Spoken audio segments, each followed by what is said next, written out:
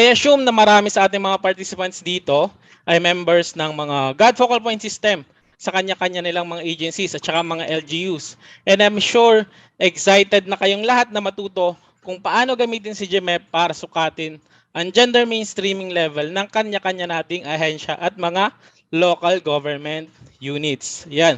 By the way, ako nga pala si Neil Ryan Rudil of the Philippine Commission on Women Technical Services in Regional Coordination Division.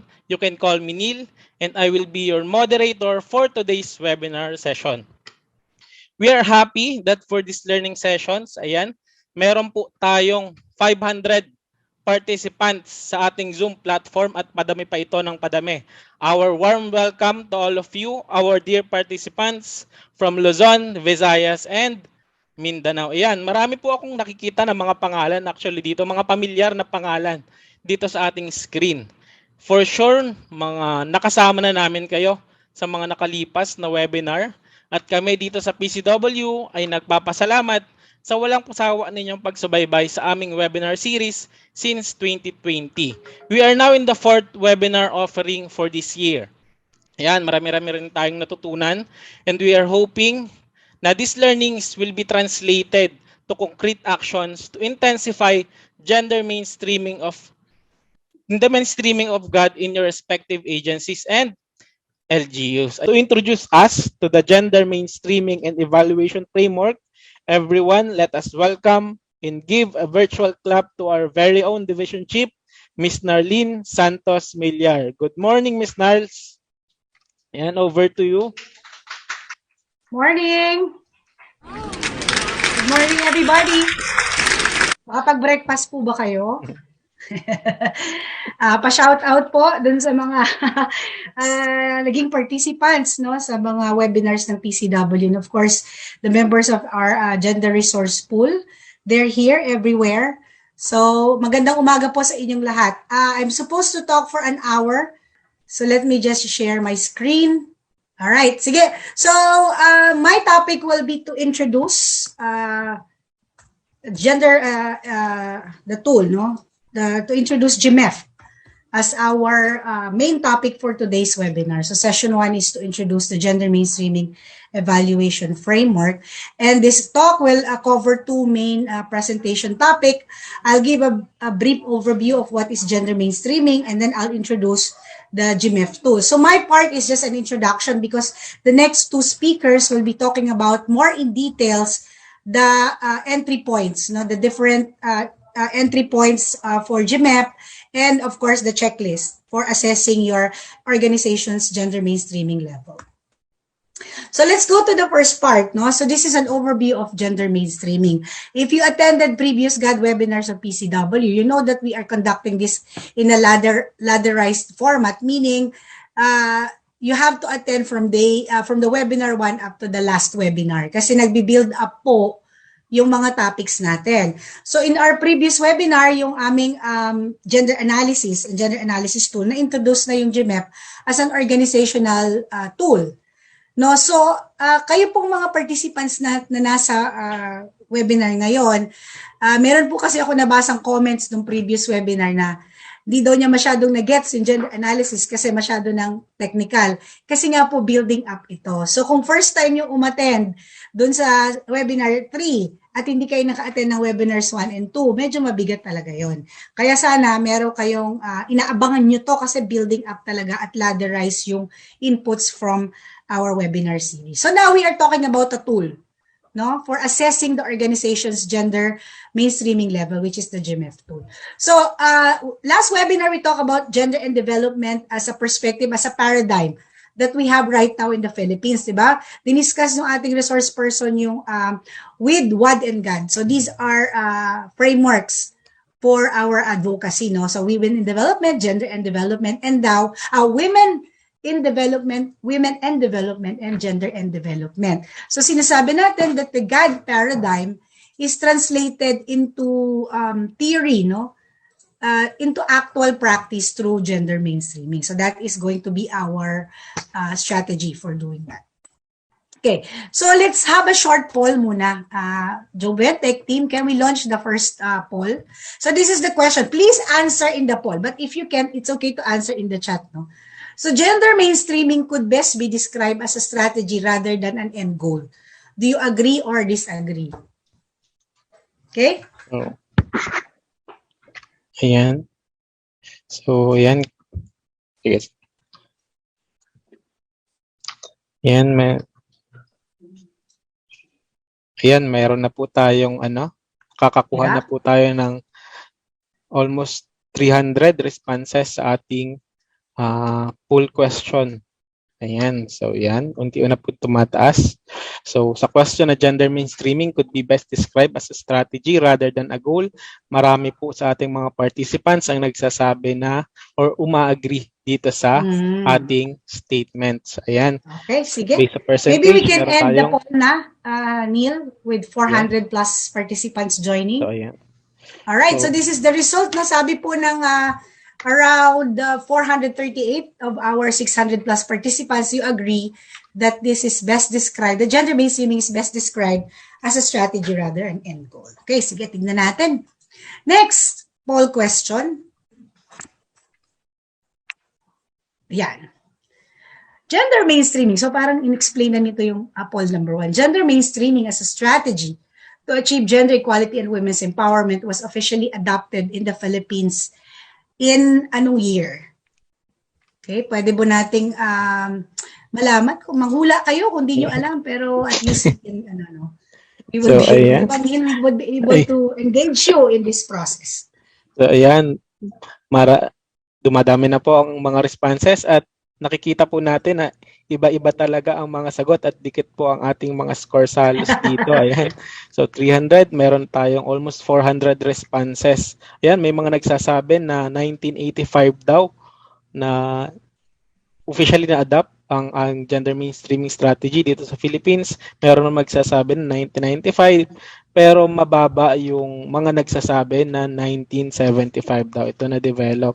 So siguro, ayan, pwede tayong manghula kagaya na nabanggit kanina Ms. Nards, pero sa mga idea, ayan, siguro masasagot nila ito ng tama. So I think we can end the poll question po. Maraming salamat, Neil. Thank you very much to the 70% of our participants who joined the poll.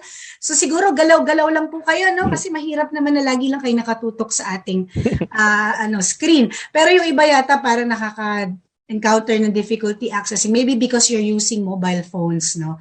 So ang mas maraming nakasagot, no, with 42% says it's 1995. So, tignan nga natin kung ano ba yung tamang sagot dito. So, yung sa first poll question, is gender mainstreaming best described as a strategy rather than end goal, is partially correct, no? It's really a strategy to achieve women's empowerment and gender equality. So, kung yes or no answer lang, the answer there will be yes, it's a strategy. And then the second poll question as to when was this adopted in the Philippines, no? Kasi sabi nga natin, di ba, with what GAD.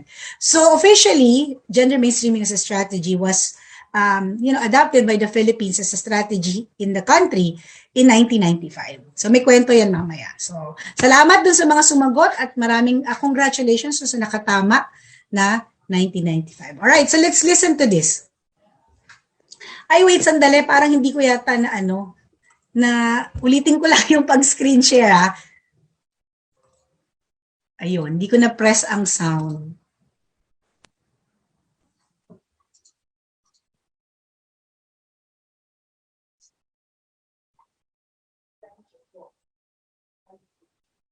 Wait lang. Nagahang pa ang ating technology. Okay. Sandali. Ayan.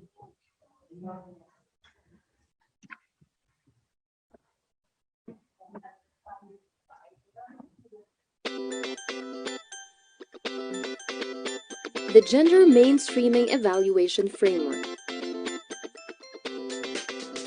Chapter 1. Gender Mainstreaming as a Strategy to Achieve Women's Empowerment and Gender Equality. With the milestone passage of Republic Act 9710, or the Magna Carta of Women, gender mainstreaming as a strategy became an integral part of the design, implementation, monitoring, and evaluation of policies and programs of government agencies as well as local government units. But what is gender mainstreaming?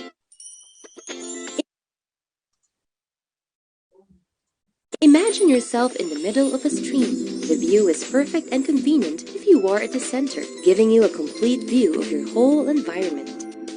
Same with the concept of gender mainstreaming.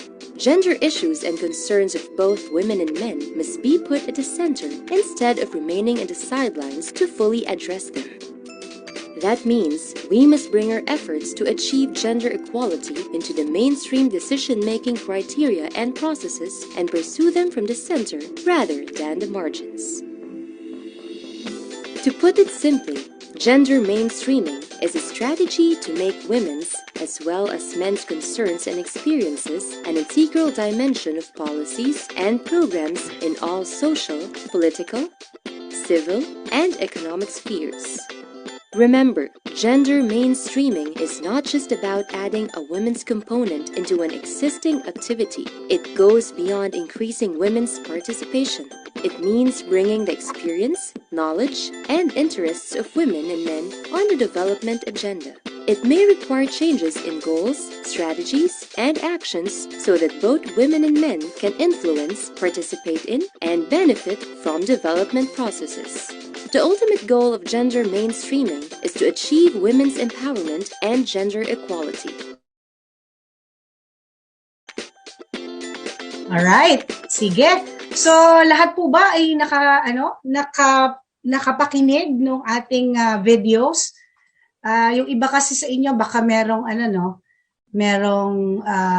problem with the screen. But you can download this video sa YouTube account ng PCW, no? So you can play this within your organization's orientation on the GMEF tool or in terms of gender mainstreaming. So the video actually explains everything about what gender mainstreaming is all about. But let's dissect them, no? So sinabi doon, what is gender mainstreaming? So there was a definition of what gender mainstreaming is all about. So in the international sphere, the UN Economic and Social Council in 1997 bring forth this definition of what gender mainstreaming is about. So sabi nito, gender mainstreaming is a strategy, no, for making women and men's concern. So hindi niya sinasabing is the strategy, meaning it's the only strategy. It's one of the strategies, no, na pwedeng gamitin ng mga organizations, ng mga institutions, ng mga countries to make men's and women's concerns and experiences an integral dimension of designing, preparing, implementing, monitoring, evaluating policies and programs in all spheres of the development processes so that we ensure that they benefit equally and contribute from development interventions. Ito yung sinasabing, titignan natin yung pagde-design natin at pag-implement ng programs and policies through the lens of our stakeholders, no? So, strategy siya, yung gender mainstreaming, para makita natin na, meron palang pagkakaibang concerns yung ating mga stakeholders. So, yun yung sinasabi ng UN ECOSOC. So, ano naman ang sabi ng ating local? No? Sa Magna Carta of Women, Chapter 2, Definition of Terms, inadapt niya yung sinasabi ni ECOSOC, no, na the gender mainstreaming is a strategy for making women's as well as men's concerns and experiences an integral dimension of the design, implementation, monitoring, and evaluation of policies and programs in social, political, civil, and economic spheres so that women and men benefit equally and inequality is not perpetuated. No? Kasi nga, kapag tayo, ang tingin natin sa ating mga development interventions, sa ating mga policies, will affect our clients the same way because lahat naman sila pwedeng mag-access dun. So what's the problem? Maaaring hindi natin nakikita yung differential situations ng ating mga stakeholders. So ito, tinuro sa atin during our third webinar, which is our gender analysis webinar, no? That in conducting gender-based analysis, makikita natin na yung palang mga ginagawa natin ng polisiya, yung palang mga stakeholders na ginagawa natin ng mga programs and interventions, magkakaiba pala sila ng pinanggagalingan. Magkakaiba pala sila ng konteksto, magkakaiba pala sila ng pangangailangan. Ngayon, pag hindi natin na-consider yon sa development interventions, maaring mag-perpetuate tayo ng inequality.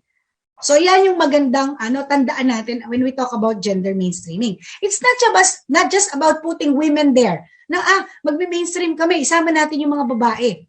Tungkol to sa gender mainstreaming, ang client natin mga babae. That's not how it works. No? Men can also have gender issues. So yun yung tinitignan sa gender mainstreaming. People of diverse OG, people of different persons with disability, people coming from different regions, from ethnic background, they could have different issues and needs from people in the rural, from people in the urban. So yun yung titignan natin, ano? Then it's also a process for assessing the implications for women and men of any planned action, including legislation, policies or programs in all areas and at all levels. So dito sinasabi, proseso siya, no? Kaya nga meron tayong tool eh. Kaya meron tayong dinevelop na GMEF tool kasi parang matignan din kayo, matignan nyo din at magamit nyo yung tool na to. Kung yun bang mga ginagawa nyo sa organization nyo, talaga bang nakaka-address kayo ng concerns ng women and men at yung implications sa kanila ng mga interventions ninyo ay nagagawa nyo ng paraan. Okay, remember, GMEF is also a gender analysis tool. Okay, so I hope that's clear. So, gender mainstreaming, according to the video, is a strategy to ensure that gender equality is considered in the mainstream. Okay, sige nga, pag-usapan nga natin, ano ba yung mainstream? Okay, so ito, matagal na tong depiction ng PCW about the mainstream, no? So makikita ninyo, merong stream, para talaga siyang flow of water, na syempre the main current goes into the center. So ito yung pinaka-main flow, no? So sinasabi natin, it's like this, no? This is a very good depiction of a mainstream where the flow of water goes, no? So yung current niya, yun yung pinaka-lead niya. So ano ba yung mainstream? Okay? Sige nga, may I ask everybody, use the chat box to please type, what do you consider your institution's mainstream? Ano ba yung sa tingin yung mainstream ng opisina ninyo? Can we ask everybody to participate kung yun lang mga may access, no? So sabi ni Charlo, I think Charlo is from Pampanga, tama ba ako? Mandate of the institution. Sabi naman ni Mac, people are your mainstream, okay? Si Reggie, programs. Si Edward, programs and policies. Norsu, so what specifically, Edward, what programs and policies are the mainstream in Norsu? Would you be able to identify that? Judy says mandate, processes, yes. Michelle, corporate culture, yes, correct. Sabi ni Sam, health is our mainstream. Si Sam siguro ay taga hospital or taga DOH or taga whatever organization na related to health. Case management, okay? Sino pa? Human rights, sabi ni Marian. Eric says, people is your mainstream. Bakit, Eric? Nasa recruitment, ano ka ba? Agency ka ba? Sabi ni Patrick, postal service. Nako, taga-PhilPost ata si ano. Sabi ni Jess, students is your mainstream. Ano pa? Okay, sige. Jobelin, to promote gender equality talaga, ito yung mainstream nyo, ito ang reason for being ng inyong organization. Maganda yan. Parang PCW yan, ano? Si Ezekiel, public services. Sabi ni Nerissa, no? Provision of housing to marginalized sector. This is a very good example of a mainstream. Palagay ko si Miss Nerissa, taga NHA. o taga, related to housing ng kanyang institution. Sino pa? Sorry, sabi ni Mr. Talavera, hello ma'am, di ko alam kung anong older version ng okay. Sige, tech team, please help them. Oo. To serve and protect the community from abuse. Sabi ng taga BIR, collecting, no? Arm of the government. Siya, sige. So maraming salamat din sa mga nag-participate for sharing with us your mainstream. Sige nga, tama kaya yun? Okay. So ito yung mga sample ng mainstream, no? Human resource management. So siguro yung mga nagsabi ng people, Ito yung minimin nila, no? Recruitment. Tapos those who are in charge of planning and policy making. Those who are in charge of research, this is your mainstream, maybe mga schools ito or mga institutions doing research. Hospital management is a mainstream for some hospitals. Project development and implementation, legislation for the House of Representatives and also for the LGU, no? Kasi 'di ba may sanggunian. Investigation, no, for those in charge of sa NBI yan, sa police, sa access to justice. So these are sample of the mainstream. Ibig sabihin, ito yung inyong reason for being. This is the mandate of your organization. These are the policies of your organization. These are the people in your organization. So yung mga nagsagot ng people, tama din po kayo. So ano ba yung mainstream, no? According to our slide, and this has been used by PCW for the longest time, the mainstream consists of interrelated set of dominant ideas. This is the way we view gender in our organizational culture. What is the priority of your organization? These are also development directions and policies. O, ibig sabihin, tama kayo, no? Kung ano yung mga programs, ano yung mga policies na inisyo ng office ninyo. So, ito yung mainstream ninyo. So, mainstream also includes mechanism for decision-making and resource allocation. For example, how much budget is or how much budget is allotted for a specific program, that's also mainstream. What are the priority programs of your organization? That's your mainstream.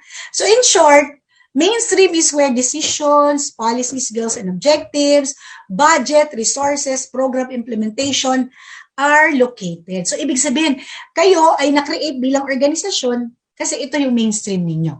Okay, so tandaan natin yan, no? Kasi the topic is gender mainstreaming. So, where do we mainstream gender? Siyempre, doon sa ginagawa ninyo.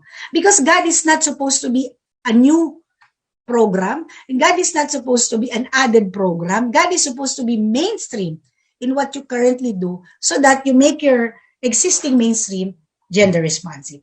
Is that clear to everybody? Can I get a thumbs up kung malinaw yung discussion natin about the mainstream? Naiintindihan ba natin yon? So, I hope that is clear, no? So, kapag tinanong kayo, paano ba mag-gender mainstreaming? Hindi namin alam, baka kailangan mag-go tayo ng resource person para mag-talk about gender mainstreaming. And in fact, you are the expert in the mainstream. Okay, so meron pa dito naka-cross ng ganun. Baka hindi pa masyadong clear. Okay, sige. So yung, tandaan niyo, you are the expert of your mainstream, but you just need to add a perspective, which is the gender perspective. Alright, so ito yan, no? Kita nyo yung purple na arrow dyan. Sinasabi niya, idagdag natin ng gender perspective sa mainstream so we can facilitate gender mainstreaming. Sige, so what do we mainstream? This is what I'm talking about. What do we mainstream? So you are the expert in your own mainstream. What do you mainstream? You mainstream the gender perspective.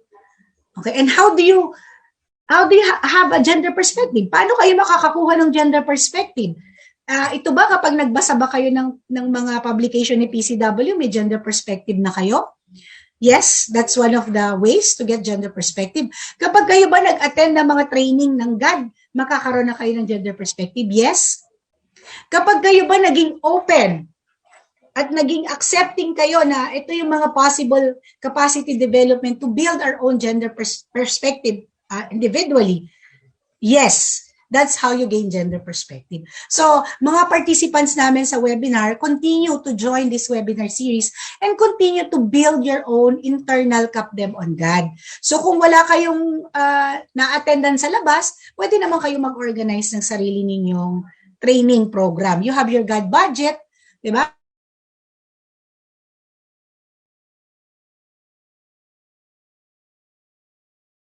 HR program on GAD mainstreaming, on GAD training. So dapat, no? Dapat meron tayong ganun. So what do we mainstream? We mainstream the GAD perspective. Okay? Para yung ating design, implementation, management, monitoring of plans and programs na ginagawa ninyo sa inyong organization ay maging gender responsive. So that it will lead to contributing to women's empowerment and gender equality. All right? So I hope that we are clear about what do we mainstream. So also, this is a very important thing, no? Gender mainstreaming. Kasi nga, your mainstream might not be ready for GAD, for gender. So what do you do? Gender mainstreaming also involves changing some of your policies or modifying your policies to make it open for the integration of gender perspective. Also, you need to actively promote it. No? Hindi pa pwedeng 3 tao lang kayong gumagawa kung kayo ay 500 sa organization. Because remember, there is a mechanism, no? Under the law that says it will lead gender mainstreaming in the organization. Sige nga, pwede ko bang malaman dito sa chat kung sino makakasagot nun? Wala yun sa poll ko eh. Who is the mechanism mandated by the Magna Carta of Women that should lead gender mainstreaming in your organization? Which mechanism pala? Yes, it's the GAD focal point system. Okay, so nanalo si Gabriela Fernandez. Thank you very much sa iyong mabilisang pagsagot. So remember, no, merong in charge sa organization ninyo and it is a mandatory mechanism under the law. So kung yung GFPS ninyo or yung GAD focal point nyo ay hindi pa constituted, hindi pa strengthened, hindi nagwo-work, then that's a direct violation of the Magna Carta of Women. So nandiyan ang ating GAD Ombud, pwede tayong ma-investigate, no, for non-compliance to the provision of the law. So remember, hindi po PCW ang in charge sa pag-mainstream ng GAD sa inyong mga opisina. Kayo po yon. And it should be led by the GAD focal point system. Okay? So what do we get out of gender mainstreaming? So this was mentioned in the video. The goal of gender mainstreaming as a strategy is to achieve gender equality, making gender equality a fundamental value in development choices and institutional practices. So by adopting this as a strategy, hopefully we can contribute to achieving gender equality in our country, which is what we want, diba? Hindi naman natin gustong palaging may nalileft behind. Ngayon, dahil yan yung ating end goal, dapat yung mga ginagawa natin ay mailalagay natin dun sa ating mga mainstream processes. Efforts to achieve gender equality are brought into the mainstream decision criteria and processes and are pursued from the center rather than the margin. So if we understand that this is the strategy and this is the end goal, which is gender equality, so we now look into our mainstream. No? Balikan natin, ano ba yung ginagawa natin sa opisina natin, sa ating mga organizations. Paano natin ngayon matatransform yun to make sure that we address gender issues faced by our stakeholder. So that is how you conduct gender mainstreaming. All right? So I hope at the end, when we already incorporate gender perspective in our mainstream processes, we will be able to eliminate gender issues and we will be able to contribute to the achievement of gender equality. All right. So what are the policy imperatives naman for gender mainstreaming? So baka sabihin nyo naman, iniimbento lang to ng PCW. Wala naman pala itong inaangkoran na polisiya. Siyempre, as government, we all anchor our efforts in specific policy mandates. So one of the policy imperatives for gender mainstreaming is the Beijing Platform for Action, which is an international document, no, na ginawa noong 1995. Okay, sa Beijing, China. And the person who led the Beijing is none other than Filipina, no? So siya si chairperson Tati Licuana, no? Formerly chairperson of PCW and chairperson of the Commission on Higher Education. So she led, no, more than 100,000 yata of women in China to come up with this Beijing Platform for Action. So 1995. Di ko pa ito masyadong alam kasi nag-aaral pa ata ako. Oo, nasa college pa ako noon. So sabi ng BPFA, it calls for action of 12 areas of concern affecting women and girl children. It was adopted in September 1995. So kaya officially we adopted also Beijing in the gender mainstreaming as a strategy in 1995. And of course, sinabi niya that gender mainstreaming was explicitly endorsed as a strategy to ensure that gender perspectives, ito na, yung what do we mainstream, is reflected in all policies and programs at the national, regional, and international levels so that, this is an important, kaya nakapula siya, before decisions are taken, an analysis is made on the effects to men and women respectively, or to women and men respectively. So, di ba, hindi lang basta pasok ka ng pasok ng GAD, meron ka dapat kinakandak na analysis. Because as I said, our stakeholders are coming from different context, different needs, different situation. Kahit mga kababaihan, magkakaiba tayo ng pangangailangan, di ba? Depending on age, depending on status, depending on level of education. So please, no, we have to make sure that we do gender-based analysis. Okay? Ano pa? So sinabi rin ng Beijing Plan, ay sandali lang ha, sandali lang, may I be excused for a while. Hindi pala ako naka-aircon. Ayan. Okay. Ayan, iinitan ako. Okay, so the Beijing Platform for Action emphasizes two aspects. No? So sabi niya, dapat daw, yung integration of gender equality concerns dun sa analysis and formulation of policies ay dapat magawa to ensure the positive impact, no, to women and reduce gender disparities. And then the second one is, dapat daw yung interests, needs, experiences, and vision of women in the definition of development approaches, policies, and programs, and determining the overall agenda are considered. So bakit women na naman? Kala ko ba men and women? Siyempre, because this conference was the 4th World Conference on Women. So siyempre, the participants there are really, hammering the concerns. 1995, remember, hindi pa naman ganun kalawak yung pagtingin natin sa differential needs and situations of women.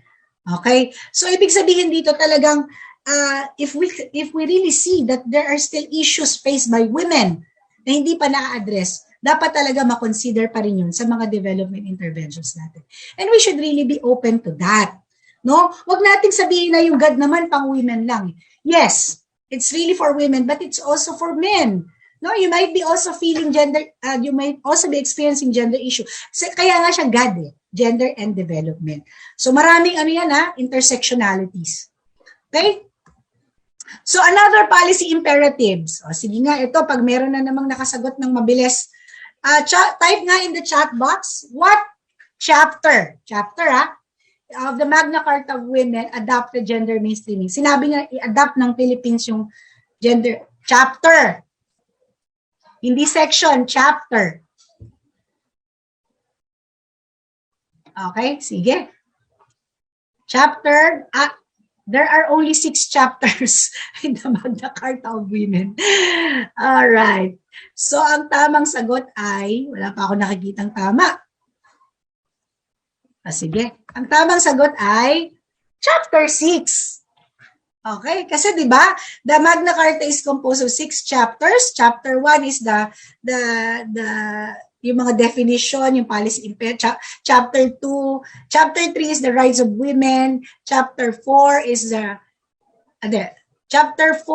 rights of women, chapter 5 is rights of marginalized women, then chapter 6 is institutional mechanism. So sabi natin, the Magna Carta of Women, which is the Philippines Bill of Human Rights, specifically, meron siyang 3 parts, no? Rights of women, that's the overall rights. Rights of marginalized women, na talaga namang nakaspell out the rights and the possible interventions related to marginalized women. And the third aspect is the institutional mechanism. So chapter 6 of the MCW, which is section 37 of the law, says that gender mainstreaming is a strategy to implement the MCW. So, ang sinasabi dito, so tayo po, no, lahat ng mga participant dito, all government, agencies, offices, bureaus, instrumentalities, state universities and colleges, government-owned and controlled corporation, local government units shall pursue the adoption of gender mainstreaming as a strategy to promote and fulfill women's human rights and eliminate gender discrimination in their systems, structured policies, programs, and processes. So, malinaw na po, no? Malinaw na yung kwento ng introduction na ito. So, meron tayong ano ba yung gender mainstreaming? What is the mainstream? What do we mainstream? What is the result of gender mainstreaming? And what are the policy imperatives for gender mainstreaming? So, siguro naman po, yung mga members ng GAD Focal Point dito, ay meron na kayong armas, no? Meron na kayong arm to tell your organization ay kailangan nating mag-adapt ng gender mainstreaming. Okay, so malinaw na ang kwento para sa introduction of what is gender mainstreaming. So ito yung strategy natin sa Pilipinas, no, na ginagaya ng ibang bansa. This is the Philippine gender mainstreaming strategy. So the end goal here is women's empowerment and gender equality, no? So there are two strategies, no? We do external and internal. So the external is changes in development operation, in the design, implementation, evaluation, including influencing goals, strategies, resources, providing specialized gender technical input in development planning. Bakit? Kasi di ba lahat naman tayo may plano. Lahat naman tayo nagko-contribute sa development plan. So nandyan yung mga programs natin, projects natin, and activities natin. And the second entry point for gender mainstreaming as a strategy, no, is institutional development. So syempre, hindi tayo makaka-implement ng maayos na programa kung hindi maayos ang ating organisasyon. Kung ating internal, meaning mga tao sa organization natin, yung mga policies na ini-issue ng organization natin, ay hindi pa na-embrace yung values ng gender mainstreaming, hindi natin mapapalitan yung existing na ginagawa natin or hindi natin siya ma-enhance to make sure that we are promoting gender mainstreaming. So dalawa yan, no? Development planning and institutional development. The external and the internal. So kaya yung mga GAD plans nyo, nakapapansin nyo ba, merong org focus and client focus. So yan yon, mostly referring to that. All right, so I hope everyone is clear about that. I have only about 30 minutes to talk about the GMEF. So we now proceed to the gender mainstreaming evaluation framework. Okay, so this is the part where most of our sessions for this afternoon will focus on. So remember, we have gender mainstreaming as a strategy. Now we have a tool called the GMEF to help us assess the level of gender mainstreaming in our organization. Okay? So, yung may tanong kanina sa pre-test, no, sabi ni Ninya, kailan daw ba ito na-launch? No? So, we enhanced the GMEF, the PCW enhanced the GMEF tool in, siguro mga 2014, nag-start na kami na i-review yung existing GMEF tool. At natapos kami, mga 2016. Tapos na officially, we launched it on March 8, 2016 during the celebration of the National Women's Month. So makikita nyo dyan, excuse me, in-unveil namin yung cover, the updated cover of the enhanced GMEF tools. Ako po to yung kapula. May pa-long hair pa ako doon. Tapos, in May, the PCW issued clarification. Section 36. If it's the law, maybe it's like Section 36. If it's the IRR, maybe it's Section 37. But it's Chapter 6. Yung gender mainstreaming. Nababago kasi pagdating sa IRR. Okay, so yung in May 2016, the PCW issued a circular. It's PCW Memorandum Circular 2016-3. Na ang sinasabi namin dito ay use of the enhanced GMEF tool. So we are encouraging actually government to use the GMEF tool para ma-gauge nyo yung baseline level of gender mainstreaming ninyo.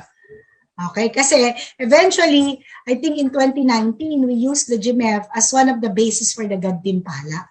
Okay? Makakatulong kasi ito kasi malalaman nyo yung baseline nyo, malalaman nyo rin yung gaps ng inyong gender mainstreaming efforts so that you can address that in your GAD agenda and in your GAD plans. Okay?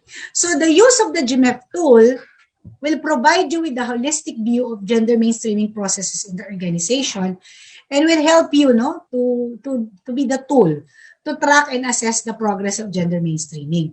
So meron siyang maganda yung pag nag-baseline kayo, kita nyo na, ito na pala yung aming level. Tapos malalaman din natin, kailangan pala naming pagtuunan ng pansin itong entry point na to or itong descriptor na to kasi mababa pala kami doon. No pala ang sagot or partly yes pala kami doon. So it will help you to track and assess your progress. Tapos, why do you need to use the GMEF tool? Sabi natin, dun sa PCW Memo Circular 2016-3, yung GMEF should be used every after 3 years. No? Kasi syempre, may baseline ka na last 3 years, and then you reassess after 3 years. Para naman syempre, meron kang ginawa. Hindi naman pwedeng after mo mag-baseline, wala ka nang gagawin. Diba? Dapat you assess your strong points, no? And assess your weak points para magkaroon kayo ng capacity intervention or magkaroon kayo ng action to address the weak points. At yun na ilalagay nyo sa inyong GAD plans at saka GAD agenda. Yun yung sinasabi natin yung GMEF tool. Pero si PCW, meron kami mga by our sectoral priorities, no, sa aming sectoral coordination division na nag-a-assess sila annually. No, kasi the PCW also needs to report sino ba yung mga agencies na nagle-level up sa kanilang gender mainstreaming efforts. So, para ma-report namin yun, kailangan din namin mag-assess annually ng mga priority key implementing agencies na nasa key priority sectors ng PCW. So, yan yung use of the GMEF tool. So, who uses the GMEF tool? Okay? So, of course, the administration or the assessment of the organization's GM efforts using the GMEF tool should be led by the GAD focal point system. Okay? Sila din yung mag-check na kanilang progress at mag-identify ng gaps na dapat i-priority ng organization as a result of the GMEF administration. Pero syempre, yung mga hindi members ng focal point na sa tingin nyo ay relevant, no? Kailangan nyo rin silang isama. Like may mga project management office ba kayo? Meron ba kayong mga ibang units na hindi member ng focal point? Ay isama natin sila during assessment kasi baka meron silang contribution doon sa mga means of verification or mga evidences na kailangan yung ipakita para sa inyong rating for the GMEF. So ito, based on what we have documented as of May 2022, a total of 82 agencies have submitted their GMEF assessment results for the past years and were officially validated by the PCW. So hindi naman lahat ng nandito sa logo, ito yung 82. Ito lang yung mga main agencies, no, that have submitted their GMEF results to PCW at na-validate namin ito. Ito kasi yung mga pinaprioritize namin, yung may mga critical role in the implementation of the Magna Carta of Women. So, andyan na, 82 out of the so many agencies in the government. Ngayon, as this was mentioned already by E.D. Cray, na meron tayong GAD Timpala, PCW GAD Timpala Award System. Where in the previous GAD Timpala, I think in 2019, this was launched in 2018 and then we had the GAD Timpala in 2019. We used the GMEF as one of the basis for granting of the award. Okay? Of the government agency. So, this is the official award and incentive system of the PCW. So, wag niyo pong kopyahin yung pangalang GAD Timpala. This is officially PCW's award system. It aims to recognize the outstanding performance of government agencies on gender mainstreaming and the invaluable contribution in achieving gender equality and women's empowerment. So, sino na ba yung mga na-awardan, no? Doon sa 2019 GAD Timpala awardees, we have 6 government agencies na ni-recognize with a bronze category, no? So, andyan po ang Commission on Audit, no? Kaya ang COA, talagang may karapatan silang mag-audit kasi nagme-mainstream talaga sila, no? Then we also have Commission on Higher Education, Department of Labor and Employment, National Housing Authority, kaya ang NHA mag-share sa atin ng efforts nila today, the National Economic and Development Authority or NEDA, and the Commission on Filipinos Overseas. So ito yung ating mga GAD Timpala awardees with the high level of gender mainstreaming efforts. Pero meron din tayong dalawa, no? Mali ito. Yung TESDA at saka DPWH. They were awarded for their programs, no, using naman the Harmonized Gender and Development Guidelines. So it's TESDA and DPWH. Sila yung hindi GMEF yung ginamit but the Hagadaga kasi program yung in-award sa kanila. Alright, so sige, let's go to the GMEF no proper. So these are the entry points na nilagay natin sa ating GMEF tool. Kasi sabi natin, paano ba magme-mainstream sa isang organization? So, lahat ng organization, merong 4 na ito. No, kung wala kayo nito, parang mahirap namang mag-exist kayo. Excuse me. So all organizations have policies. No? You either issue it for internal use or for external for your stakeholders. All organizations have people. Siyempre, paano tatakbo kung walang tao? And people are categorized into four areas, no? Sponsor, change agent, targets, and advocates. All organizations have enabling mechanisms like you have your database, you have your budget, you have your knowledge management system, you have your different interdivision mechanisms. So these are enabling mechanisms. All organizations, of course, have programs, projects, and activities. No, kahit na hindi kayo implementing, meron pa rin kayong programs, projects, and activities para sa inyong organisasyon. So, naniniwala ba kayo? Lahat ba ng mga participants sa webinar na to, lahat kayo meron itong mga entry point na to? Entry points? Sino sa inyo ang walang kahit isa man dito? Do you all agree na lahat kayo meron itong 4 na entry points for gender mainstreaming? May I know? Yes, yes. Okay. So siguro kung meron kang isang wala dito, medyo tignan natin kung anong klaseng organization ba 'yon. No, even an elementary school, even in a high school, may mga policy, 'di ba? Either ini-issue ng DepEd o ini-issue ninyo. May mga tao, syempre may guro, may principal, may estudyante, may mga parents, may community, may mga mekanismo, no? Paano kayo nagkakaroon ng patimpalak, ano yung mga interagency mechanism, may database kayo ng mga enrollees ninyo. Syempre, anong program nyo? Di ba? Education, pagbibigay ng edukasyon, may mga program, may mga projects kayo na greening projects, may mga pagpapaganda sa kapaligiran, di ba? So lahat tayo, nag-agree na meron tayo lahat. So ibig sabihin, lahat tayo pwedeng mag-mainstream ng GAD sa ating organization. Sige nga, tignan natin. So ano ba yung policy, no? Policy are official statements and pronouncement in support of gender mainstreaming or the reason for being of your organization, no? So sample of these are GAD framework, strategic plans, people. As we said, these are sponsors, change agents, targets, and advocates, no? So dapat yung top management nyo nagsusupport for GAD. Meron kayong GAD focal points at meron na kayong nabibuild na internal experts sa inyong organization.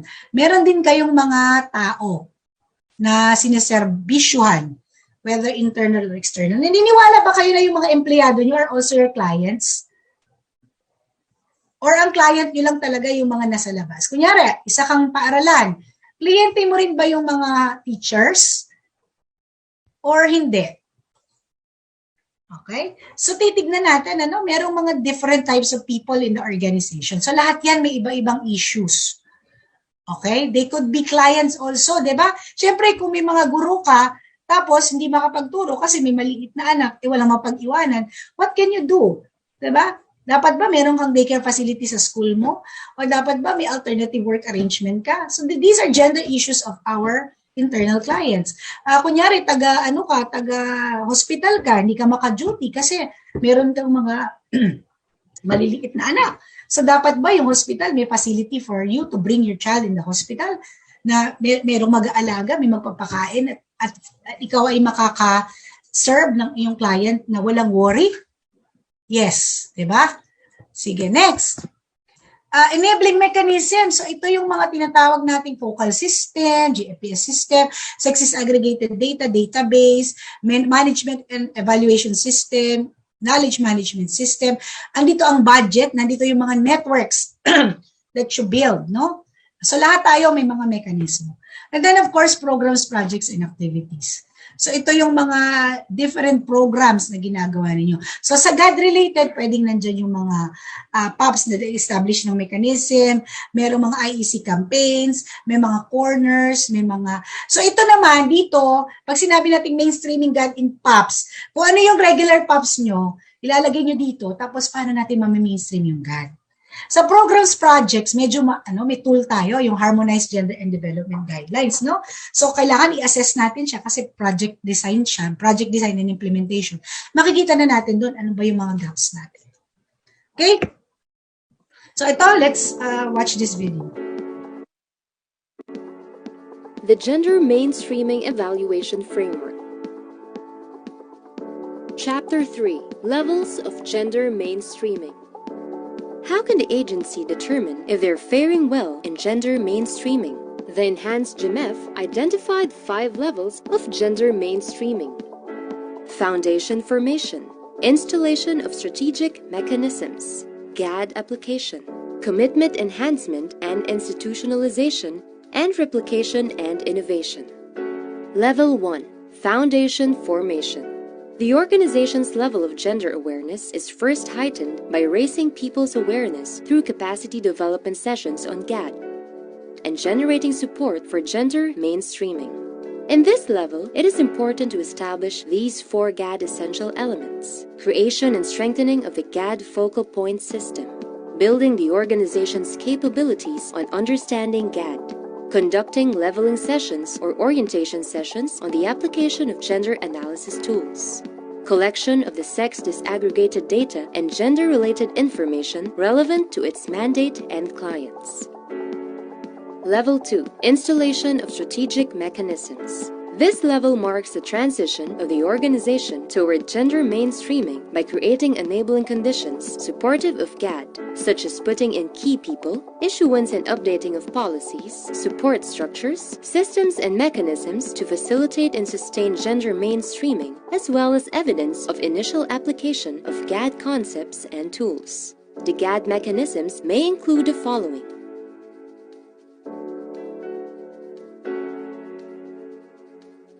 Level 3. GAD application. In this level, GAD-related activities are already institutionalized. Interventions are usually based on a strategic GAD agenda that guides the organization's GAD planning and budgeting implementation. The agency's GAD plan and budget is now more strategic, which results in either increased attribution of the GAD budget and/or more gender-responsive programs. In this level, agency GAD efforts are able to produce intended or desired impact on women empowerment, wherein gender equality is integrated and consolidated, and sustain GAD intervention, perspective, or core messages in the mainstream projects or programs. Level 4.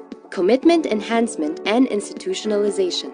At this level, the organization has already institutionalized gender mainstreaming in all aspects of its operations, programs, and projects. This level also challenges organizations to continuously monitor, evaluate, and improve their efforts. And lastly, Level 5.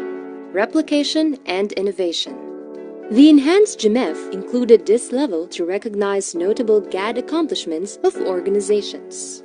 This level indicates that GAD has been fully mainstreamed into the mandate of the organization and is being recognized and replicated by others as a standard in gender mainstreaming.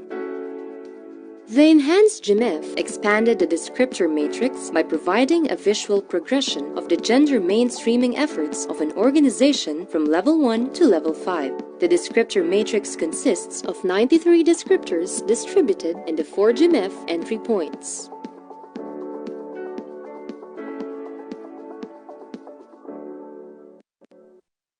Okay, so maganda yung video na to kasi at least hindi ko na kailangan i-explain yung bawat levels, no? Kanina sa test na pinakita ni Ninya, tinanong kayo, what do you think is your organization's gender mainstreaming level? So marami sa inyo, dun sa pre-test, sabi level 3. No, or yung iba, I don't know. Siyempre, kung hindi nyo alam kung anong ibig sabihin ng levels, hindi nyo alam. But with the explanation in the video, I hope that's clear.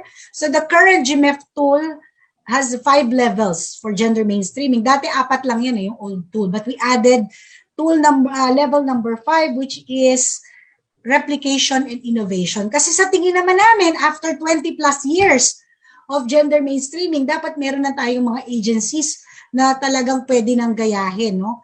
At nakakagawa na sila ng notable gender mainstreaming initiatives that should be replicated, na napaka-innovative, that should be recognized by the PCW and of course by the institution. So yan yung 5 levels of the GMEF. Makikita nyo yung mga questionnaire din natin per entry point, naka-categorize din yan per level, and that will be explained by our resource persons. So ito lang, just a very, very brief recap of what the video said. The level 1 is foundation formation. You focus on raising people's awareness on GAD and generate support for gender mainstreaming. So kung nagsisimula pa lang kayo, malamang level 1 ang inyong organization. Level 2, installation of strategic mechanism. Tandaan natin yung mga title nila. In this stage, in this level, you are all able to sporadically apply GAD concepts and tools. Pero hindi pa masyadong in-depth, no? Tapos may mga tao na kayo na medyo may alam, meron ng mga ibang polisiya na i-issue at meron ng mga struktura that facilitates gender mainstreaming. Level 3, which is a good level to be, is GAD application level. So this is where you integrate and consolidate GAD effort to produce your entire result. And meron na kayong integration of GAD in your mainstream, in your agency's mandate. So sana, no, marating natin at least yung level 3. Level 4 is commitment enhancement. So this is where ini-institutionalize nyo na lang yung GAD, yung mga areas na hindi pa namin mainstream, i-mainstream natin. We continue to monitor, we continue to build capacities of organization on GAD. And then of course, level 5 is where we recognize you for your flagship programs that serves as model. And of course, you already regularly talk about gender in your organization sa lahat ng mga MANCO meeting or management meeting. Meron na talagang, this is the gender implication of our program. This is how gender responsive our programs are. So talagang GAD is a way of life of the organization. Alright, so ito yung sinasabi niya 93. No, kasama rin ito sa inyong pre-test. No? This is the descriptor matrix of the GMEF. Per entry point. So remember, we have people, policy, enabling mechanisms, and PAPs. So meron niyang visual progression, no, from level 1 to level 5, which is the level of gender mainstreaming. So dinistribute namin yung mga descriptor para malaman natin na pag nasa level 5 ka na pala ng policy, ito na pala yung mga ginagawa mo at ito yung mga means of verification na meron ka. As a review, okay, the policy entry point has 13 descriptors. The people entry point has 27 descriptors, enabling mechanisms 23, PAPs 30, for a total of 93. So this is part of the pretest, 93. Bakit kailangan naming malaman pati total number? Siyempre, if you are the focal point, if you are doing gender mainstreaming, hindi naman dapat alam mo lang to kasi resource person. Alam mo to kasi ito yung mga hinahanap sa organisasyon ninyo para mag-mainstream ng gender. Okay, so ito, this is just a overview kasi each resource person that will follow will talk about this in detail. So ano yung 13 descriptors ng policy? Ayan siya. So kita nyo, nagpo-progress siya.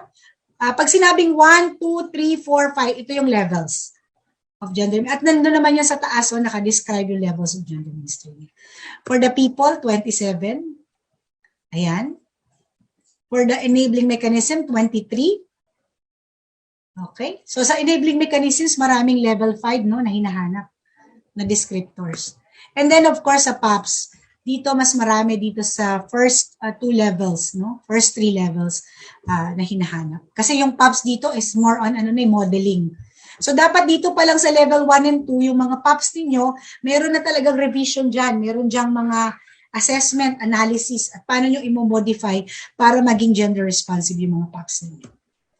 Alright, so ito pong matrix na to, tin-translate namin into questionnaire na inyong sasagutan para ma-assess yung inyong gender mainstreaming level. So remember, ito, kita nyo, descriptor siya, dinidescribe niya kung ano dapat ang meron ka. Pero dito sa questionnaire, tin-translate namin into question form. No? So meron tayong policy, people, enabling mechanism, and PAPs questionnaire. So ito naman yung itsura niya. Okay? So yung kanina, descriptor, dito question form. Pero it's the same number. So dito, kunyari sa people, as the organization designated people in strategic position who can be members of the GAD focal point. At ito, sasagutan nyo na ng no, partly yes, and yes. Okay, tapos may corresponding score na po yan. Ito na po, yung nakakulay pula, hindi na kayo mag-iisip, anong score namin pag partly yes kami? It's 0.41. Okay, tapos, dito, ano yung means of verification? Siyempre, hindi naman pwedeng sabihin yung yes kami pero wala naman kayong ebidensya na kayo talaga ay yes, no? So ano yun? Kunyari, majority of the members of the GAD focal point occupy strategic position. So majority, kunyari meron kayong 20 na members ng GAD focal point. 11 of them or 12 of them are are occupying strategic positions. So your answer here is yes. And you get a score of 0.83. So anong MOVs nyo? Dapat meron kayong office order o kaya meron kayong department order na nandun yung mga posisyon ng inyong mga members of the GAD focal point. Okay? So ang pangalawa, has the organization's GAD focal point at members attended appropriate and relevant trainings on GAD? Kasi ang description dyan, kanina sa people, GFPS members are capacitated, no? Or have the knowledge on GAD-related knowledge or skills, no? So, tinranslate yan into question form. At ang sagot dyan ay, all GFPS members have attended the basic training on GST, GA, and GAD planning and budgeting. So, anong MOV? List of trainings, tsaka yung sino yung mga nag-participate. So, hahanapin natin yan. Hindi pwedeng basta sabihin nyo na lang na, yes, meron sila, pero asa ng evidence? Kasi evidence-based din ang pag-assess natin ng GMEF. Okay? Yan yun. Ngayon, meron din siya, yung tool natin, meron din siyang score sheet. No? So, bawat isang entry point, policy, people, enabling mix, meron yung mga sub-areas, ano yung naging score nyo dyan, ito total natin. No? Para hindi kung saan-saan nyo ilalagay yung score nyo. Tapos, pagka na-total nyo na yung score, the GMEF would have a total score of 100 points. Okay? And each entry point is given 25 points. Kaya, kita nyo, iba-iba yung 0.83, minsan merong 1 point something. Depende kasi sa descriptor ng entry point. Pero all entry points have equal points of 25. Kahit mas mababa yung kanyang descriptor. Bakit? Ba't ganon PCW? Kasi we consider each entry point as equally important. Kahit na mas konti ang descriptor na meron siya. Ibig sabihin nun, sa policy na meron lang 13 entry points, ibig sabihin kasi hindi ka naman makaka-mainstream kung wala kang policy imperative, di ba? Kung wala kang inaangkoran na ang organisasyon nyo ay nagsusupport sa GAD. So policy has really a big factor. Siyempre, people, no, with 27 descriptors, 25 points lang yun. So hindi pa nga 1 point per descriptor. So kaya nahahati-hati siya. So the overall score in administering the GMEF is 100 points. Tapos, ito yung magiging range ninyo, no? Kung kayo ay 0 to 30.99, nasa level 1 foundation formation, 31 to 60.99, nasa level 2 installation of strategic mechanism, 60 to 80.99 points, nasa level 3 kayo, which is GAD application, 81 to 95.99 points, nasa commitment, enhancement, and institutionalization level, and 96 to 100 points, replication and innovation. Ba't naman PCW, ang laki-laki ng points na kailangan namin? Tapos pagdating sa level 5, 4 points na lang.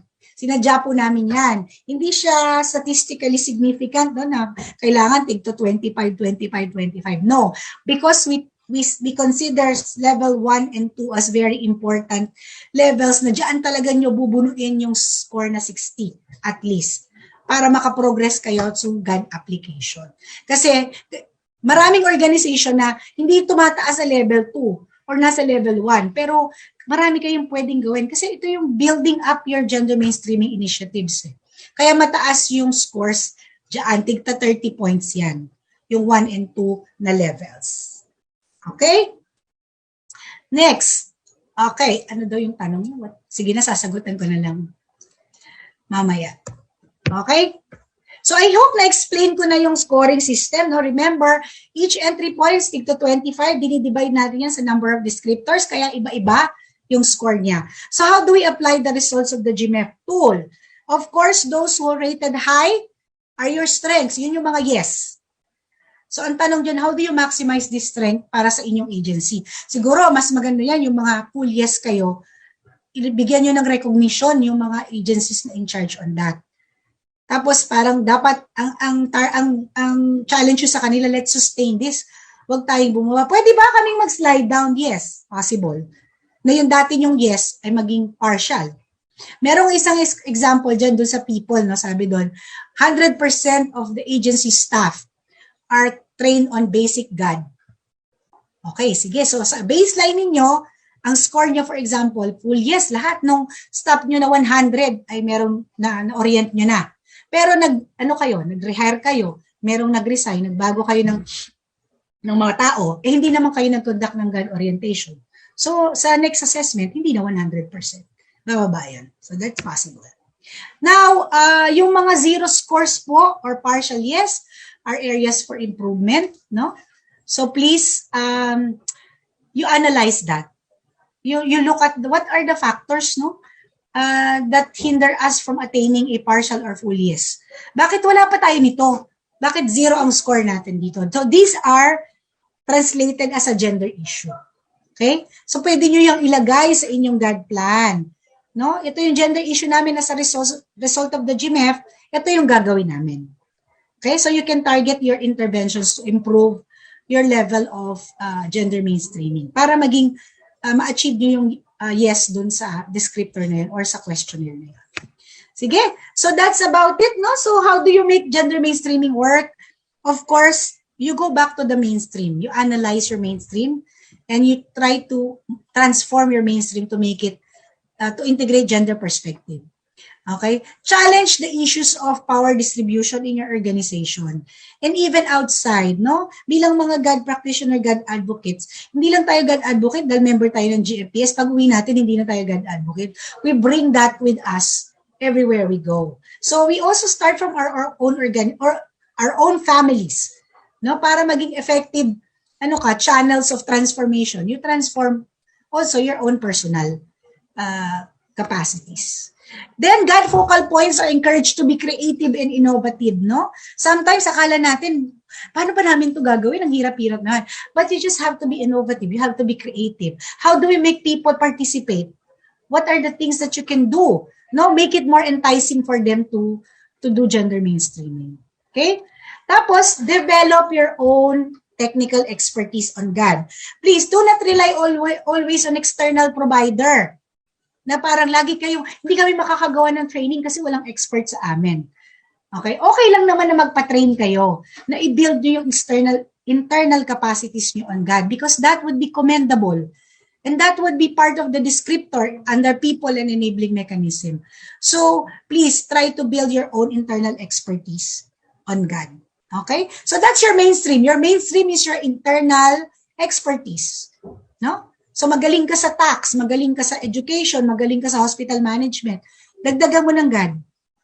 Okay? Para hindi laging external yung kinukuha natin on our capacity development. Okay? So, then, of course, we also need commitment from our senior management. Mahirap ang trabaho ng focal point, lalo na yung mga TWG, kung walang top-level support. Then, you should also mobilize and seek allies. No? Kung medyo nahihirapan kayo on your own, get in touch with like-minded people.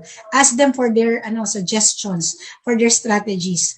And then, of course, look for ways na maging relevant sa kanila yung issues of gender mainstreaming or yung GAD. Okay, so this is the last slide, no? Remember that yung gender mainstreaming as a strategy is will begin with gender-based analysis. As I said, yung last webinar natin talks about gender analysis, no?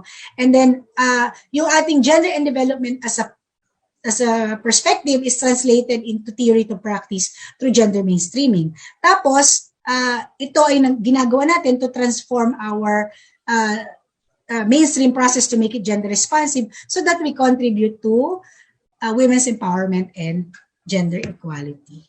All right, so maraming salamat for your listening. Nag-overtime ako ng 2 minutes. Thank you very much. And now I give back the screen to Neil. With this webinar, ayan, let us now move from the introduction to GMEF to the presentation of the policy and people entry points of the tool. Again, let us all welcome and give a virtual clap to Ms. Karen Dagnalan D. Over to you, Ms. Karen. Thank you so much, Neil, for your generous introduction. Naririnig po ba ako? Kasi I'm not wearing speakers because the speakers are have a glitch. So I hope I'm audible and my audio is clear. Yes po, clear, Ms. Karen. Yes, clear naman. Okay, so I will be sharing my screen and then share sound. Ayan. Okay, so ayan, magsisimula na tayo doon sa discussion natin on the entry points. So I'm assigned to discuss to you in detail the policy and people entry points. Although yung iba naman ito ay napahapyawan na rin dun sa overview ni Ms. Nals ngayong umaga. Okay, so I will try to finish on time, no? Okay, so the session will cover the following. So I will be discussing the policy and people entry points, and then how do we translate the results of the GMEF or results of the policy and people entry points assessment into gender issues and reflecting them in the agency GAD plan and budget. So yun, para may connect siya doon sa ating GAD planning and budgeting efforts. Okay, so as discussed earlier, no, we have these entry points. Yes. Okay. Ayan. So meron tayong entry points on gender mainstreaming. No? So nabanggit na yun kanina na we have policy, we have people, we have PAPs, and we have enabling mechanisms. So ito yung iba't ibang descriptors, no? And I will be sharing with you ano yung mga nakapaloob dito sa policy and sa people entry points. Okay, so before that, let's have a quick poll just to engage the participants. Meron tayong tanong dito and I would like everyone to participate in the poll. Okay, so the question is, it is a statement from the agency that supports implementation on gender mainstreaming. Okay, so is it policies, declaration, issuances? Yan, ano po ba yung sagot natin? So yan, sa mga participants po natin, nakalunch na ang ating poll question. Yung may answer in the Zoom full picture ng ating Zoom. So sa ngayon po, meron na tayong almost 300 responses from our participants at karamihan na nakukuha nating sagot. As of now, 73% is nagsasabi nila dito na ang sagot is yung policy. So yan. Thank you so much for that, Neil. Okay, I guess we can end the poll. Okay, because you have already reached 75%. So 75% answered policies, and then 14% declaration, tapos meron namang 11% na issuances. So anong sagot? Okay, can you stop sharing the poll results? And I will go back to the presentation. Okay, right. So ang sagot syempre policies. Ayan. Kasi yan isa sa mga entry points ng GMEF tool, no? Ayan. So importante yung policies kasi siya na yung magse-set ng direction ng gender mainstreaming sa ahensya. So kapag wala kang policy, wala kang policy that articulates support for gender mainstreaming, for example, hindi rin magpo-proceed yung ating gender mainstreaming, no? But of course, you will learn later that the gender mainstreaming can really can move forward by utilizing all of these entry points, all of these 4 entry points. Okay, so ayan. So another activity to engage the participants. I know that many of us have done gender mainstreaming work in the past, or nagda-GAD planning and budgeting, or nagda-gender and development work. So meron po ba tayong experience sa ating mga agencies kung ano po yung mga GAD-related policies that we have issued recently or in the past 3 years, for example. And I would like everyone to identify those policies that you have issued through a Jamboard link. So the link is flashed on your screen. So you open a browser, Google Chrome browser, kasi wala na yung Internet Explorer, di ba? Oo, phase out na yung Internet Explorer. So you open your chosen browser and then key in this link and then identify those policies that you have issued, that your agency has issued recently or in the past 3 years. Okay, can we do that? Meron na po bang pumunta sa browser at nakapag log in doon sa Jamboard link? I will just end show Ah. muna ha, and then I'll show you how it looks like. Ayan, hello Miss Karen. I think nagkakaroon po ng problema yung ilan nating participants. Ayan, can't But reach this page daw po. ano daw? Can't reach this page ang lumalabas. Ayan, okay But, na ata doon sa iba. anyone Ayan, okay with na the po sa link iba. naman can be accessed. So you can use different cards like sticky notes. Ayan, you can use sticky notes in order to identify those policies. If you can identify yung title, mas maganda, diba? Oo, kasi Ayan. pwede nating balikan yan. Sa mga participants po natin, gumamit po tayo ng sticky notes. Huwag tayong magsulat din sa ating Jamboards para na display na highlight talaga yung ating mga sagot dito sa ating Jamboard. Yes, ayan. So, ayan, meron tayong may mga nakikita na ako, no? Ayan, maganda yan, ano? So, di ba, hindi talaga tayo zero dito sa ating mga policy issuances. Kasi ayan, no, ang dami ng mga policies na na-identify. Ayan. Para na rin tong cheat sheet. Diba? Ayan. I think, Miss Car, pwede nating i-share po siguro yung ating screen di ba ng Jamboard. Okay. Yes, sorry, I thought I was able to share the Jamboard. Yan. Dito pala. Okay. Ayan. Nakikita na po ba? Yan. Ayan. Yes. Okay. I thought kanina na share ko. Yung pala hindi. Okay. So, ayan no, marami. We have GFPS.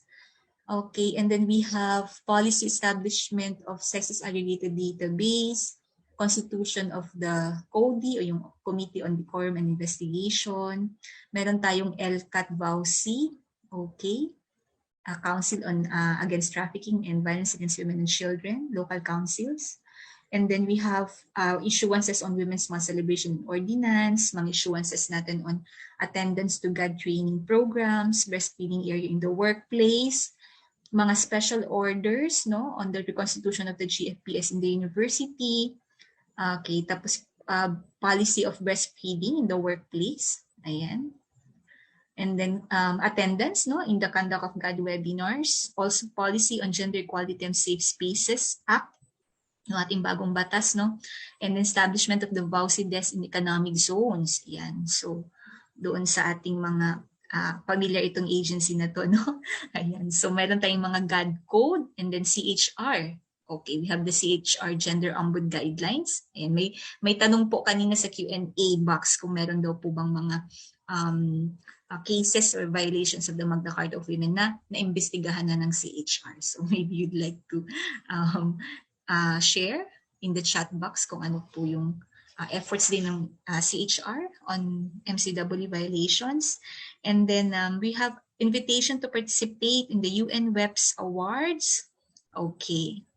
And then institutionalization of the Gender Fair Language Handbook. Ayan. So, just continue writing down all of these policies in your agency. Can also transfer to the next slide kapag napuno na yung Jamboard natin. And then we can send this to you no as part or we can put it in doon sa mga madadownloadan natin ng mga presentations. Pwede natin isama itong Jamboard link na to because this gives us information din no on what the agencies have achieved so far in terms of their gender mainstreaming efforts. Ayan, so pag magtatanong tayo, ano ba yung mga policies na dapat meron kami? So you can learn from other agencies, no, what they have done so far. Okay, so I will stop share the Jamboard, but for those who are still with us in the webinar, let's continue typing or identifying all the policies that we have issued in our agency. Okay, so balik lang po ako doon sa ating presentation.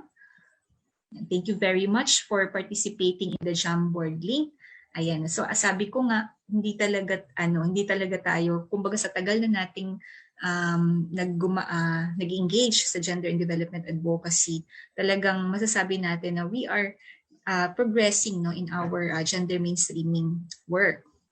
And that's the proof that is yung mga na-identify nating mga policies dito sa ating Jamboard. Okay, so just to level of no, ano ba yung policy?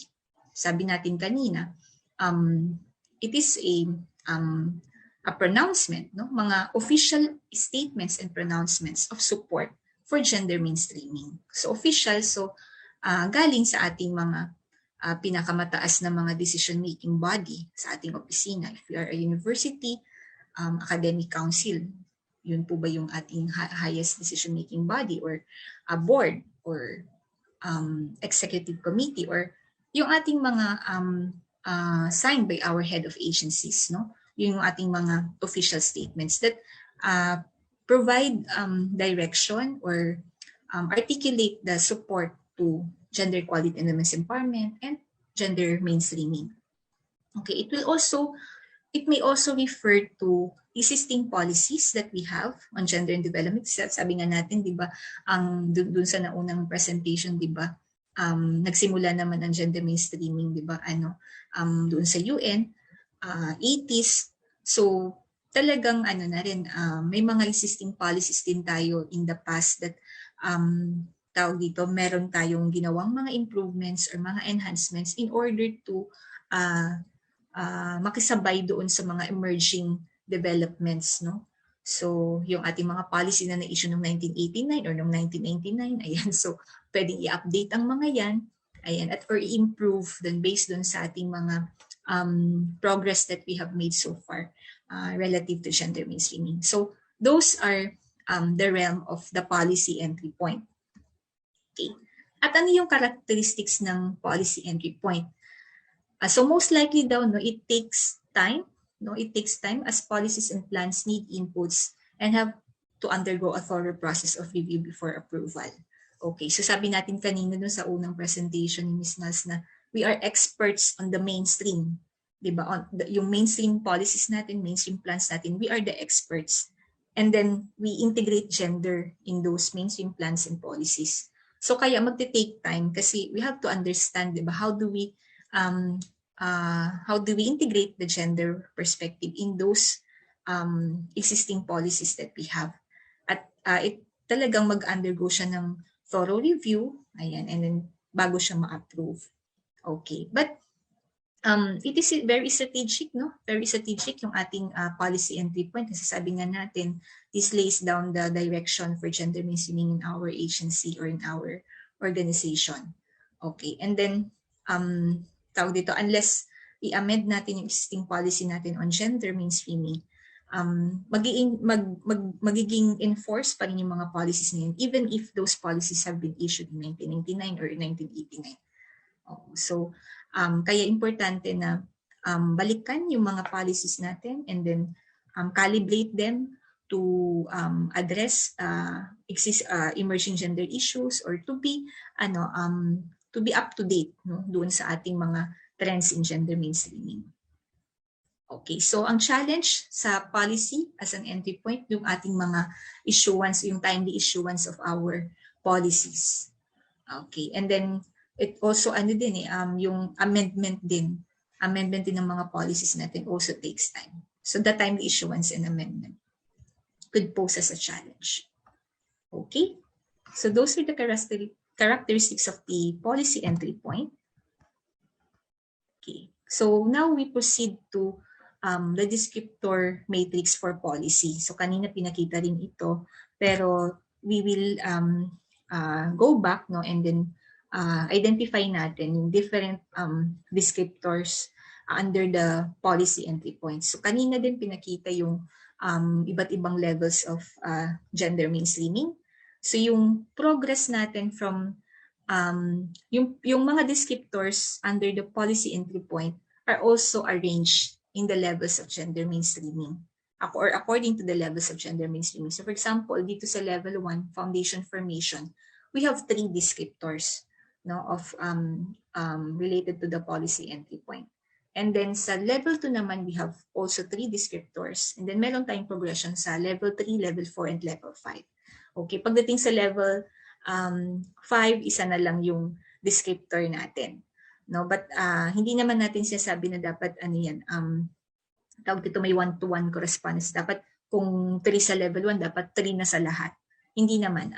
Ang importante is that nakikita natin yung progression ng mga descriptors as you move along with your gender mainstreaming journey. Okay, so hindi ko na siguro ito iisa-isahin because when we go to the questionnaire, tawag dito, makikita din natin yan na yung questionnaire natin is also based on these descriptors. So ito lang, pinapakita lang natin yung different descriptors para makita natin na alin yung mga tututukan natin when we do gender mainstreaming in our organization. So in terms of the policy entry points, meron na ba tayong, for example, sa level 1, meron na ba tayong mga policies articulating support to GAD mandates? Ayan. So meron din ba tayong mga existing policies na na-review? Meron din ba tayong mga broad statements, okay, reflecting the organization support for GAD GAD-related events? Ayan, tama ba? Activities, yan, issue. And then, for level 2, meron din ba tayong mga policies reflecting the organization's interest for gender mainstreaming? Meron na ba tayong policies addressing the gender issues of our clients, whether at the internal or external level? Meron ba tayong policy on the use of gender fair language? Yan, level 3, GAD strategic framework, organizational sectoral plans integrated with GAD perspective. So, yun yung mga titingnan natin, no, as tawag dito, as we pursue gender mainstreaming in our organization. Okay. Okay, so we will go through each, we'd like to situate, no, the policy entry point within the levels of gender mainstreaming. So sabi nga natin, yung progress natin dyan is from level 1 to level 5. The highest level is replication and innovation. Okay, so titingnan natin isa-isa. Ano ba yung mga policy entry point natin per the level of gender mainstreaming. So, sa level 1, foundation formation. Okay, so ang tinitingnan natin dito is yung mga nabanggit na kanina dun sa descriptor matrix, yung mga policies, if we have issued policies supporting the elements of GAD planning and budgeting. Okay, ano ba to? Yung kanina sa Jamboard, may nakita tayo doon ng mga policies on sexist aggregated database, policies on training or capacity development, policies on gender audit. Ayan. So yun yung mga elements of GAD planning and budgeting. So kapag meron tayong policies so in support to those elements, pwedeng masasabi natin na we have reached level 1 foundation formation of gender mainstreaming in terms of the policy entry point. And then if we also have existing policies, yung ating GAD focal point policy, for example, na na-issue noong 1999, inamend natin, nireconstitute natin based on the guidelines of the Magna Carta, based on the Magna Carta of Women provisions and based on the guidelines issued by PCW on reconstitution of the GAD focal point system. Ayan, so masabi rin natin na we are at the level 1, no? And then yung ating pag-participate, yung ating participation sa mga GAD-related events, ayan, level 1 din, indication din yun na yung ating mga policies are at the level 1 foundation formation stage. Okay, so I will just show you some of the policies na na-issue din ng iba't ibang agency. Ayan, no? So yung mga reconstitution ng ating mga GFPS, GAD focal point. Also, the GAD focal point is an essential element in GAD planning and budgeting.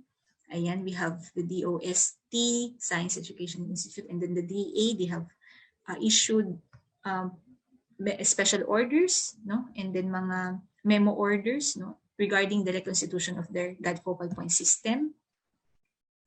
Okay, at ito naman yung ating mga issuances ng CSC. So sa CSC, they issue memorandum circular to all participating government agencies regarding the National Women's Month celebration, and also for the DILG, yung guidelines for the observance of the 18-day campaign. Ayan, so yun yung mga ini-issue na policies ng ating mga partner agencies regarding these GAD-related events. And so meron silang level 1 na.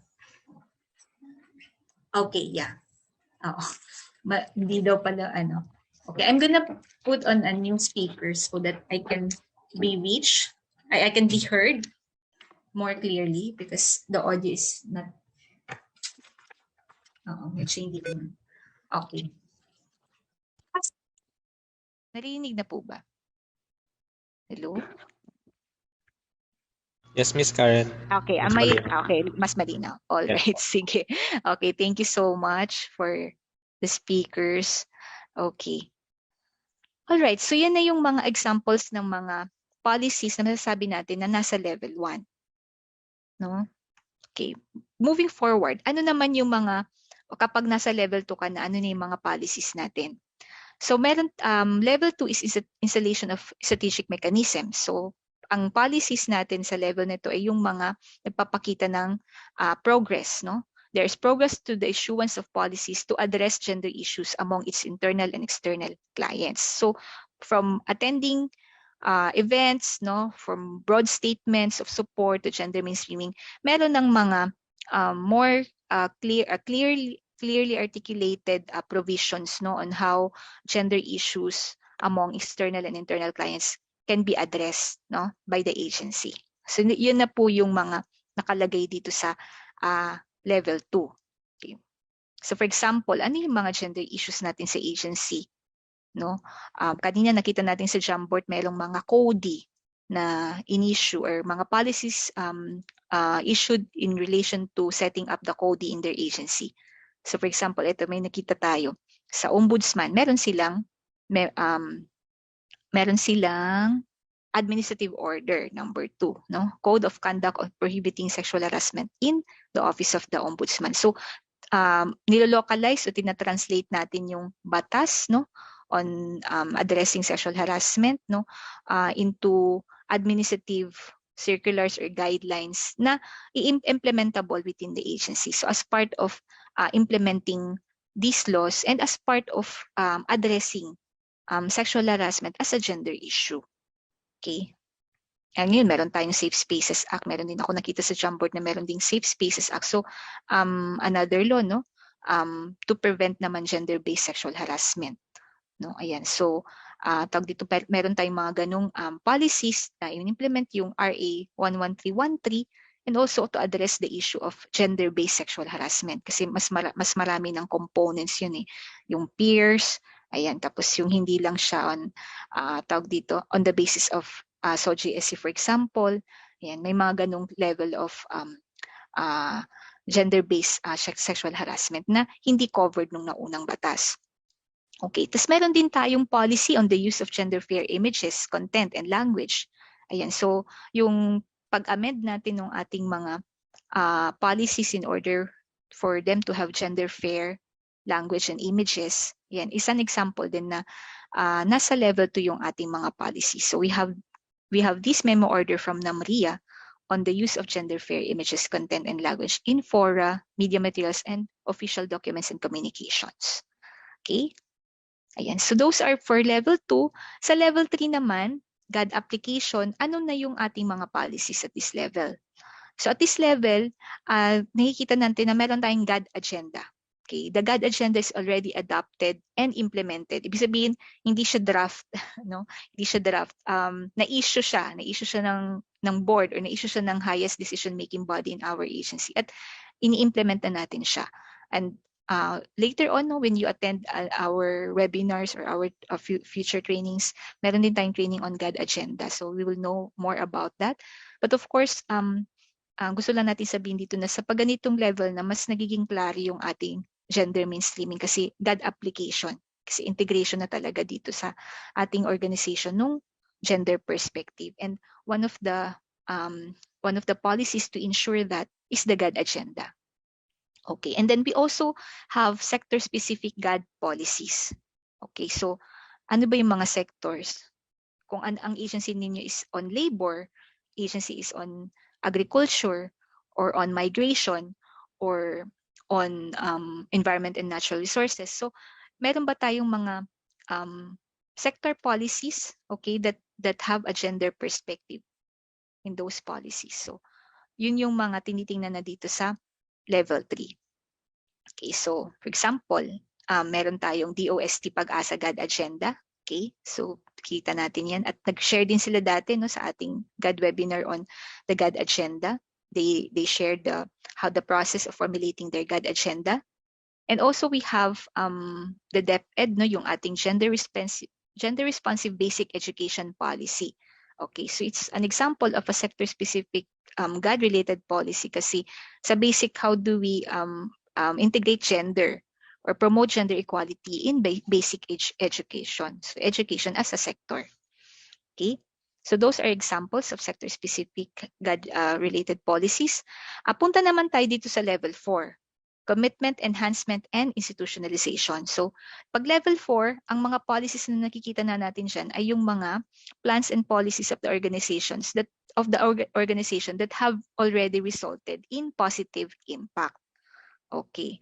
May example ba tayo? Wala. Wala po akong nilagay na example because tawag dito, ito na yung mga policies na we really have to determine kung ano yung naging impact nito sa ating mga clients, sa ating organization. Okay, so sa validation na lang natin makita natin yan, no? Kung ano yung mga plans and policies that we have issued or we have implemented for, say, a number of years that have resulted in positive impacts or nag-bridge ng mga gender gaps, no, among our clients. Okay. Sa level 5 naman, ang ating pinakamataas na level, replication and innovation. So those plans and policies are continually enhanced and used as standards by other organizations. So yung ating mga level 4 policies, diba, they are continually enhanced to address gender issues, ayan, to sustain the positive impacts, and they are being used as models or standards by other organizations. So wala po akong nilagay na dyan na tawag dito na example, no? Kung ano yung mga na-replicate na ng mga policies. But dahil marami na rin naman tayong mga agencies na nag-GMEF or nag-assess ng kanilang mga gender mainstreaming efforts, makikita na rin natin na may mga iba din sa kanila na yung kanilang policy, for example, GFPS policy, ay ginawang model ng isa pang agency. Mga ganun. So, these are tawag dito. Of course, we validate natin kung ano-ano itong mga policies that were used as models and standards by other organizations. Dapat hindi lang isa, but more than one organization. So, makikita natin yan doon sa ating questionnaire when we go to that part. Okay, so pakita ko lang po yung mga policies din, no, other examples of policies. For example, sa PCW, no, we also have, I would like to share also that we also have a policy on the creation of our PCW GAD focal point system. Okay, so hindi lang po kayo ang nag-i-issue ng mga ganong policies, but we also tawag dito yung ating issuance na PCW MC 2011 ay ina-apply din po ni PCW. Yan. So we have the PCW circular on our GAD focal point system. Ayan. And then we also have our memorandum circular or inter-office memo naman on the creation of technical working group on PCW's implementation of the Safe Spaces Act. Okay. And then we also have these policies, no? Most recently, we have issued PCW memorandum circular number 2022-02 on the use of the gender focal point system functionality assessment tool. Ayan. So ito yung bago nating tool, okay, to assess the level of functionality of our GAD focal point system. So we have a functionality assessment tool for NGAs and also a functionality assessment tool for local government units. Okay. So those are the policies that PCW have issued, no? Ayan, so meron din pag nag-apply din kami ng GMEF tool, meron din tayong masasagot doon sa ating questionnaire, no? Using these policies as examples or as means of verification. Okay, so just a quick recap of the policy entry point. I would like to play a video. Okay. First is policies. It refers to the official statements and pronouncements of support for gender mainstreaming issued by the organization. Through these issuances, the organization shows its recognition and acceptance of gender equality goal as a critical and legitimate concern in broad or general terms. Remember, Use of gender-fair language and images in GAD-related policies and plans is a must for a gender-responsive organization. Level. The policy descriptor matrix tracks the progress of an organization's efforts in integrating GAD in its plans and policy issuances. At level 1, organizations issue policies supporting the elements of GAD planning and budgeting. Review existing policies to ensure consistency with new GAD issuances, and issue documents to support attendance to GAD-related events. At level 2, the focus is on policy enhancement and improvements to ensure they can address the gender needs of its internal and external clients. At level 3, a GAD agenda or strategic framework is already adopted and implemented to ensure sustained action to mainstream GAD. At level 4, plans and policies of the organization have already resulted in positive impacts. And finally, at level 5, the organization's gender-responsive plans and policies are continually enhanced and used as standards by other organizations. Okay, thank you so much. Ayan. So that shows to you the overview of the policy as an entry point in gender First mainstreaming. is policies. Okay, wait lang. So now we will proceed to the organizational assessment questionnaire. Pinakita na rin po ito kaninang umaga, but now we will focus on the policy entry point. Okay, so ayan. So we have 4 questionnaires. Ayan. So dito naman, let's see, no? Ano na yung atsura ng organizational assessment questionnaire for the policy entry point. So meron tayong 4 na sasagutan. So for policy, ito po yun. Yung kaninang pinakita natin ng mga descriptor matrix, we translated that into an organizational assessment questionnaire. Okay, and then let's go through each of these questionnaire. Okay, para makita natin when we apply the tool in our organization, ito yung mga itatanong sa atin at this is how we will answer, no? Okay, so for example, dito sa number 1, so nahahati din itong policy organizational assessment questionnaire into different levels, no? From level 1 up to level 5. Following the different levels, the 5 levels of gender mainstreaming. Kanina natin pinakita na foundation formation, etc. Okay, so sa level 1, foundation formation, so ang title is issuance of foundational policies. Okay, so meron tayong maximum score of 5, and then for each item under this heading, we have a maximum score of 1.67. Okay, so 1.1, ayan, tatanong na sa atin sa questionnaire, meron na ba tayong policies na na-issue articulating support for GAD mandates, establishing the 4 essential elements of GAD planning and budgeting.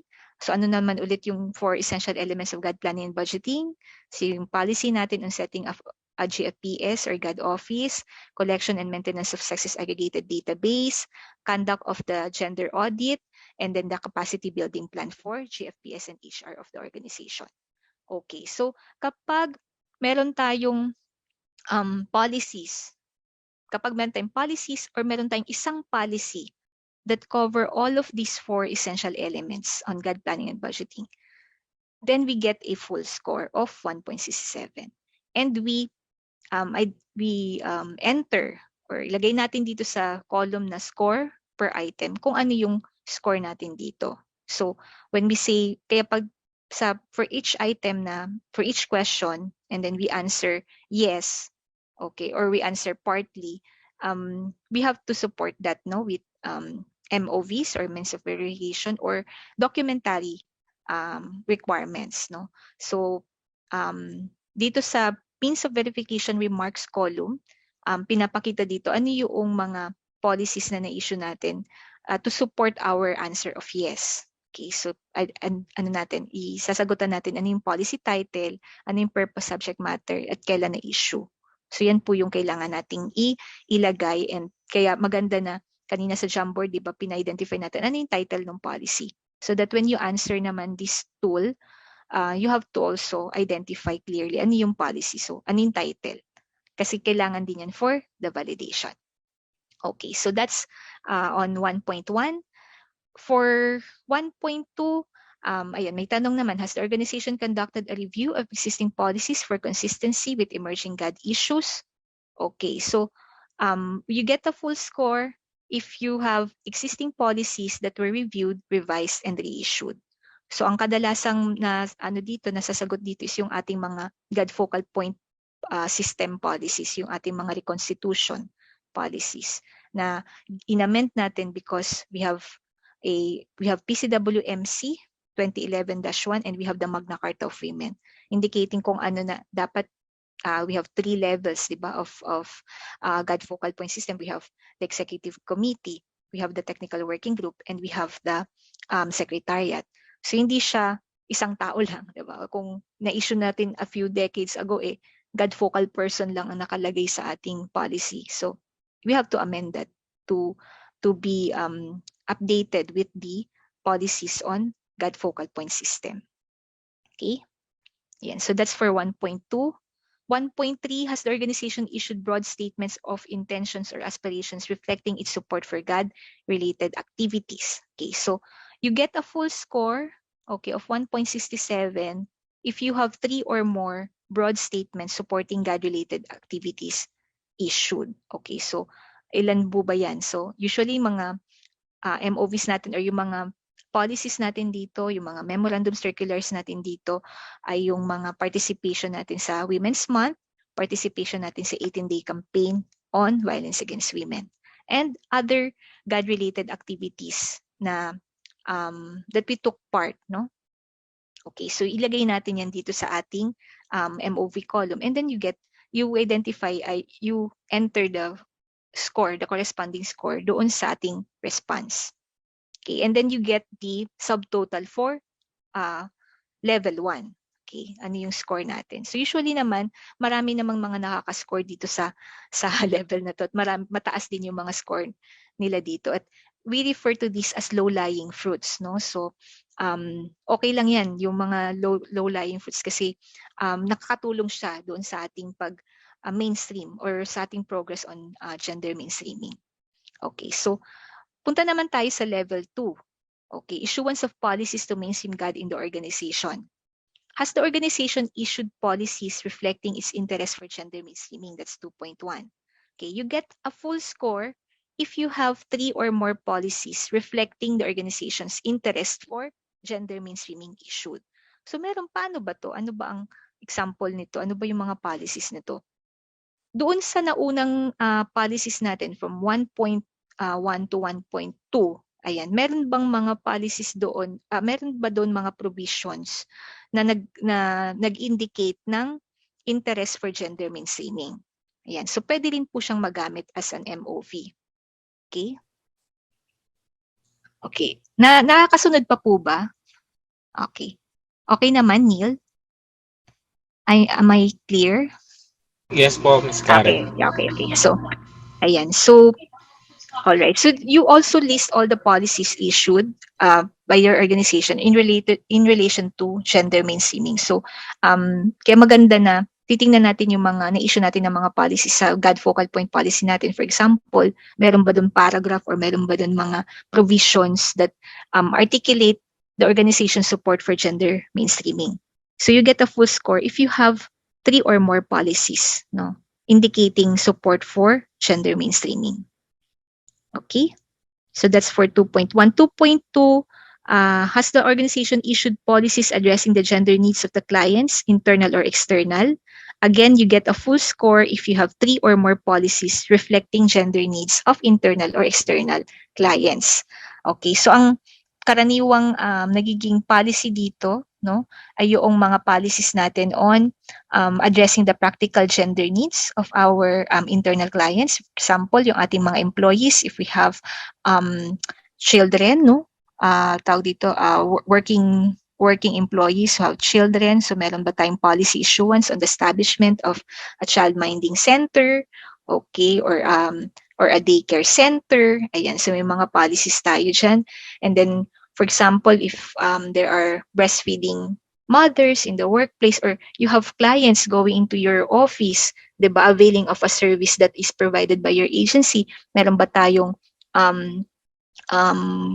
tawag dito, space for them to be able to perform their practical gender needs or reproductive role, diba? So if you have a child minding facility or a breastfeeding or a lactation station to serve your clients, no, that can be used by your clients when they transact in your office. Ayan. So pwede siyang maging MOV or pwede siyang tawag dito, isa din siya sa mga ano natin, policies natin addressing gender issues of our clients. And you can use that here in 2.2. Okay. And then 2.3, has the organization used gender fair language and images in its policy issuance? Okay, so you get a full score, no? If you have gender fair language and images are used in all policy issuances. Okay, so ang ano dyan, no, ang mga common na ano dito is that may mga policies ba tayo na gumagamit ng gender fair language? Bawa yung instead of saying chairman, gagamitin natin chairperson or chair. Diba? Yun yung mga gender fair language or dun sa mga images na natin, no, doon sa mga policy issuances kung meron bang representation of male and female or representation of people with diverse soci in our policy issuances. Ayan, so yan po yung mga papasok na mga policies dito sa 2.3. Okay. Okay, and then you get the subtotal for level 2 na policy. Dito sa purple na box. And then integration, we proceed to level 3, integration of GAD in organizations' policies. Ayan, so dito na natin mas nakaklaro yung gender mainstreaming natin. Ang tanong sa 3.1, has the organization adopted a GAD agenda or strategic framework? Okay, you get the full score if your GAD agenda is formulated and adopted by management. Okay, hindi siya yung draft, hindi lang siya yung na nagawa ng GFPS or na nabuo using consultations and then hindi naman na issue. So kapag ganun, baka hindi tayo maka full score. Okay, so what we're looking for here is the approved GAD agenda and strategic framework adopted by the management. Okay, so that's for 3.1. Sa 3.2, okay, has the organization integrated GAD perspective in its organizational and or national or sectoral plans? Okay, so plans muna. Ano yung mga, meron ba tayong mga organizational plan na merong GAD perspective? Or meron ba tayong national plan? Okay, so plan, labor and employment plan, for example, meron bang mga GAD perspective doon? Or youth plan or disability plan or mga national or sectoral plans that our agencies are formulating? Do they have a GAD perspective? So you get a full score if the GAD perspective are integrated in all the areas of the plans. Hindi lang siya isang heading or hindi lang siya isang paragraph, diba? In all the areas of the plans. Okay? So enumerate the organizational and or national sector plans in which GAD has been integrated. So yung mga examples dito, yung PDP, annual budget call, ayan, yung mga nabanggit, capacity development plan can also be one. So you provide the title of the plan, the type, and then the issuance of the plan. Ayan, para for validation purposes. Okay, that's for 3.2. And for 3.3 naman, has the organization formulated organizational, national, sectoral policies on GAD? Okay, so you get a full score if you have 3 or more organizational, national, sectoral policies on GAD issued. Okay, so for example, tawag dito yung mga, ano yung mga examples dito ng mga sectoral or national policies that you have issued? Okay, so you have, halimbawa, reproductive health code. Okay, and then we have the National Action Plan on Women, Peace, and Security. If you are in a security agency or if security sector, for an agency working in the security sector. Ayan. So if you have those 3 or more organizational, national, sectoral policies on GAD issued, you get a full score.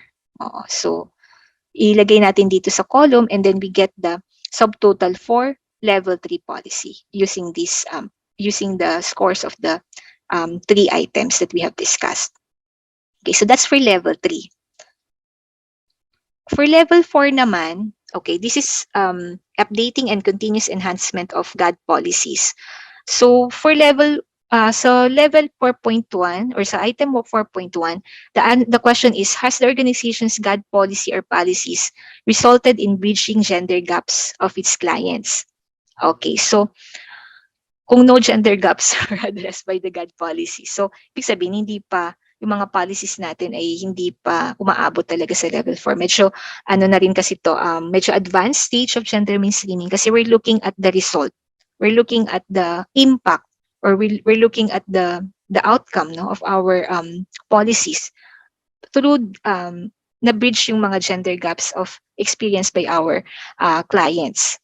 Okay, so ang full score natin dito is that the gender gaps of either internal or external clients are addressed by 3 or more GAD policies. Okay, so you get a full score for this.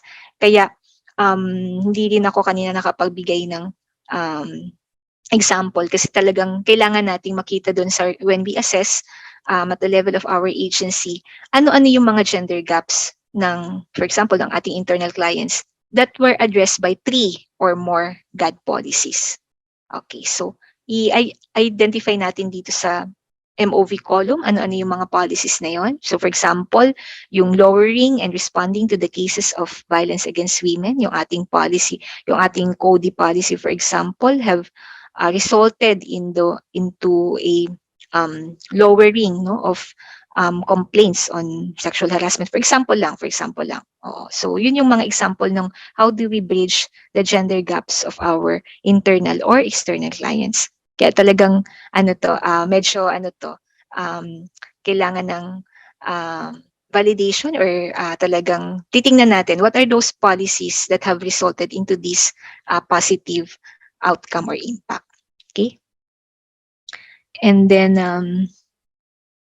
we have for 4.2, has the organization used the results of gender analysis in the development and or enhancement of policies? Okay, so di ba may mga training tayo on gender analysis or gumagawa na tayo ng mga gender analysis in our programs and projects. So yung po bang mga results na yun were used in the development and or enhancement of policies? Okay, so we get a full score if our results of our gender analysis undertaken were used in developing or enhancing 3 or more policies. Okay, so talagang kailangan nating tingnan yung mga policies na na-issue natin. Okay, or tawag dito yung ating ginagawang gender analysis, no? Based on our gender analysis based on the results of our gender analysis, there were in-enhance natin yung ating policy for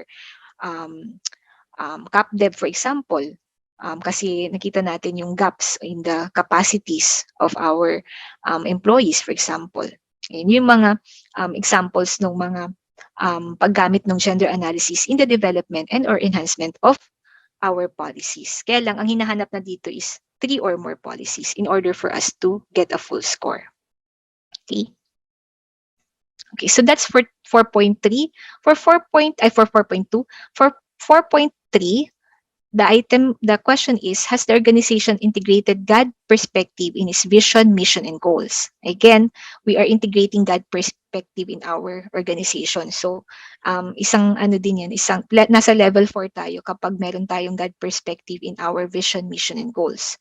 Okay, so we get a full score if our vision, mission, and goals have a GAD perspective. Okay, so yan yung natin.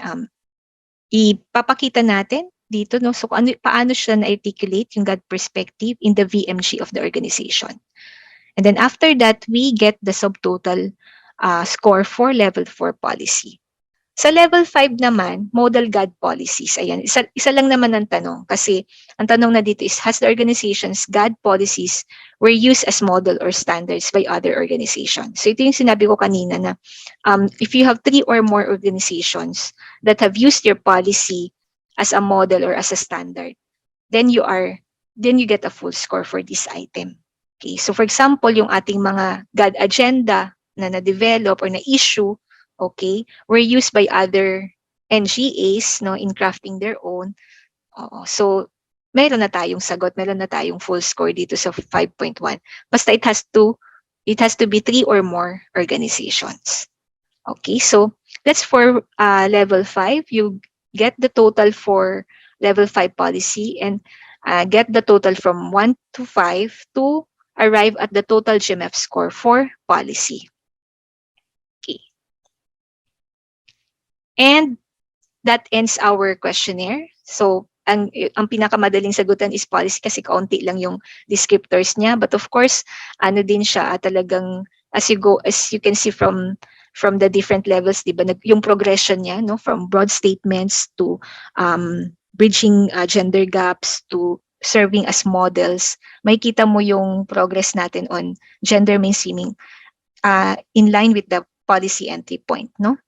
Okay, so for policy, for each entry point, meron tayong score sheet. Okay, so pwede natin kasing i-assess lang yung ano natin eh. Pwede nating gawin na, okay, for this period of assessment, we assess only the policy entry point. So we use the GMEF score sheet to assess the level of gender mainstreaming in terms of the policy entry point. So we use this score sheet. Okay, and then this is the scoring guide for the entry point. For the entry point. So each entry point has a total of 25 points, no? Total of, kaya pag overall GMEF level, 100 points. So for people, ito yung ating scoring guide. So if you get 15 to 19.99 points, for example, nasa level 3 tayo. No? Level 3 GAD application, yung ating policy entry point. Kapag naman mas bababa pa dyan, then we are at the level 1 or level 2, which is still a good indicator na we are moving, we are doing something, no, to promote gender mainstreaming in our organization. So that could pwede na tating magplano ano yung mga tututukan natin ng mga descriptors so that we advance to level 3 to level 4 and ultimately we'll reach also level 5. Okay? Ayan, ito po yung sinasabi natin na for level, meron tayong scoring guide for the level per entry point and then the overall level. Okay, so 25 points for each entry point and then the overall level is 100 points. Okay, so sana marami tayong mga agencies na nasa level 3, no? Marami tayong agencies na level 3 onwards na mga levels sa gender mainstreaming. Okay, so that ends the discussion of the policy entry point in terms of the descriptors, in terms of the organizational assessment questionnaire. So what now? After answering the questionnaire, after finding out kung alin yung natin, mga items na may mababa tayong score or meron tayong mataas na score. Okay, so yung mga GMEF results natin with low scores, these are our springboard for identifying gender issues. And we can use the results of our organizational assessment on gender mainstreaming to identify gender issues, which we can address through specific interventions in our GAD plans and budget. So for example, sa policy entry point, isa sa mga low scores natin yung no policy reviewed for consistency with emerging GAD issues. So how do we translate that into a gender issue?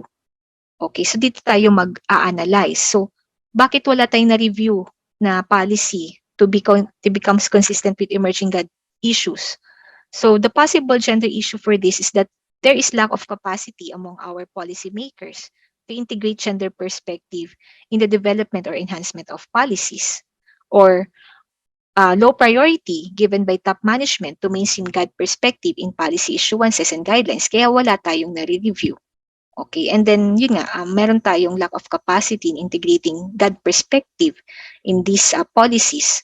So yun yung mga possible gender issues that we can derive from the low scores in our GMEF in answering the organizational assessment questionnaire. Another example, yung low score natin on no broad statement supporting GAD-related activities issued. So bakit kaya walang mga broad statements in support of GAD? So possible gender issue is that there is lack of appreciation and knowledge on GAD among top-level officials. Ayan. So that's it for the level 1. Moving forward to other examples sa level 2. So ang low scores natin, for example, dito is that there is no policy reflecting the organization's interest for gender mainstreaming issued. Okay, so hindi natin to i-copy no from the GMEF result then doon sa GAD plan. Hindi ganoon, no. So we have to identify gender issues related to this. So you have to translate it into a gender issue. So kung bakit walang interest ang organization natin for gender mainstreaming, maaring wala kasing interest among key officials, no, for GAD concerns as a priority agenda. Okay, so laging nasa marginalized nasa margins yung usapin ng gender sa organization. Kaya walang policy reflecting interest for gender mainstreaming issue. And then those naman sa gender fair language and images not yet used in policy issuances. So bakit kaya hindi pa ito nagagamit? The possible gender issue for this is that there is inadequate knowledge and awareness on the use of non-sexist language in all official documents, communications, and issuances among GFPS members. Kaya hindi pa siya nagagamit. Yan. So capacity gap yung gender issue. Okay? Sa level 3, bakit wala pang, there is no GAD agenda or strategic framework formulated? What could be the possible gender issue? Probably there is lack of awareness on the importance of developing GAD agenda as a tool for mainstreaming GAD in the process and programs of the organization. At meron pa dito no, yung GAD perspective not yet integrated in the organization, in the organizational and or national sectoral plans. So isa din to sa mga items in the questionnaire sa 3.2. So what could be the possible gender issue for this? Bakit wala pang GAD perspective yung ating mga organizational, national, and sectoral plans? Again, that could be another capacity gap, low level of appreciation. The possible gender issue is that there is low level of appreciation and knowledge among the GFPS EXICOM members on integrating GAD in organization plans and programs. Okay, so that's how you translate the results of our organizational assessment using the GMEF tool, specifically on the policy entry point, into organization-focused gender issues na pwede nating ilagay sa ating GAD plan and budget. Okay. Ayan, sa level 4 pa pala, no, I have another example. GAD perspective not yet integrated in the vision, mission, or goals. Okay, so the possible gender issue is that there is inadequate opportunity among GFPS members to increase appreciation on GAD and lack of capacity then to integrate gender perspective in the VMG or in the vision, mission, and goals of the agency. Okay. Okay, so that ends the discussion on the policy entry point. So now I will proceed to the discussion of the people entry point. Neil, I have until what time? Hello, Ms. Karen. We still have 30 minutes for the entire presentation. Okay. Okay, so we fast track na, no? To introduce to us the session. Let's have another poll question. Okay, so mainstreaming gender in an agency is impossible without blank supporting and advocating it. May ano pa kaya dito? So ayan, marami tayong ano ang opinion nila, ano yung sagot kaya nila? So ayan, nakakakuha na po tayo ng almost 200 responses from our participants. Ayan, so mainstreaming gender is in an agency is impossible without blank supporting and advocating it. Ayan. So we're now having 300 responses at all 63% or 62% of our participants says na people daw po ang tamang sagot. Ayan. Okay. Tapos pumapangalawa ang policy, tapos kahulihan po yung enabling mechanisms po natin. Okay. Okay, thank you. So that we can end the poll. I think we can end the poll na po. Ayan. Right. Okay, so ang sagot ay of course people. Ayan. So kailangan natin ng mga tao no to implement the policy, to issue the policy, to issue the policy, to implement the policy, ayan, to to make gender mainstreaming work, we have to have competent people in the organization to make this happen, no? Ayan. So when we discuss people, we will look at the 27 descriptors of the people entry point. Okay, but before that, let us discuss ano yung people as an entry point. Okay, so ito kanina nabanggit na rin ito. No? Pag sinabi natin people, we have 4 types of people in our organization. Okay, so we have the sponsor, the change agent, the target, and the advocate. Okay. Okay, so the people refers to the relevant stakeholders who assume the task of gender mainstreaming and who are critical to the success of gender mainstreaming within the agency. So yung 4 na yan, lahat ng yan ay relevant stakeholders. And they have specific tasks, no? In terms of gender mainstreaming in the agency. Yung ating change sponsor, for example, the one that provides direction and sanctions, no? For gender mainstreaming. And then the change agent, no? And then, of course, our target and then the advocate. Yung change agent natin is the one that facilitates, no, gender mainstreaming in the organization. So yung ating mga GAD focal point, for example. And then the target, the change target, ano yung, sino yung focus ng ating change intervention. So that could be our clients, no, in the organization or outside of or outside of the organization. And then we have the advocates, no? Now, wala man silang power to influence the agency in terms of gender mainstreaming, but they can advocate, no, for change or for gender to happen in the organization. Okay. Ayan. So in the enhanced GMEF descriptors, the people are divided into 3 types. So we have the top management, the GFPS members, and program implementers, and the clients, yung ating internal and external. Okay. Okay. Ano yung characteristics naman ng ating people as an entry point? Okay, so sinasabi natin dito that this is the people entry point is prone to score fluctuations, no? Because people within the agencies often change. Okay, so meron tayong mga ano natin dyan, challenges dyan na yung ating mga change agent, yung ating mga change sponsor, ayan, they change over time. May napopromote, may mga nagre-resign, may nagre-retire, ayan, so yung ating mga champions of gender mainstreaming in the agency, pwedeng sa term na to ay nandito sila, pwedeng the next administration ay wala sila, yung ganun. So these are very nagbabago madalas magbago itong people as an entry point. And then, but still, investing in the people entry point often leads to increases in the levels of gender mainstreaming, for example, in policies, enabling mechanisms, and PAPs. Kasi yun nga, kailangan natin, nabanggit ko rin kanina, yung change sponsor natin, yung ating mga champions, yung ating mga officials that support gender mainstreaming in the organization. So sila din yung mag-articulate ng broad intentions ng ating agency in terms of gender mainstreaming. So sila din yung mag-a-adapt ng mga GAD agenda natin, yung ating mga policies.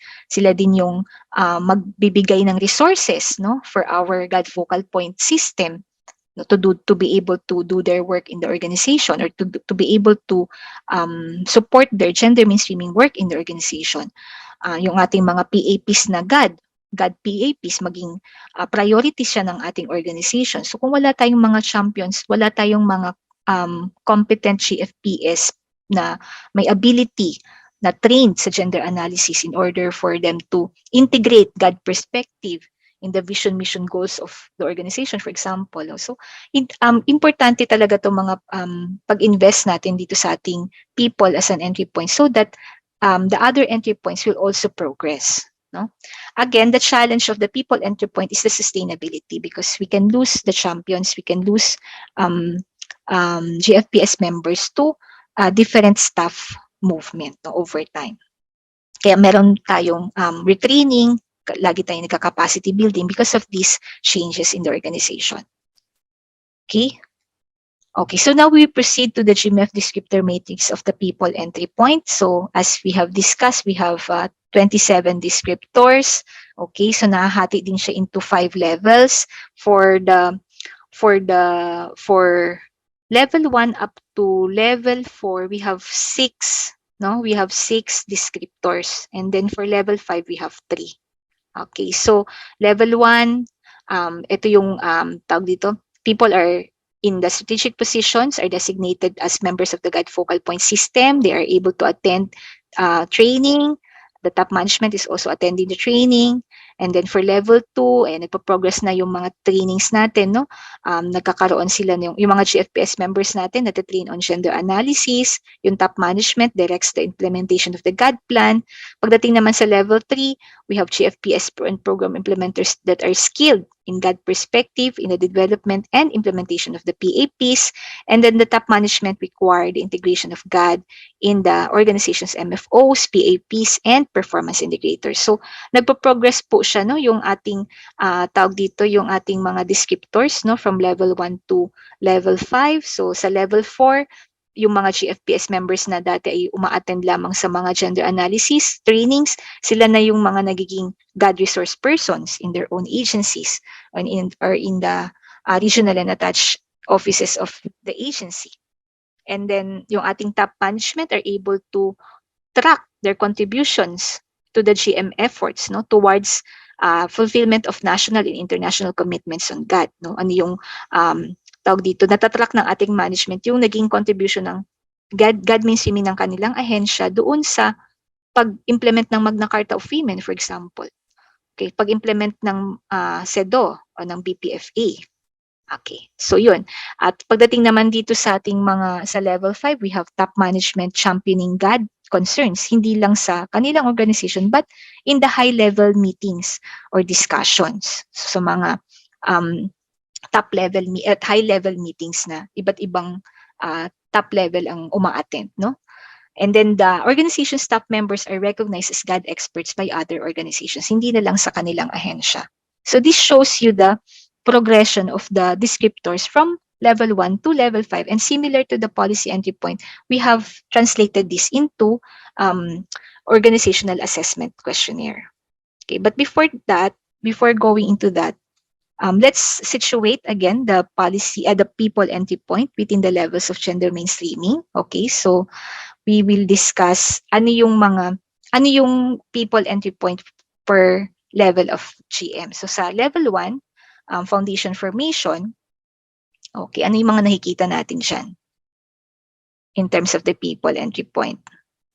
Okay, so the agency designates key people to be part of its GAD focal point system. Okay, so yung mga na-assign na mag-assume ng post to be part of the GAD focal point system. Yeah. And then to enable them to do their work as GAD focal point system members, the agency is ensuring that appropriate capacity development sessions are provided to the top management, the GFPS members, and the clients, which can be internal or external and external.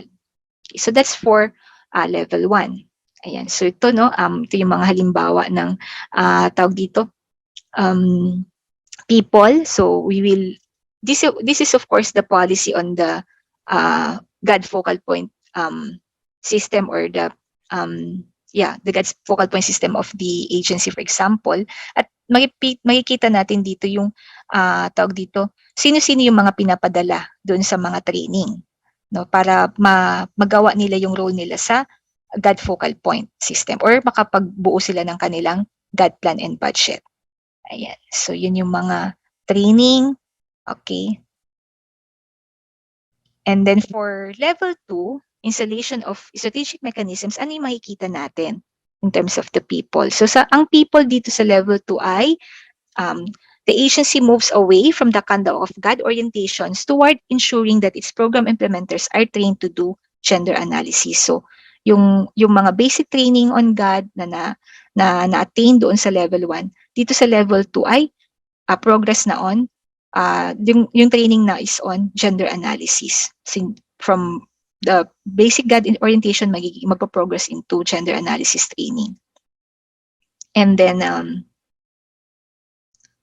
the other part of the people entry point is that clients are given opportunities to articulate their gender issues as per direction of the top management. So yung ating mga internal clients, halimbawa, they're able to articulate what are the gender issues that they encounter in the organization and what possible interventions can the agency implement or provide in order for these gender issues felt by the employees will be addressed. Okay, and then also the external clients, they're able to articulate or verbalize their gender issues in mga consultations, in mga fora, in mga dialogues. Yun. So they're able to articulate what are their needs, no? What are their gender needs or what are their gender issues, and then ano yung mga programa naman ng ahensya that can address these gender issues, or paano ba makakalibrate ang mga programa ng ating ahensya so that the gender issues of our external clients will be better addressed. Okay? Ayan. So, ang mga halimbawa natin siya, no, yung ating participation sa mga gender analysis training and use of GAD tools, yung participation din natin sa training on sexist aggregated data and gender-related information, and also, ano pa yung mga halimbawa natin dito. Ayan. So, yan yung paggamit natin ng mga sexist aggregated data, no, in our gender analysis is useful. Kaya, importante na meron din tayong training on sexist aggregated data. Okay. And then also the male involvement, no? Yung tawag dito, male involvement in GAD related activities. For example, yung pag-organize natin ng mga champions among our male employees to support na advocacy on eliminating violence against women. Yan. So yan yung mga halimbawa ng mga people or mga tawag dito people that are at the level at this level of gender mainstreaming. Okay, so share ko rin po na sa PCW we also have a move, or we also engage our male employees, no, to support the campaign on eliminating violence against women. Okay, ayan. So that's for level 2. For level 3, ano yung makikita natin in terms of the people entry point? Okay, so sa level 3 GAD application, makikita natin that the top management and GFPS members as well as program implementers are consciously integrating GAD in the agency's regular operations. So, paano po ba yan? Okay, so for example, ito yung tawag dito, merong conscious effort to integrate GAD perspective in PAPs. So for example, paano ba sila mag-integrate ng GAD perspective in programs? One strategy could be the proposals. When they prepare project proposals, meron na dapat siyang gender perspective. Ayun. So what could be the activity that they can implement in order for that to happen? So yung mga ganitong efforts ng people, no, yung ating GAD focal point or yung ating mga officials, meron na silang conscious effort to really integrate GAD in their organization PAPs, indicate that they are applying, they are at the level 3, no, GAD application of gender mainstreaming in their organization. Okay. So for level 4 naman, commitment enhancement and institutionalization, ano yung makikita natin? The agency GFPS members are already tapped as GAD resource persons within the agency, and the agency is able to develop GAD-related knowledge products or tools that are customized to their mandate. Ayan. So for example, meron tayong mga agencies that they have developed their own pool of resource persons or experts on GAD within their organization. Ayan. And then they're also able to prepare their own knowledge products, no? Ano yung mga knowledge products na based as a result of their training on GAD, as a result of their training on use of sexist aggregated data. Yan, nakakabuo na sila ng kanilang mga sariling knowledge products and tools, no? May mga tools din tayo on mainstreaming gender in a particular sector, for example. That's a tool. Ayan. So, yan yung mga halimbawa natin na nasa level 4 na yung ating organization in terms of the people entry point. Yung capacity ng ating people to integrate GAD. Okay. Sa level 5, replication and innovation, ano yung makikita natin in terms of the people entry point?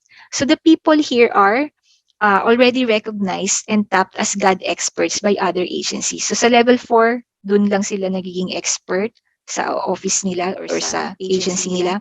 But when they are tapped as experts or resource persons by other agencies, ayun, indication siya na nasa level 5 yung ating people. Okay, and then top management are able to raise GAD-related concerns during high-level meetings and discussions. So yung mga ASEAN meetings, conferences natin, for example, our top management are able to articulate GAD-related concerns in these high-level meetings, also in mga regional development council meetings, o doon sa mga cabinet level meetings. Yan yung mga halimbawa ng tawag dito, our top management are able to articulate GAD-related concerns in high-level meetings and discussions. Okay, so for example, yung meron tayong empleyado na or GAD expert within the agency that have been certified as a GAD expert at natatap ng iba't ibang organization to deliver GAD technical assistance. So, meron tayong, masasabi natin na meron tayong na-reach na level 5, no? In terms of the people entry point. And then, yun, yung meron tayong mga top level management na nagpa-participate in high-level discussions to verbalize or articulate gender issues. Okay, so to sum up the people as an entry point, I would like to play this video. Second is people. Mainstreaming gender in development is not possible without people supporting and advocating for it, right? So who are these people? Critical to the success of gender mainstreaming are the GAD champions among top management. The organization should also establish a GAD focal point system that will lead its gender mainstreaming efforts and will serve as GAD experts. The organization must also ensure that its internal and external clients are able to participate in the plan, serve as GAD experts. The organization must also ensure that its internal and external clients are able to participate in the planning, implementation, and monitoring and evaluation of GAD programs, activities, and projects. Yes, GAD is a participatory process. The People Descriptor Matrix tracks the organization's progress in ensuring that its people contribute to its gender mainstreaming efforts. At Level 1, key people are designated to be part of the GFPS. Appropriate capacity development sessions on GAD are also provided to top management, GFPS, and staff members.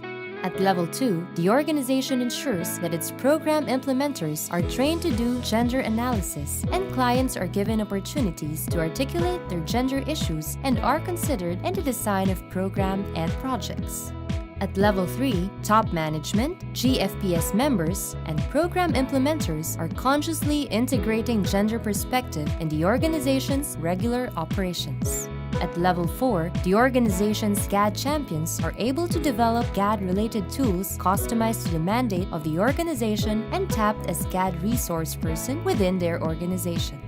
And at Level 5, organization GAD champions are already recognized by other organizations, and its top management are able to raise GAD concerns during high-level meetings. Okay, so I will proceed to the discussion of the organizational assessment questionnaire. No, I will just very briefly discuss the organizational assessment questionnaire. I will no longer discuss how this is going to be answered pala kasi kagaya din ito ng policy entry point kanina na if tawag dito, if you're able to meet the descriptor, no, you will be able to get the full score for that, no. So for example, for the organizational assessment questionnaire, nakahati din siya sa iba't ibang level. From level 1 to level 5 din siya. So in terms of the level 1 for people entry point, ang tinitingnan natin dito is yung establishment of GFPS and GAD champions and advocates. Okay, so first, sa 1.1, titingnan ng organization kung meron siyang people in strategic positions as members of the GAD focal point system. So kung majority of the members of the GFPS occupy strategic positions in the organization, you get a full score, no? So we will look at the at the GAD focal point system issuance para makita natin ano yung kung ano yung mga designation nila doon, and you will be able to identify if the majority of them occupy those strategic positions. So meron din dito, no, pag tinitingnan nyo rin sa column on means of verification and remarks, meron din siya mga specific na tanong. Okay, so halimbawa dito sa if yes, provide details on the policy formalizing the creation. So you already have the policy on the GFPS. And then kapag ka nakita ninyo na you will be asked to explain why the organization has not designated people in strategic positions as member of the GAD focal point system. Maganda rin nasagutan din natin tong mga tanong na to because as we have already discussed, no, diagnostic tool din itong ating GMEF, and the responses that you provide will help us identify ano yung mga pwede nating gawin in order for these concerns to be addressed. Okay? Basta dapat pag sinasagutan natin siya, we provide the complete response, so we don't leave each item unanswered. Okay, so for 1.2, have the organization's GAD focal point system members attended appropriate and relevant training on GAD? Okay, so you get a full score if you have attended all 3 basic GAD training. So ano yung basic GAD training? Kapag kayong GFPS members ay nakapag-GST, nakapag-gender analysis, at nakapag-GAD planning and budgeting, you get a full score. So identify all of these, list all of these trainings, no? The number of participants, the institutional provider, and the date. Okay. So 1.3, ang tinatanong, meron daw bang GAD orientation ang ating top management or GST? Okay, so you get a full score if all of your top management officials have attended basic GAD orientation or GST. Okay, so partly lang kayo kapag selected members lang yung top management ang nakaka-attend. Alam naman po natin na marami pong ginagawa or maraming priorities yung ating top management. Kaya minsan, hindi sila makaka-attend. Yeah, so you get a full score if all of your top management are able to attend. Okay?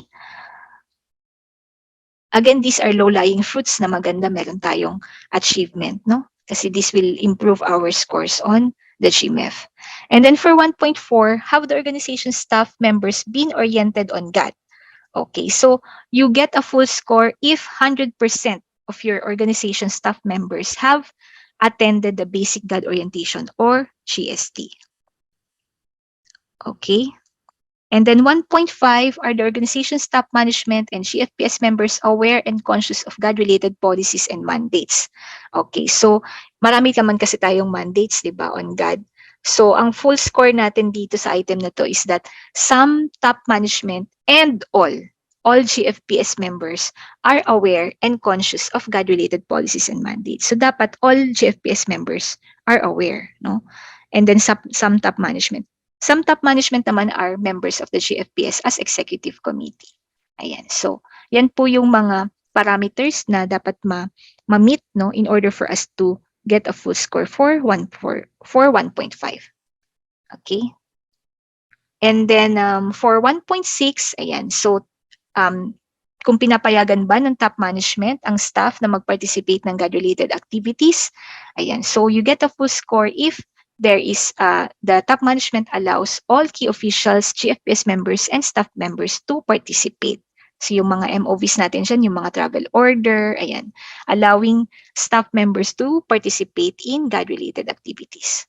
Okay, so you get the subtotal GMEF score for level 1 people, and then you proceed to level 2, which is on GAD initiatives and capacity development activities. Sa 2.1, ang tanong, dinidirect ba ng top management ang implementation ng GPB or yung ating GAD plan and budget? Okay, you get a full score if the top management approves your GPB and they attend critical significant GAD activities. Okay, so 2.2, are the program implementers trained on gender analysis? Okay, ang hinahanap natin dito, all program implementers are trained on GA and use of GA tools in order for the agency to get a full score. Again, kapag hindi naman naging full score, okay lang yan, wag malungkot ang agency kasi that could serve as an area for improvement. And that is useful again for gender analysis and GAD planning and budgeting later on. Okay. And then for 2.3, ang hinahanap dito natin is that the training on the importance, our concerned staff members trained on the importance of collecting sexist aggregated data and gender statistics. Okay, so you get a full score if the concerned staff members are trained on SDD and gender statistics and are collecting them. Okay. Sa 2.4 naman, ang tanong is yung involvement ng male employees and involvement of male employees in the organization's GAD PAPs. Okay. Kapag nagpa-participate lang yung male employees in the GAD PAPs of the organization, partly lang po yun. Or partly, half score lang yun. You get a full score if the male employees initiate at sila mismo nag-initiate and they participate in the organization's GAD PAPs. Okay, 2.5, are clients aware of the GAD efforts of the organization? Okay, you get a full score if both internal and external clients are oriented on the GAD efforts of the organization. Okay, sa 2.6, are the clients able to articulate their gender needs, issues in the development of the organization's GAD PAPs? Okay, kapag ang sagot natin is yung lang mga employees lang namin ang nakakapag verbalize ng kanilang mga gender issues, dun sa mga external clients hindi pa namin sila na involve into consultation or wala pa silang mechanism for them to articulate their own gender issues. So kapag ganun, partly lang yung ating score.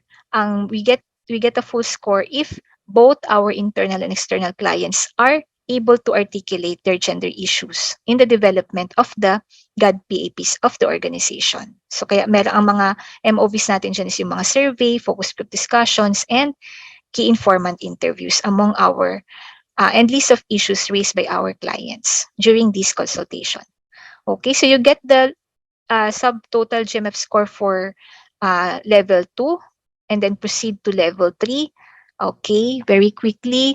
Sa 3.1, that's the level 3 is on GAD sponsorship and related programs. The item here is for 3.1.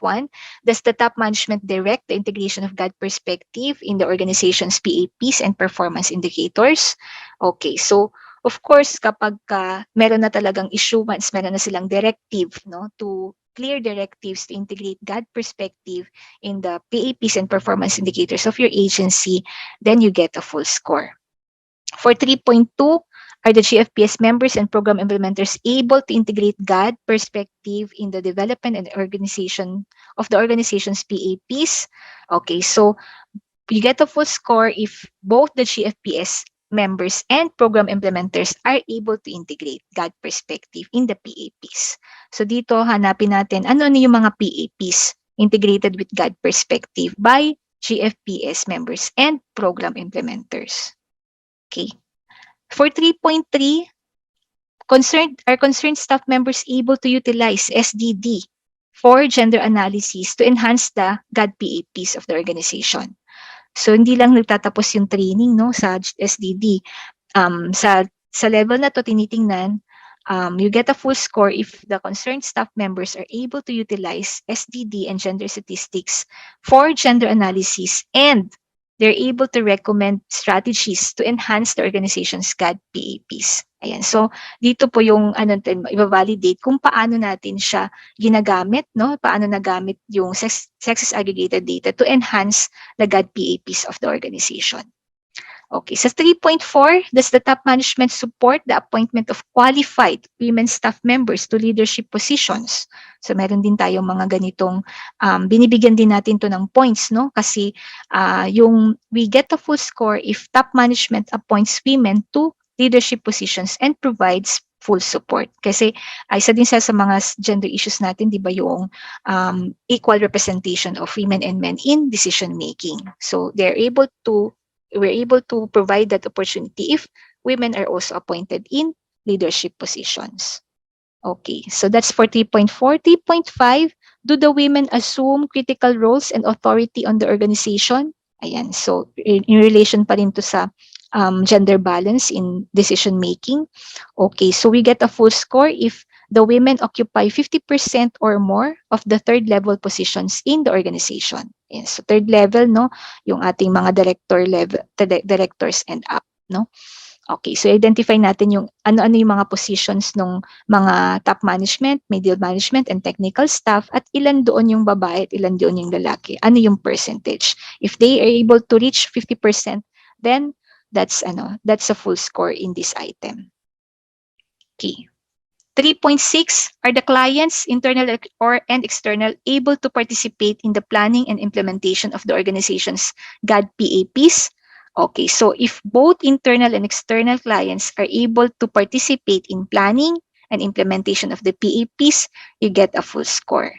Okay, so papakita na lang natin kung paano sila nag-participate by showing attendance sheets, mga documentation of the meetings, and participated by internal and external clients. So that's for level 3. You get the subtotal GMEF score for level 3 people before proceeding to level 4, GAD champions as program implementers. So 4.1, are the GAD focal point system members able to serve as GAD resource persons within the organization, including regional offices and attached agencies? Okay, so you get a full score if you're if 50% or more of the GFPS members are serving as GAD resource persons within the organization. At dito rin sa MOV list, papakita natin sino-sino yung mga GFPS members na nag-serve as GAD resource persons, ano yung title of GAD activities conducted, anong office ang unit na kung saan sila nag-RP, tas kung kailan na-conduct yung training. Sa 4.2, does the top management direct the monitoring of the organization's GAD PAPs? Okay, so sa 4.2, tawag dito, you get a full score if the top management issue directives to monitor the organization's GAD PAPs. Okay, so sa 4.3, are concerned staff members able to adjust GAD PAPs to address emerging gender issues? Okay, you get a full score if your concerned staff members are able to identify and adjust GAD PAPs to address emerging GAD issues. Okay, so dito kasi papasok yung pag-calibrate ng mga GAD PAPs in order to address those emerging GAD issues.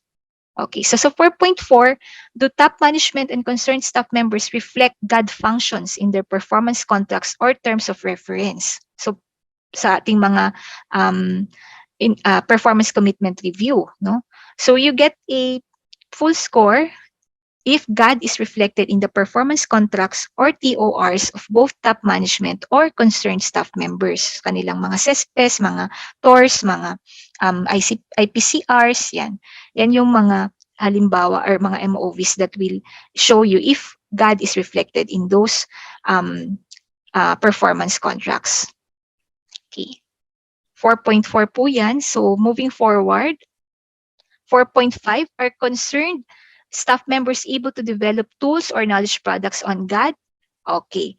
Ang hinahanap natin dito is that they're able to do it on their own, no, without assistance from external providers or without tapping other experts, no. So i-identify natin ano yung mga GAD tools and KPs developed, ano yung purpose, tapos sino yung mga na concerned na staff members that develop these GAD tools and KPs.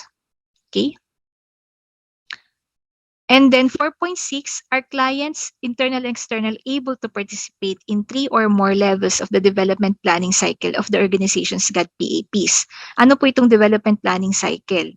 So yung planning, implementation, diba? Monitoring and evaluation, yan po yung mga levels of development planning cycle. So ang hinahanap natin dito, you're able to get a full score if both internal and external clients have participated in all levels. So hindi lang siya sa planning, hindi lang siya sa implementation. No? So lahat ng levels sa planning, implementation, management, monitoring, and evaluation, nakapag-participate yung internal and external clients of that particular PAP. Okay, so that's the full score. And then you get the subtotal GMEF score for level 4 people. Okay, moving forward, very quickly na lang. GAD experts naman dito sa level 5. Sa 5.1, does the top management raise GAD concerns during high-level meetings or discussions? Again, okay, so you are able to get a full score if the top management is able to raise and receive support on GAD concerns from colleagues during high-level meetings, for example, cabinet meetings or RDC meetings or international conferences. So, i-identify natin ano yung meeting, ano yung GAD concerns na na-discuss or na-raise, at sino yung nag-raise. Okay? At sino rin yung nag-support. Makikita din po yan sa mga documentation ng mga conferences and high-level meetings. And then, of course, testimonials. Also, 5.2 are the organization staff members recognized as GAD experts by other organization.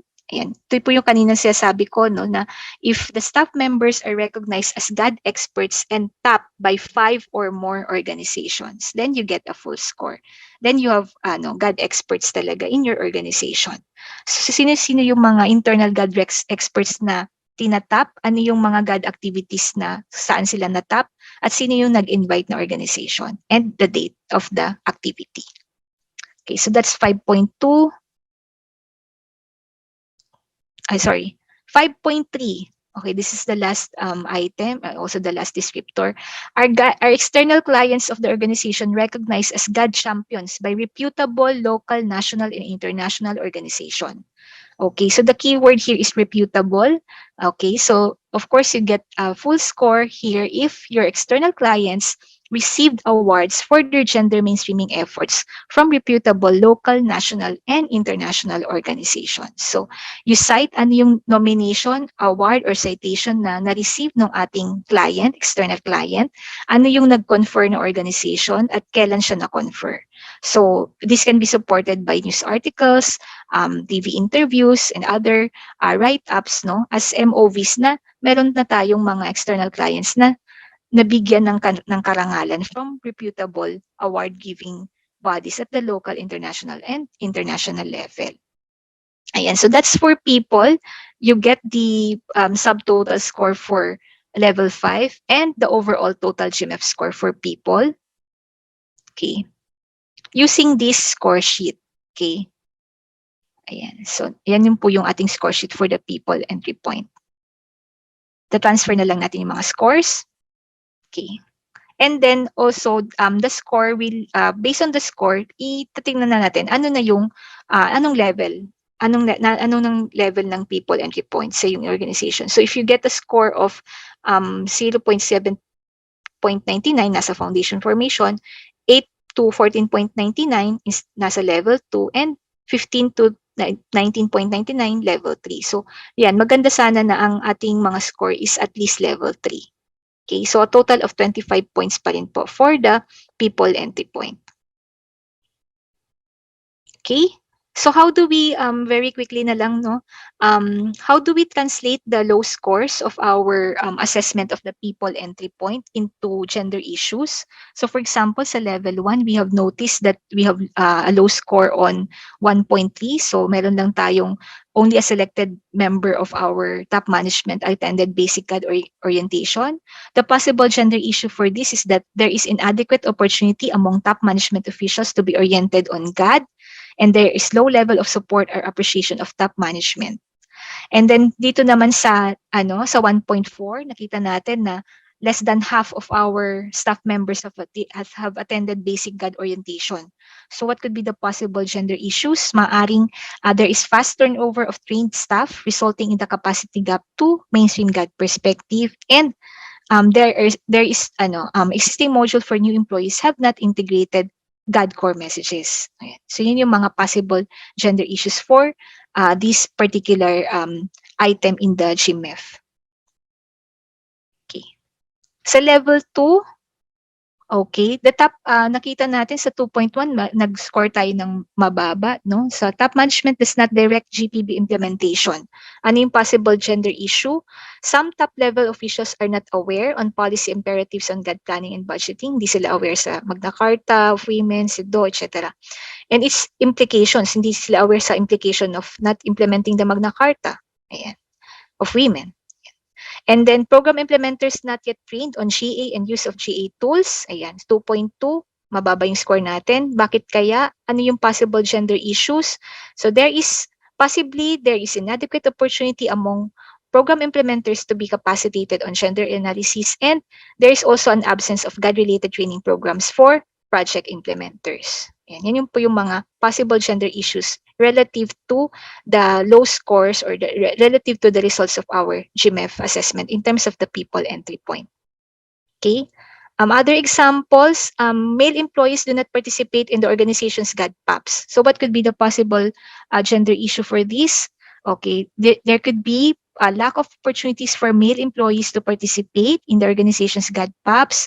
There's also possibility of low level of appreciation among the males on GAD-related issues and concerns. And ayan, ito yung isa sa mga tawag dito, matingkad na issues that male employees, staff members consider or thought that GAD refers only to the concerns and issues of women. Okay. Okay. So other examples, for level 3, top management does not appoint women to leadership positions. Ano yung how do we translate this into a gender issue? Kasi hindi naman natin pwedeng kopyahin yung result ng GMEF, no, doon sa tool. So based on our gender analysis, based on our discussions among the group, we could possibly identify these issues as absence of succession plan to train women employees for leadership positions, lack of available mechanisms to support women in balancing their productive and reproductive roles, lack of opportunity for competent female employees to gain additional knowledge and skills due to multiple burden. Yan. Yan kasi yung mga roles nila sa tahanan, yung pagbalanse ng reproductive and productive roles.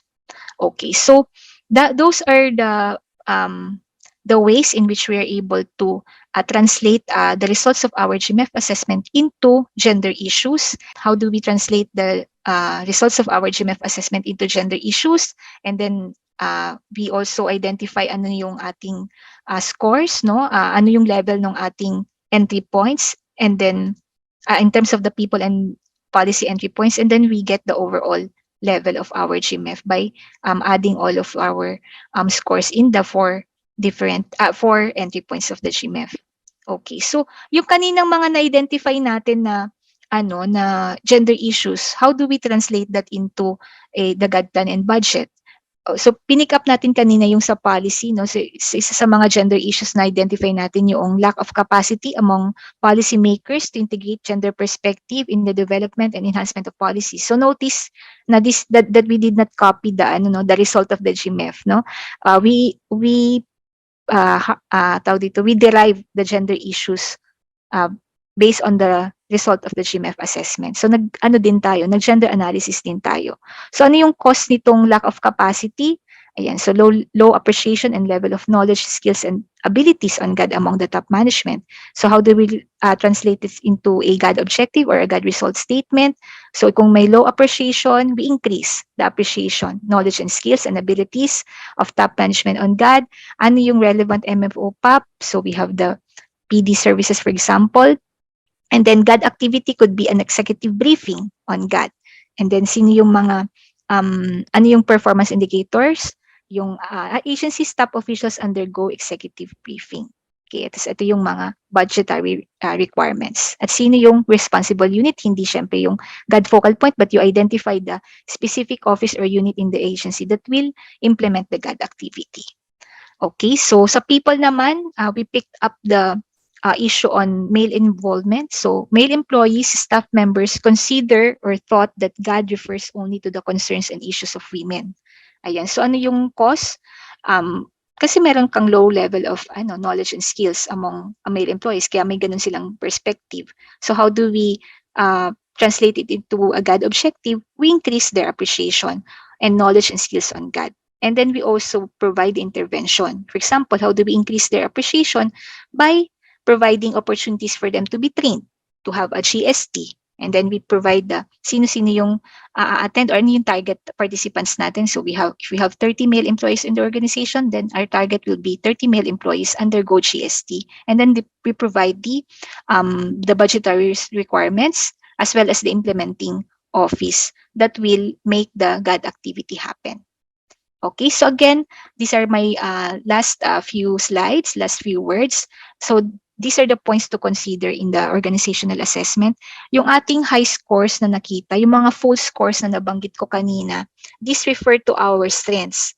Okay? Yung ating mga zero and partly scores, these refer to our areas for improvement. So what do we do with the strengths or the high scores of the GMEF? So how do we maximize these strengths to hasten institutionalization of GAD in the agency? Okay, so how what could be the possible target intervention to sustain the efforts on gender mainstreaming? Kasi ito na yung ating mga strengths, ito na yung ating mga gains in gender mainstreaming. Dito tayo mataas. So how do we maximize this in order to institutionalize GAD in our agency and to sustain the fruits of gender mainstreaming? Doon naman sa mga low scores or zero or partly scores, huwag tayong malungkot kasi dito naman ay areas for improvement. Dapat ang gawin natin is analyze the facilitating and hindering factors because those are gender issues as well. And then ano yung mga target interventions natin to further improve, to further improve the items that have zero and partly scores so that overall, yung overall level of gender mainstreaming of the organization will be further improved. Okay. So that's it. The full copy of the tool, the GMEF tool, is available in the PCW Digital GAD Library with this link. Okay. And then thank you very much for listening and also for allowing me to extend beyond my time. That will be all. Maraming salamat. Next resource speaker this afternoon is the Supervising Gender and Development Specialist for the Peace and Security and Environment sectors of the Philippine Commission on Women Sectoral Coordination Division. Ayan. Ms. Marian Delgado graduated from the University of Santo Tomas with a degree of Bachelor of Arts in Political Science as cum laude. She also has a Master's in Development Studies with a major in Governance and Development Policy from the International Institute of Social Studies, Erasmus University of Rotterdam in Netherlands. She has over 11 years of experience as GAD specialist, first as project officer and then later on as planning officer 3 before she assumed her current position. She was a recipient of the PCW's Gender Catalyst Individual Award for pursuing catalytic measures for establishing partnership to reduce gender inequalities in women, peace and security, and environment sectors by 2021. So to talk about enabling mechanisms and programs, activities, and project entry points of the GMEF tool, let's welcome Ms. Marian Christine V. Delgado. So good afternoon, Ms. Marian. Hello, good afternoon po sa lahat. Thank you for the generous introduction, Neil. So without further ado, I will be presenting to you the enabling mechanisms and programs, activities, and projects entry point of the GMEF tool. Ayan. So kanina diniscuss po ni Karen yung policy and people. So may 4 tayo. Of equal importance, of course, would be enabling mechanisms and the PAPs entry points. And I will also answer the question of Ma'am Gina live. Meron kasi siyang question about PAPs. So mamaya, pagka diniscuss natin yung PAPs entry points, sasagutin ko po yun. Okay? In case po you have any questions, kindly chat na lang po dun sa Q&A or mamaya if we have the open forum, I will also answer those that are related to enabling mechanisms and PAPs. So the outline of my presentation is as follows. Pareho po kami ni Karen ng outline since nag-harmonize talaga kami para po mas uniform yung aming presentation and delivery. First, I will discuss to you the enabling mechanisms and entry points, and then that will be followed by the programs, activities, and projects. So under each of the descriptors mentioned, meron po tayong 5 discussion. First, we will define and describe the characteristics of the said entry point. Then we will situate the entry point within the levels of gender mainstreaming. Ito po yung kanina si Innova, no? Si Innovation hanggang level 1 to 5. Anong itsura ng enabling MEX and PAPs sa level 1, 2, 3, 4, and 5. And then, of course, I will be presenting to you the organizational assessment questionnaire for enabling mechanisms and PAPs. And then, paano naman siya i-reflect sa GAD plans and budget? So yung 4 and 5, we will provide a sample gender issues as well as ano yung mga paano siya ilalatag sa inyong GAD plan and budget template para po mas mag-guide kayo on how to utilize the results of the tool. So I hope this is clear. Okay po ba sa inyo ang ating outline? Ayan. So punta na tayo sa enabling mechanisms. Sa enabling mechanisms entry points has 23 descriptors. Kung napakinggan po nating mabuti yung session ni Ms. Nharleen kanina, ibig sabihin ito, 23 descriptors, 23 questions din po. Kasi dapat yan, 1:1 correspondence. So, pag nakita niyo po itong picture pa lang nito, merong GAD plan and budget at may pera. So, yes, the GAD plan and budget po is part of the enabling mechanisms. Again po dun sa mga nagre-raise ng hand, please use our Q&A button dun po sa baba. Yan, para po ma-post yung inyong questions. Ayan. So, hindi naman GAD plan and budget ang sagot dito. Pero magpapapoll po muna tayo before I proceed with the rest of the discussion. So, ang tanong ko po sa inyo, what is an example of an enabling mechanism on gender and development within an agency? So, is it A, the GAD agenda? Letter B, GAD IEC materials. Letter C, gender sensitivity training. Or letter D, the GAD database. So, pakisagutan lang po yung inyong questions. Kung wala po yung poll question, pakiclick po yung polls dun sa baba. Yung nakikita nyo may mga bar graph. Lalabas po yan. Ayan. Thank you. I saw na na-launch na ating poll. Naka-launch na po ang ating poll. Ayan. Nakakakita na po tayo ng almost 300 responses from our participants at mukhang hindi po nabibigyang linaw pa kung alin ba ang nangunguna na sagot dito sa ating mga choices. Ayan, may mga sumasagot po na GAD agenda. Meron namang nagsasabi na GAD database daw. Meron namang nagsasabi na gender sensitivity training. So, ayan po, we have 300, almost 400 participants who give their who participated already in our poll question. Ayan. So, ayan. There are 705 participants na nakalagin. Siguro ayan, mga 500. The results of the poll are the following. So, yung nangunguna with 152 respondents is the GAD database. And ang pumapangalawa na ang lamang lang niya ay 5 points is the GAD agenda. Ayan. So, ano po ba ang tamang sagot? Kung nakinig po tayo kanina kay Karen, the GAD agenda is a GAD imperative or a policy. So, ang tamang sagot po ay GAD database. So, bakit kaya? So, doon na tayo sa second part ng ating presentation,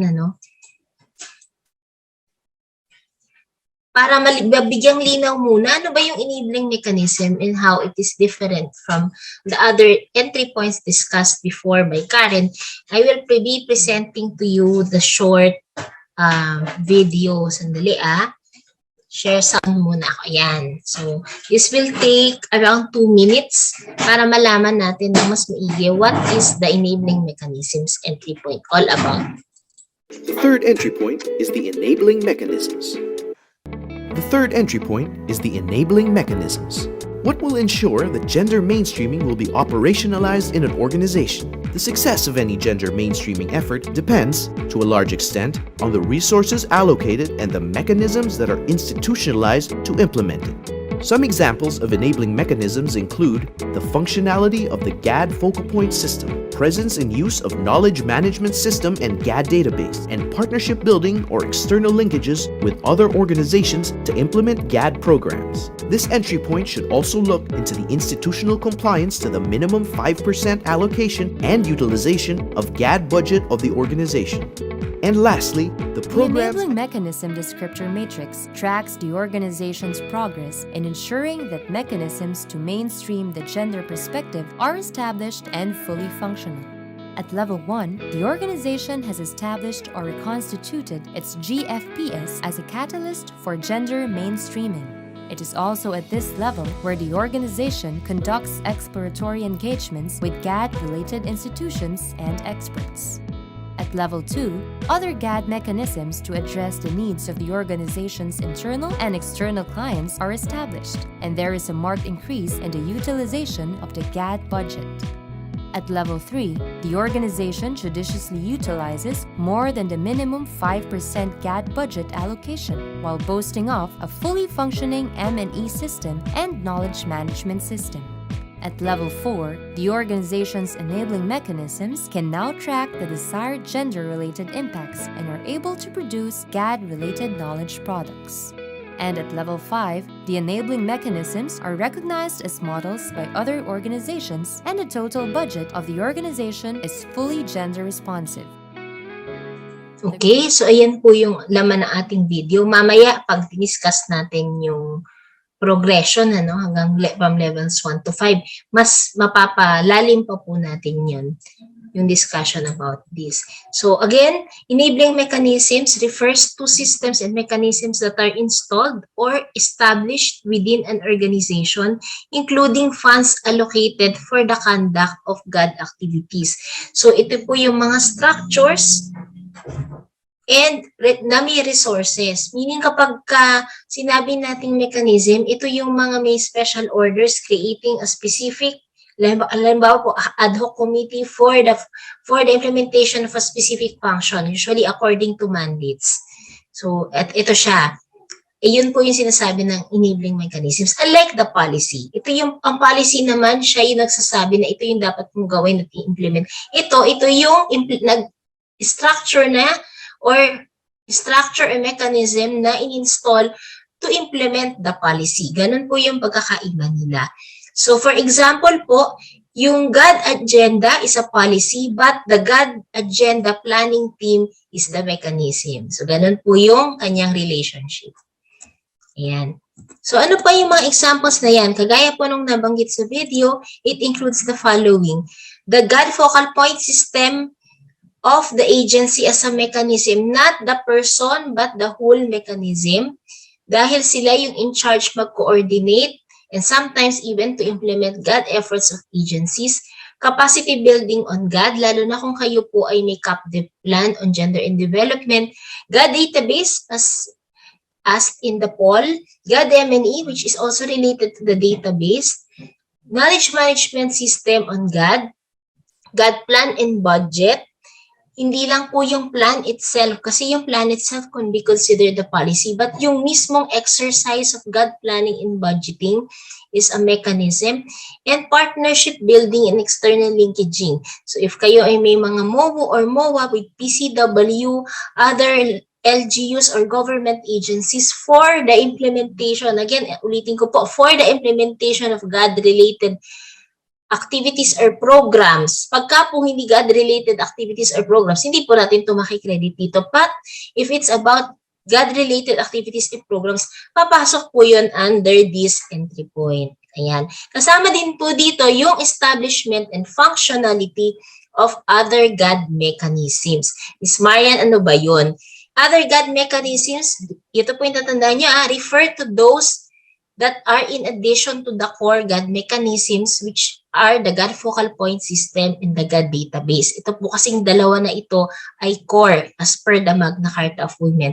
So if you have CODI, yung Committee on Decorum and Investigation sa implementation ng RA 11313, yung Safe Spaces Act about sexual harassment, or meron kayong VAUDES within the LGU, ano pa ba? Meron kayong GAD monitoring and evaluation team, yun po ay papasok under GAD mechanisms. Kasi yun ay created for specific purpose according to a specific mandate. So, yan po yung tinatawag nating other GAD mechanisms. So, lahat po ng iyan ay sakop ng enabling mechanisms entry point. Ayan. Ano naman ang karakteristik nitong entry point na to? Ito kasi medyo technical siya, di ba? Kasi enabling mechanisms. The success of gender mainstreaming efforts depends on the functionality of the enabling GAD mechanisms. So again focus on the word functionality. Pwede po kasing may-score kayo sa creation since you have a policy establishing a certain entry point like the CODI for example, pero hindi siya functional. So hanggang level 1 lang tayo dito or level 2. But for us to attain a higher score sa 3, 4, and 5, yung functionality ng mismong mechanism, yung ating tinitinan. Ganon din po sa GAD plan and budget. Pwede kasing indoor siya, but hindi nyo siya na-implement. So, hanggang tahi, hanggang M&E ng sinasabi nating mga mechanisms na ito ay tinitingnan dito sa entry point na ito.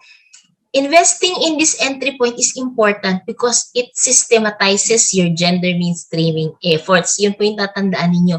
Kasi pag wala kayong mechanisms, wala kayong structure to implement. Kaya isa sa mga unang-unang elements ng GAD planning and budgeting ay ma-ensure na may functional kayong GAD focal point system and also start the creation of your GAD database. So yun po yung kanyang importance.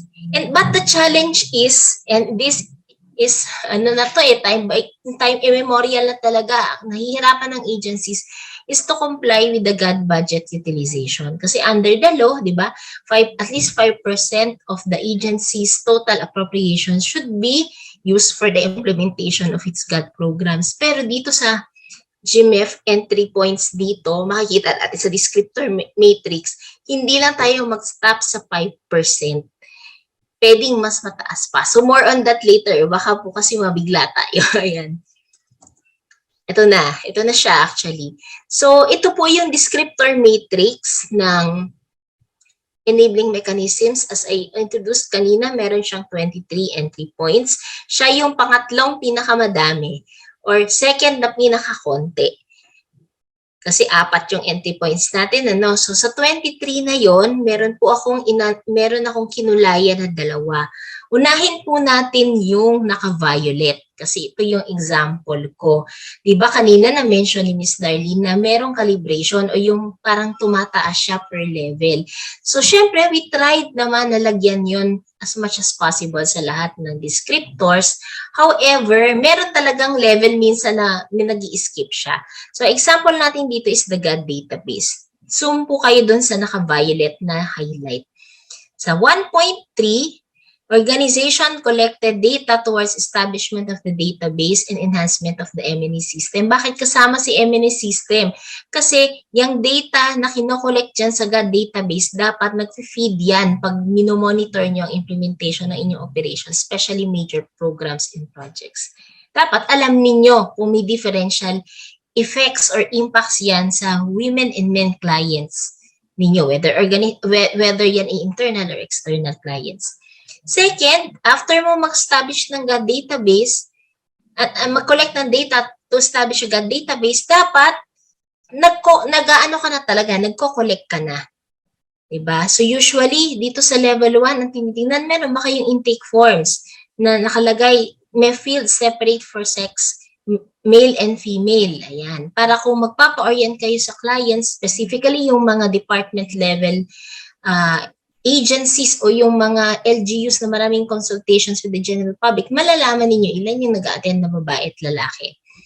So second, dapat nag-generate na kayo. Meaning, meron na kayo na process na tables na sa lahat ng consultation namin with farmers, limbawa, meron na kaming tables na ito pala yung number ng women and men. So yun yung number 2, naka-generate na kayo ng data. Sa number 3, dapat ginagamit nyo na yung data na yan pag kayo ay gumagawa ng policies at nag-enhance ng program documents. So, pakita nyo po yung progression niya from the act of collecting hanggang sa generating na yung tables hanggang sa paggamit na sa development planning cycle or sa ating operation. Sa level 4, dahil ginagamit nyo na siya, over time makakakita kayo ng trends, diba?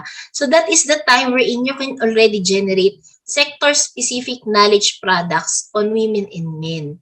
Kaya magkakaroon ng where are the women in education? Halimbawa, yung sa CHED, sa higher education, ilan ba yung nag-i-enroll sa mga STEAM courses, science, technology, education, agriculture, and mathematics. Nakikita natin, ay mas konti ang kababaihan. Bakit? Kasi nakakagawa na sila ng analysis and they can come up with briefers about it since natatrack nila yun sa kanilang database. Ayan.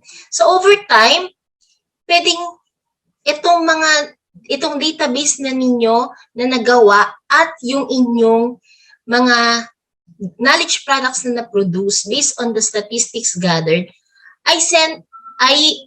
widely accessible na not just to the central office but also to the regional offices and sometimes even to your external clients. So yun na yung level 5. It's accessible to all. Of course, there is some limitations to this, kung kayo po yung agency or LGU, for example, na may mga sensitive na data na hindi pwedeng i-publicize, pwede naman yun. Pipiliin lang natin yung ano yung pwedeng i-consume ng general public. So, yun po yung progression na nakikita natin from levels 1 to 5. Yan po ang example ng pagtaas niya, ha. So, malalaman namin na hindi po porke nagkaroon na kayo ng intake forms na may fields for male and female at meron na kayong tables generated, yan ay level 5 na. Tatahiin natin yan kung ginagamit nyo ba talaga siya at nagkakaroon na siya ng impact kasi nakakapag-produce na kayo ng knowledge products as well as accessible na ito even to your external clients. Okay, another medyo challenging or contentious dito sa entry point na to ay yung nakapula. Kaya po yan ay pinula ko. Yan, to call your attention. Ito kasi yung madalas na tanong sa amin. Bakit po sa GMEF nakalagay dito dapat 100% ng budget is used to implement activities, GAD-related activities? Bakit po sa Magna Carta 5% lang? Ayan, di ba? Madalas naman yung tanong sa aming officers. Ang sagot ko po doon is yes. Sa batas po is talagang 5% of the total GAA. May nag-question pa nga po kanina na facing minsan yung ginagawa sa mga construction kasi ang lalaki talaga ng budget. Tama naman po yun. If you comply with this already, wala po kayong magiging sanction. Hindi kayo i-issuehan ng AOM na nagsasabing hindi kayo nag-comply sa GAD budget policy in the Magna Carta of Women and the PCW guidelines na in-issue. However, tandaan po natin itong GMEF ay levels of gender mainstreaming. The higher the level that you have, the more mainstream gender perspective is in your organization. Hindi tayo dito compliance lang. Kasi ginagamit nga po ito sa gantimpala. Kasi syempre, mas maganda ang inyong mainstreaming ng gender and development perspective, mas maganda.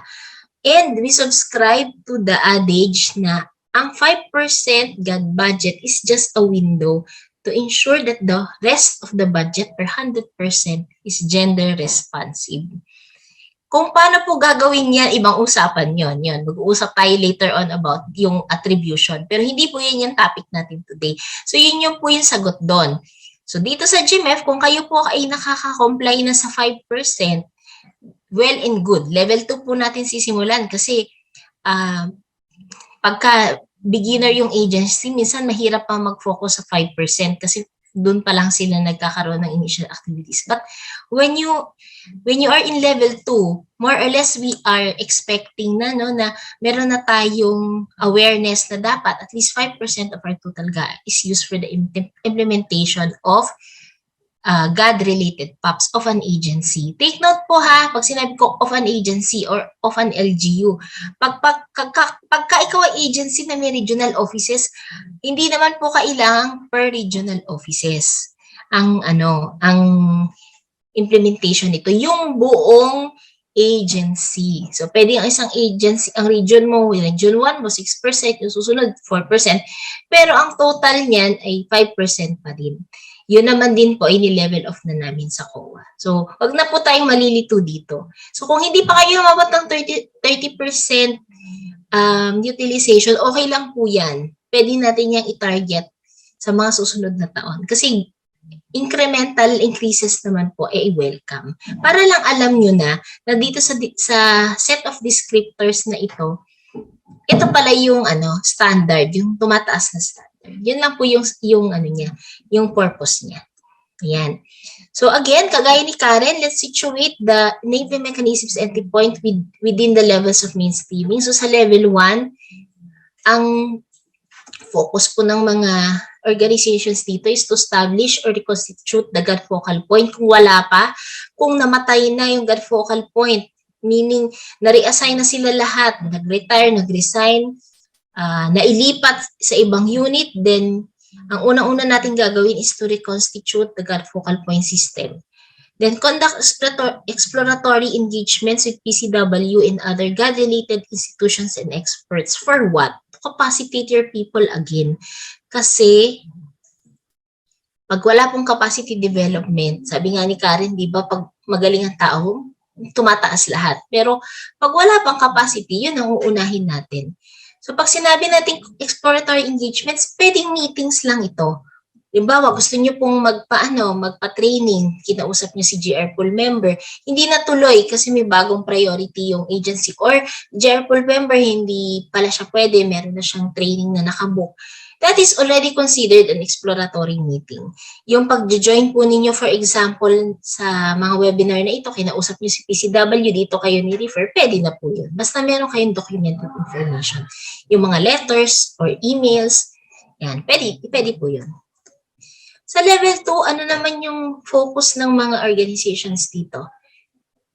Other GAD mechanisms are established for internal and external clients, meaning hindi lang yung GAD focal point system and GAD database. Ito na yung nagbuo na kayo ng Committee on Decorum and Investigation, for example. Meron na kayong GAD MNE team in your localities, yung mga LGUs natin. Meron pa kayong mga Interagency Council on Violence Against Women and Children and Trafficking. Sa LGU may mga ganyan. So those are considered other GAD mechanisms.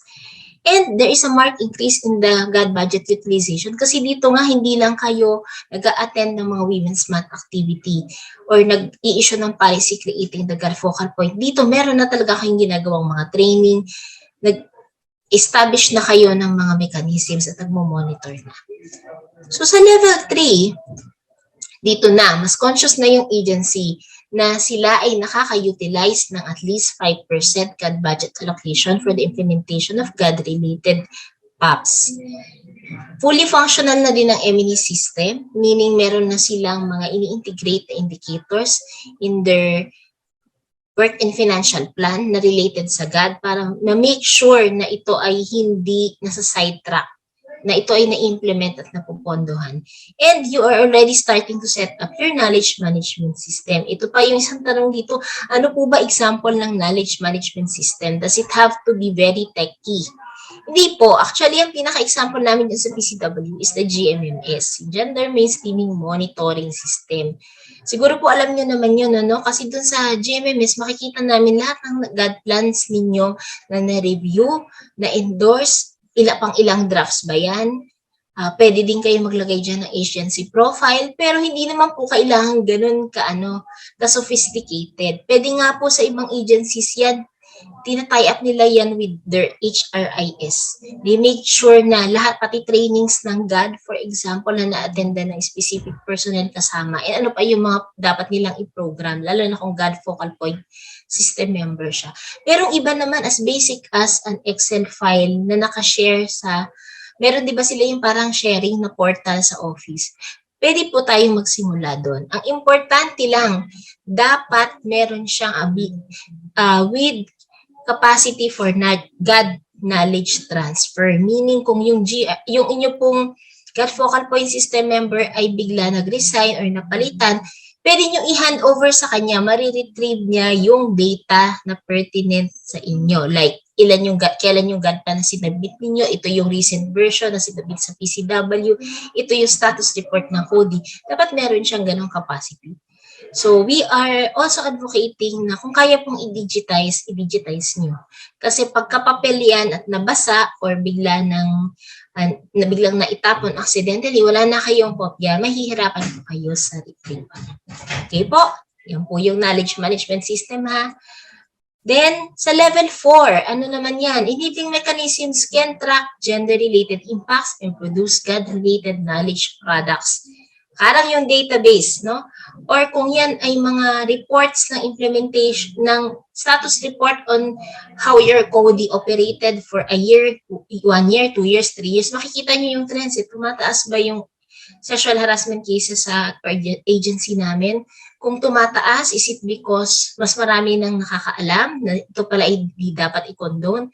Na-address ba namin? So over time, makikita nyo po yung trend na yan para ma-establish din kung nagkaka-impact ba na positive because of the establish GAD mechanism. So, dito na tayo. So, dito importante po sa level 4 yung reports, status reports. Kasi kahit po in-establish nyo, wala namang report, mahirap i-establish yung functionality. In level 5, enabling mechanisms are recognized as models by other organizations and the whole budget is fully gender responsive. So yung last po, medyo mahirap talaga yan. Yung una, medyo mahirap din, no? Kasi ito ay replication, dapat meron tayong proof. Kanina may nagtatanong, kapag po ba kinopya yung awarding, ito po ba ay replication? Pwede naman, but the burden of proof is on you. Dapat meron po talaga tayong list ng mga agencies na sinabi, na magpapatunay na yes, na-inspire kami. We made that as a model or standard. Ano po yung example nito? Ang pwede ko masabi is yung sa COA po, di ba meron tayong GAD funds audit, that is a mechanism na in-implement ng COA para ma-ensure yung judicious use of GAD budgets in the Philippines. So, sa kanila, dahil walang ibang COA sa Pilipinas, ang nangungopya po nito ay ibang COA sa international setting. Yun lang, wala pa talaga tayong solid documentation na nakakreate ng similar mechanism sa ibang COA. Although, ang dami nang nagpunta sa kanila na mga SAI, ang tawag, Supreme Audit Institutions sa iba-ibang bansa like Bhutan, Indonesia, Thailand, para magpaturo sa atin on how they do GAD funds audit. So, may partly score na sila doon. And pagka meron talagang nakapag-create ng ganung mechanism at isinite nila ang COA as basis or ng kanilang pag-i-establish, di magkaka-full score sila. So, ganito po yun. Lucky yung mga LGUs, kasi pwedeng ang mag-replicate sa inyo ay other LGUs. Sa kanila, mas mahirap kasi wala silang ibang counterpart agency. So, yan po yung replication and innovation. Pag sinabi namin, yes, na-inspire kami na kinopya nila, dapat po meron tayong documented evidence na talagang na-inspire silang gayahin yun or inaral nila implementation, hence, it guided them to come up with their own. Yun po yung burden of proof niyan doon sa nagpapavalidate ng GMEF score. Okay po So, yan po yung ating levels 1 to 5 for the enabling mechanisms. Can I get a thumbs up from our participants kung naintindihan po ba ang ating discussion? Ayan, sige po. If you have any questions, again, kindly post it in the Q&A in the Q&A tab para po mamaya sa open forum ay sasagutin natin yan. Sige. So, ito naman po yung questionnaire ng enabling mechanisms. Hindi ko na po i-discuss sa inyo kung paano sagutan kasi di-discuss na ni Ms. Nharleen. Di-discuss na rin po yan ni Karen. So, papakita lang natin. Sa 1.1, ang unang question yan is GAD focal point system. Yan ba ay may functional or na-reconstitute nyo ba? So, again, ang tinatanong po dito is functionality ng GAD focal point system, not the individual members. Kasi yung individual members ng GFPS, nasa people yan. Ayan, yan po yung pagkakaiba niya, Sige. Tara tayo sa iba. So, dito tayo mag-focus sa 2.2 and 2.3.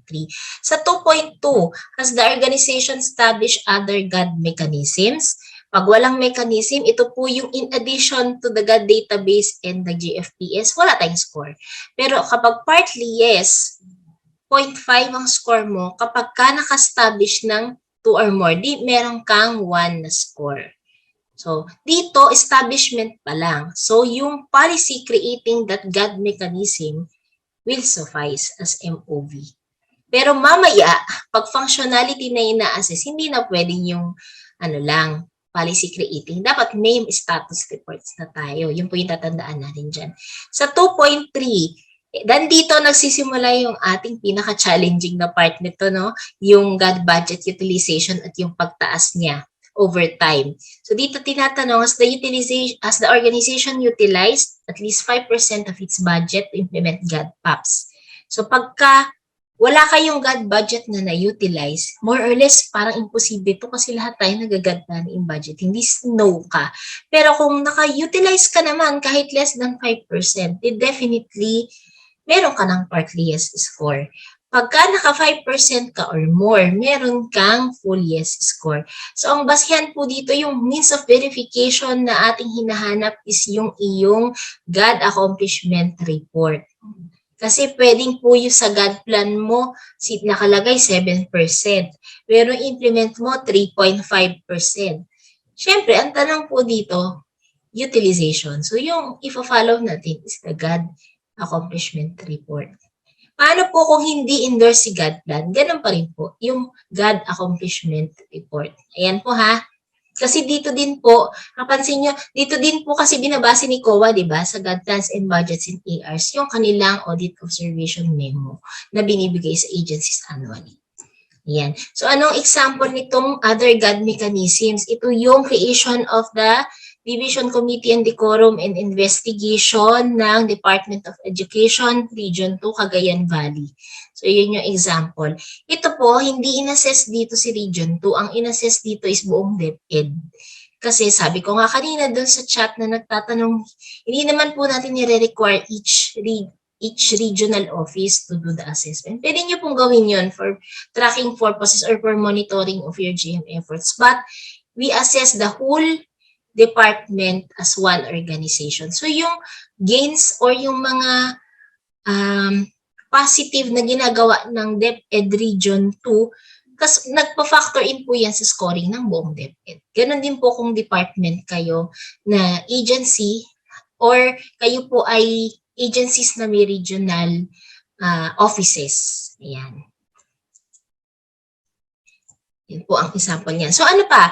2.4, for example, has the agency engaged other organizations such as PCW, LGUs, and other agencies and individuals for the conduct of GAD-related PAPs. So kung kayo naman po ay kahit meeting lang, for example, nagkaroon kayo ng discussion over the phone to invite a certain GAD expert to conduct a training, kahit na hindi pa po yan natuloy, may point na kayo niyan.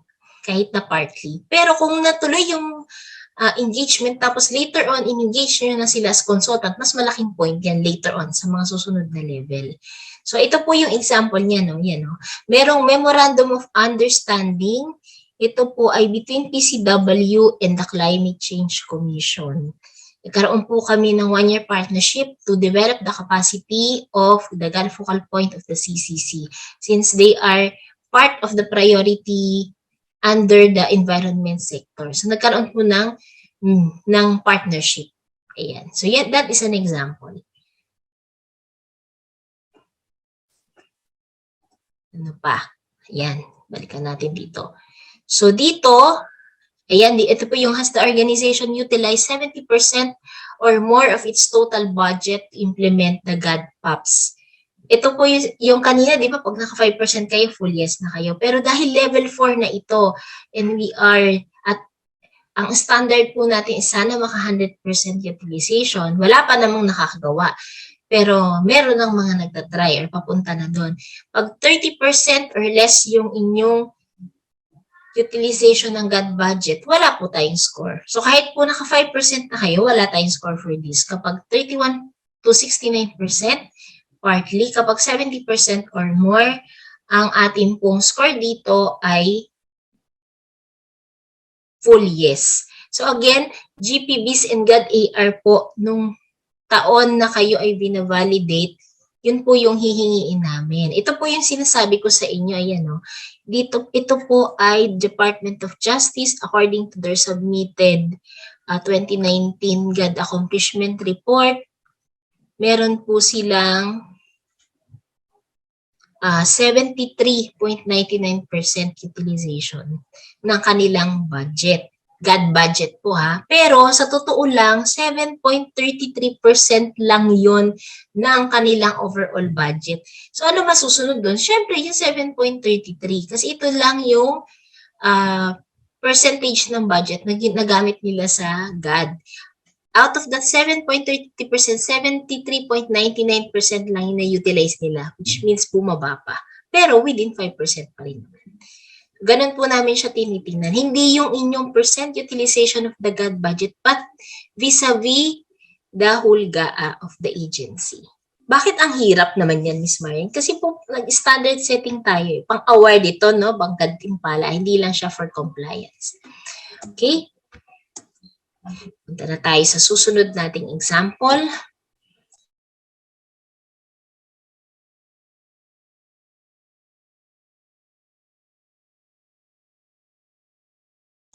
Bigla akong na-mute. Sorry po.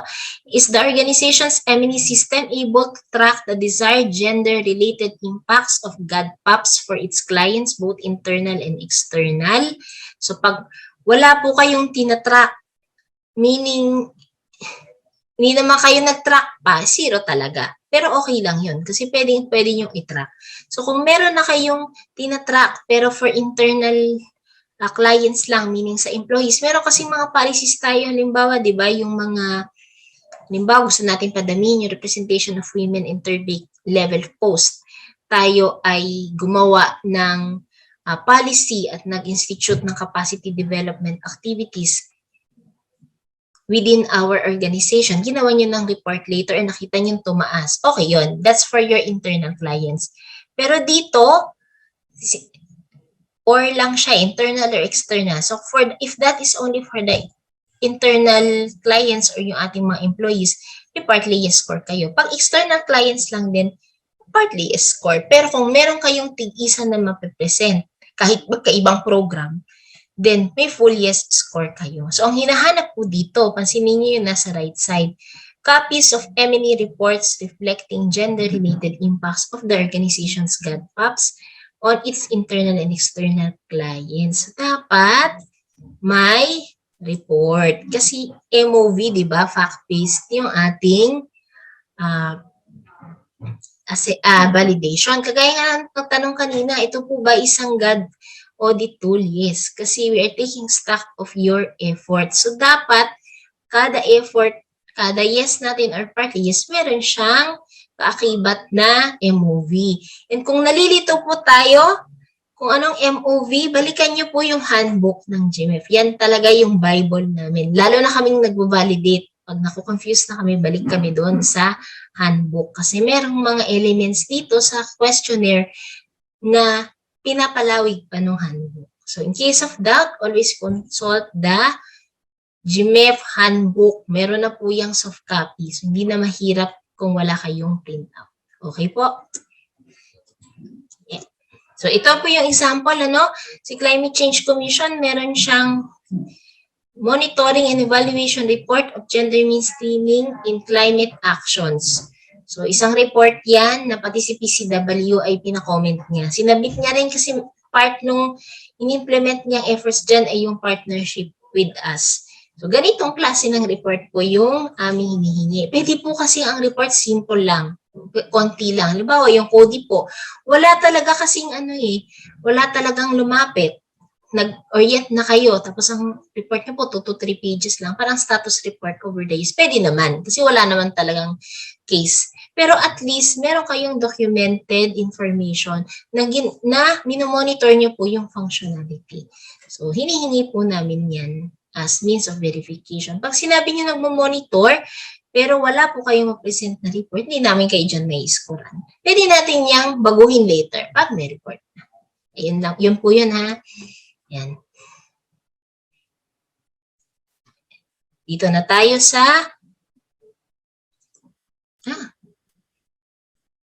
ano pala. Discuss ko lang din po itong 5.5. Kasi na-discuss na natin yung database, di ba? Kung paano po siya mag-progress. So, 5.5 is the knowledge management system of the organization integrated with GAD and replicated by other organizations. Ito yung sinasabi ko sa inyo na at the outset, pwedeng simple lang siya kahit nga sa Excel lang muna.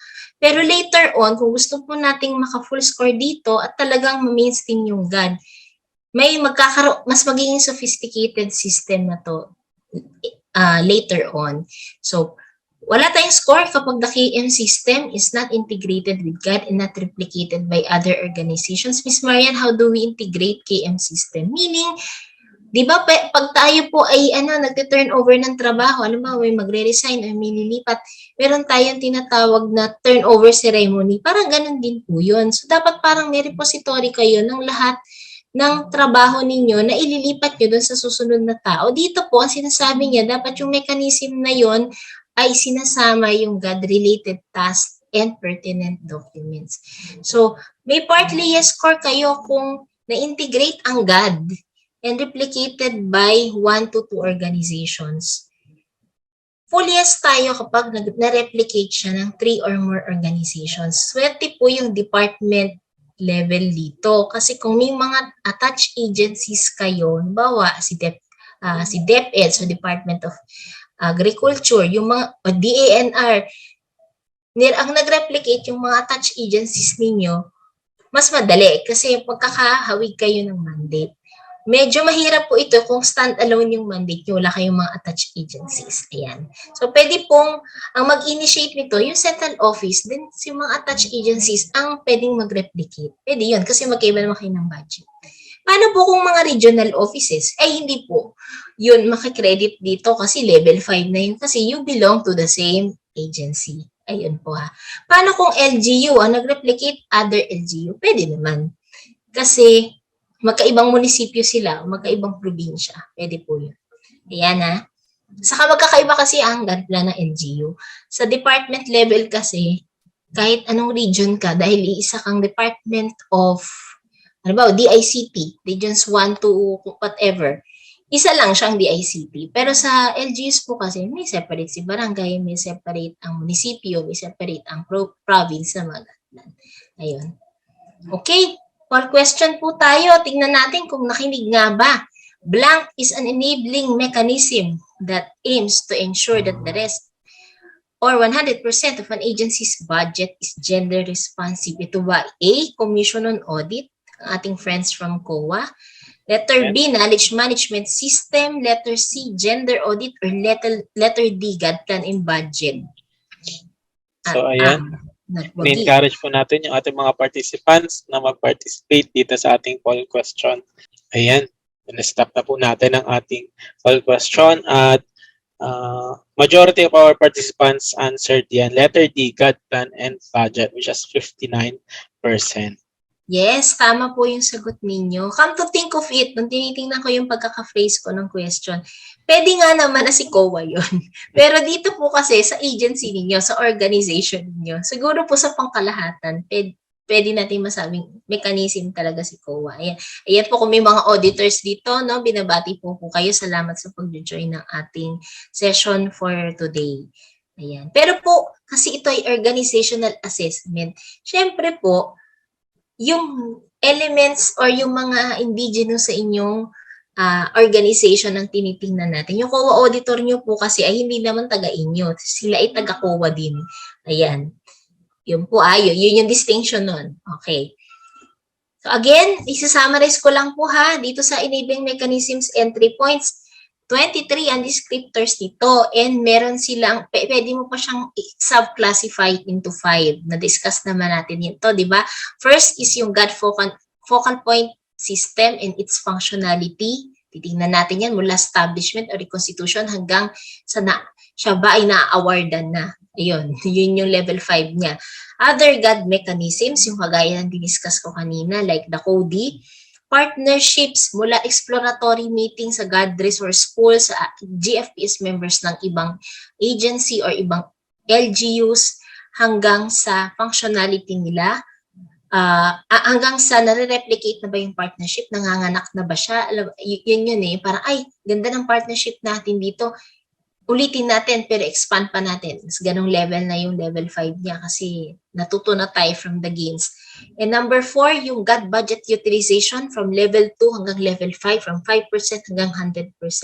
And lastly is the GAD database, which was the example I used when I presented the descriptor matrix. Ayan. So, pasensya na po hindi na natin isa-isa lahat ng question kasi meron pa tayong isa pang entry point, yun mamaya yung pinakamahaba. It has 30 descriptors or 30 questions. So to wrap up yung aking presentation dito sa first part ni enabling mechanisms, para po malaman natin yung score, dito nyo po sa part na to ilalagay. Ayan. Dito sa pangatlo. Pangatlo siya eh. So, Eh di kasi halimbawa, ang gusto nyo pong i-target niya, tataas yung enabling mix, pwedeng siya muna yung una nyong i-assess. Or kung gusto nyo i-follow lahat, dito nyo po siya ilalagay. Yun, subdivide naman siya into 5 sublevels or subdivisions, yung setting up of essential GAD mechanisms, which is level 1, functional GAD mechanisms, level 2, advanced GAD mechanisms, level 3, advanced GAD structures and systems, level 4, and model GAD structures and systems. And you will tally the score. So kung 0, okay lang po yun. Maganda nga po yun. Meron kayong pointer for improvement. Madali yung i-reflect. Mamaya sa guideline, papakita ko. And then, add all the scores and using this legend of scores. Saan po dito yung score nyo sa enabling mechanism?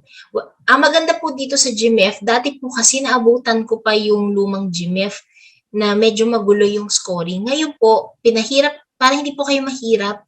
Nung po kasing inire-revise ito ni TSRCD, nung po division nila Miss Nharleen, dati po akong tagang-division na yun, hindi po kami mathematician, so pinadali natin ang buhay namin nung ina-enhance po yung scoring system. I-add na lang lahat para hindi mahirap sa gagamit.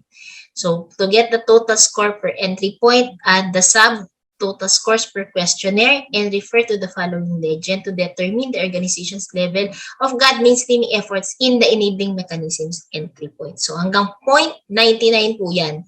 Kasi hindi naman whole number yung ating mag-generate na score dahil may mga half point. Ayan po yun. So again, paano ba kinukuha yung scoring no? 25 points divided by 23 descriptors rather. Kaya hindi siya flat 1 or 0.5 or 2. Depende po yan sa number ng descriptors sa isang entry point. Ayan. So again, paano natin i-consider yung results? Alam naman na natin to, na-discuss natin ni Karen kanina. Pag high score, i-sustain nyo po. Make sure that you have sustainability efforts. And pagka partly yes, lalo na pag 0, target appropriate interventions in your GAD plans and budgets to help address the situation. So ang example po nito na nilagay is nakita natin ang inansaran yung element 2.1 na enabling mechanisms entry point, no functional GAD focal point system based on the provisions of the guidelines issued by relevant oversight agencies like PCW. Bakit po relevant oversight agencies? Sa LGUs po kasi hindi lang PCW nag-i-issue niyan. Kasama po niyan si DILG, di ba? Kapag CHED, may sarili silang CMO, yung CHED Memorandum Order. Kaya ganyan po yung pagkakastate niyan. Pero kung kayo po ay nagre-refer kay PCW guidance, di okay. Ayan. Halimbawa, ang issue po ninyo is absence of organizational policy issued on the roles and functions of GFPS members. Yan yung lalaruin natin. So, halimbawa po sa isang agency, sabi niya wala kaming functional GFPS based on the guidelines. Mag-iisip siya ngayon, ano ba ang reason? May policy ba kami? Nagkataon po na wala kayo palang policy. So, yan yung inyong gender issue. Mabilis na po ang inyong solution dito is pag-issue kayo ng policy. Yun na yung lalagay nyo sa guideline. Ang cost nito probably consultations, nagpa-write shop kayo. Ayan, yun ang lalagyan natin ng costing na activity. Saka, sino yung unit in charge for that na mag-issue ng policy. So, isa pang example, no? Organization utilize less than 5% or less of its total budget to implement its GAD plan.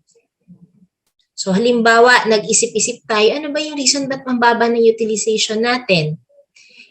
Ang reason pala is, merong lack of capacity ang ating GAD focal point system members to attribute major programs or project using the harmonized gender and development guidelines. Ayan. So, wala kaming capacity. So, dapat magpapatraining kayo. Alam nyo na ngayon ang gagawin kasi capacity po yung issue na na-identify. So, pagdating ninyo mamaya sa GAD plan, alam nyo na activity natin dito is dapat conduct capacity development for the GAD focal point system members on the use of the harmonized gender and development guidelines. Ma'am Glenda, mamaya ako sasagutin yung Gina pala, yung iyong question at dito sa Hagadaga and PAPs. Yan. Pagdating natin kay PAPs. So, ganun din po. Hindi ko na to papasadahan in the interest of time. But nakikita nyo na po, no, kung paano. So, kung pag lalagay nyo dito, yung element na partly yes or no yung sagot ninyo, and you will analyze ano ba yung dahilan, bakit 0 pass score namin or partly yes. And then dito, kagaya po nito, sa GAD plan and budget, madali na natin ilatag. Sampulan po natin ng isa. Limbawa po, ang nakuha ninyong issue is inadequate knowledge among representatives of different units on the roles and responsibilities, composition, structure of the GAD focal point. Ito po yung parang enhanced articulation ng kaninang pinisent natin na walang functional GAD focal point system yung agency. Ang nakuha niya na issue ay wala kasing appreciation, kulang sa appreciation ang top management on the important role of the GAD focal point system members. Kaya hindi pala masyadong supportive sa GAD implementation at hindi rin supportive sa i-ensure na functional yung GAD focal point. So, ang inyong GAD result statement or objective, pwedeng agency top management and personnel-oriented on the roles, responsibilities, composition, structure of the GAD focal point system. Kunwari, ang relevant MFO or PAP, meaning ano yung program ninyo sa organization ninyo kung saan kukunin yung budget, ay PD services. Ang GAD activity could be conduct of orientation on the roles and responsibilities and composition structure of the GAD focal point system as per relevant guidelines ng mga oversight agencies. Kung sa example, PCW Memorandum Circular 2011-1. That is on the creation and strengthening of the GAD focal point system of government agencies. Kung LGU, kaiba. Yung 2013-01 and may amendment pa siya with DILG. So, ang nilagay mo dito, magkukunda ka ng 2 batches of orientation, the roles and responsibilities, composition and structure of the GAD focal point system. This will be attended by 50 personnel. Meaning, yung top management plus yung GAD focal point and key staff members. Naglagay ka ng budget na 70,000. Ang source nito ay GAA.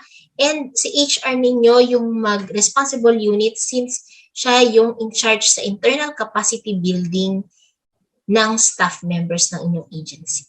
So, ganyan po yung pagkakalatag niya, di ba? Madali na po siyang lagyan ng activity kasi hindi na tayo nanghuhula. Ano ba yung gender issue or gaps na pwede nating lagyan ng activity? Kasi na-identify nyo na yon when you administer the GMEF tool. So, yun po yung talagang pinaka-utilization ng tool. It helps you identify ano pa yung pwede ninyong i-target na GAD-related intervention.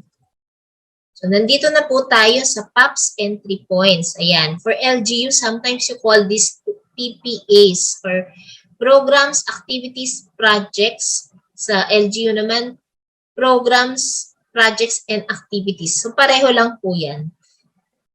Si PAPs po, ang ating last entry point for gender mainstreaming. And ito din yung pinakamadaming descriptors, 30. So, before po we begin the session, meron ako ulit poll, no? Technical team, kindly launch the poll.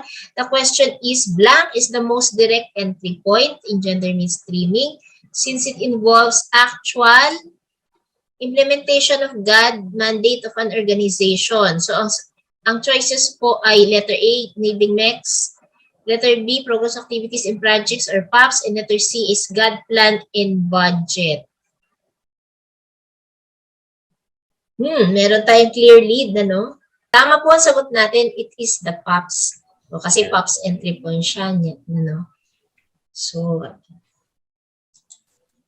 balik na ako sa aking PowerPoint.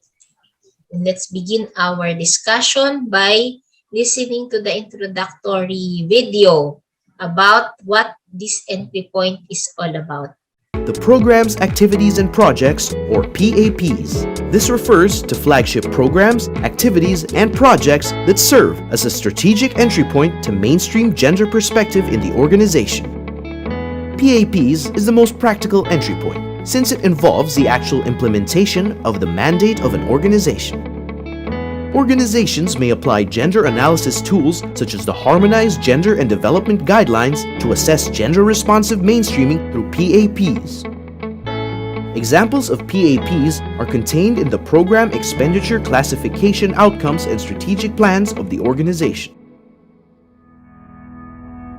Chapter 5. Discussion of GMEF descriptors and MOVs. Let us now discuss the GMEF descriptors and its corresponding means of the program's activities projects descriptor matrix tracks the organization's progress in mainstreaming GAD in all of its programs, activities, and projects.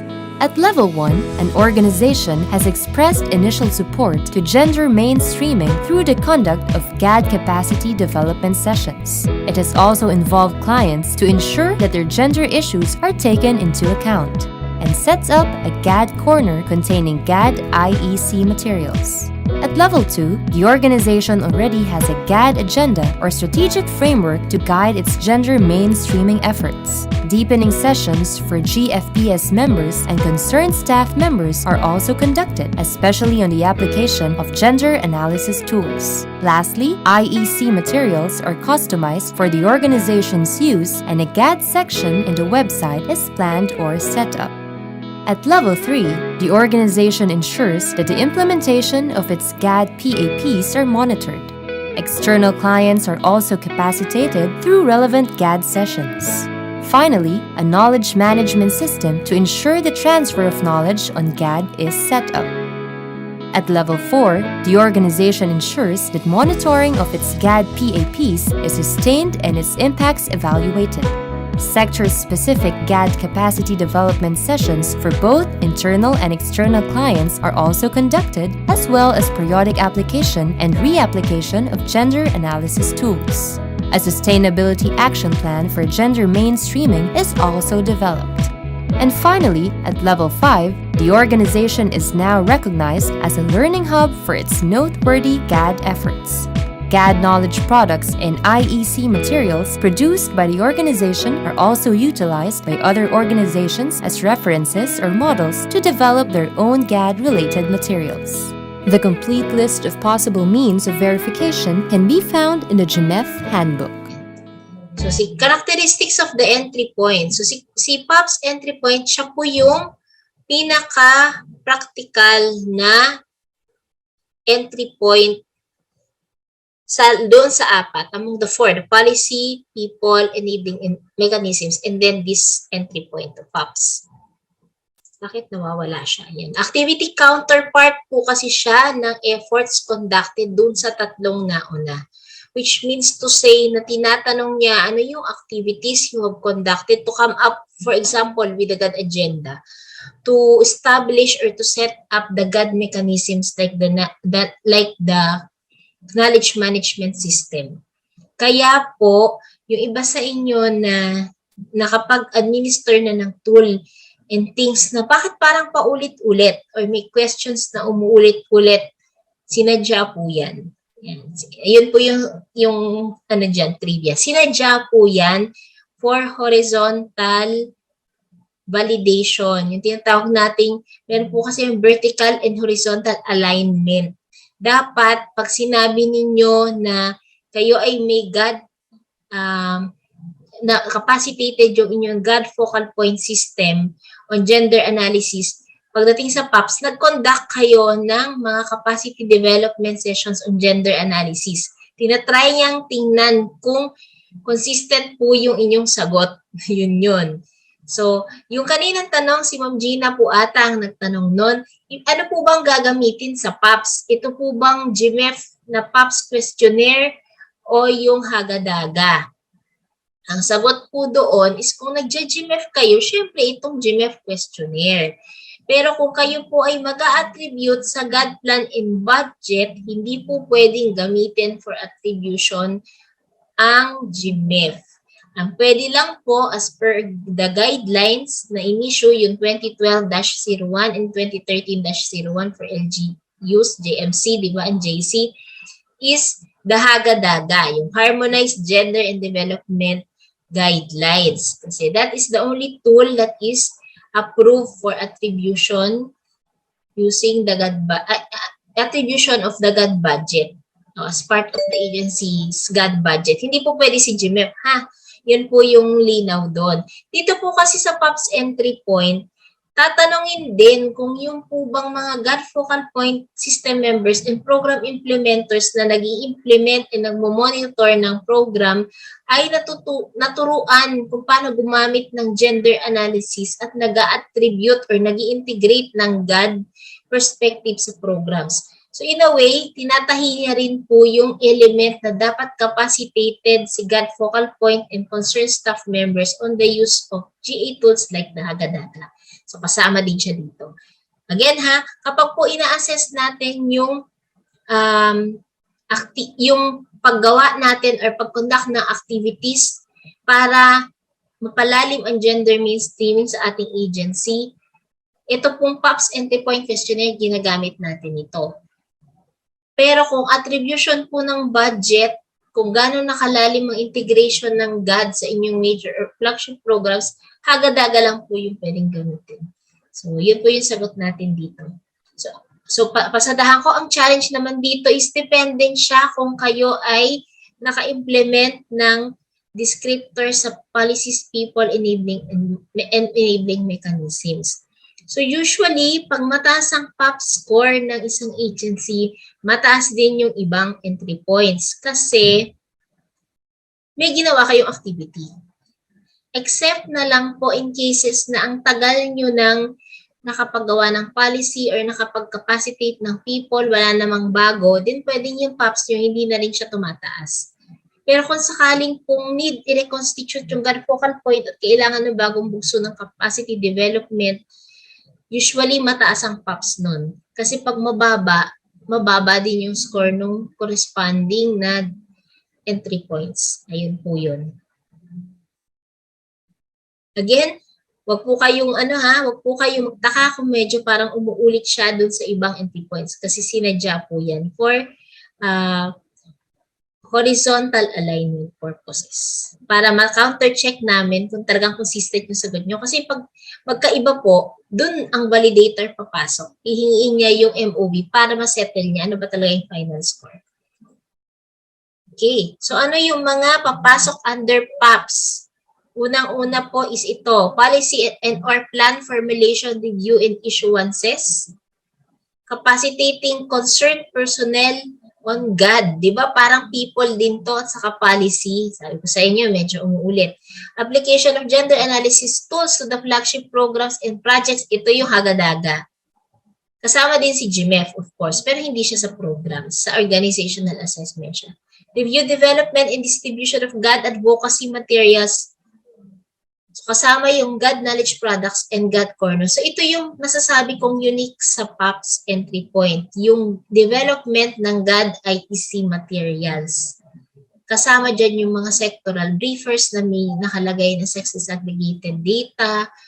Kung kayo ay merong GAD office, naglagay kayo ng GAD, yung mga, di ba, yung ibang mga GAD offices very sophisticated na, meron kayong mga GAD motto, GAD logo, ayan, kasama din po dyan. Meron kayong mga sarili ninyong laws na kayo yung nag-i-implement ng mandate pero nilagyan nyo ng examples na GAD-related at kasama siya pag nag-orient kayo sa Women's Month. Diba? DNR, may mga ganyan eh. So, kasama po yun, yung IEC materials na GAD-related. And regular updating of GAD mechanisms, knowledge management system, and database. Pansin nyo po, diba? Lahat yan, na-discuss na kanina, with the exception of the IEC materials kasi again, yan po yung activity statement ng naunang tatlong entry points. So dito, pag sinabi nyo na functional, yung inyong other GAD mechanisms or enabling mechanisms under the third entry point which is enabling MEX. Pero wala naman kayong nila ginagawang updating, magtataka po si validator. Ba't kaya ganon? Wala namang report o wala kayong ginawang special capacity development to enhance, for example, the capacity of your CODI members. Pero sabi nyo talagang fully functional. Nagkaroon na ba ng training before we had the assessment or sadyang hindi pa? So, kailangan po yun i-questionin ng validator para ma-settle yung appropriate score for you.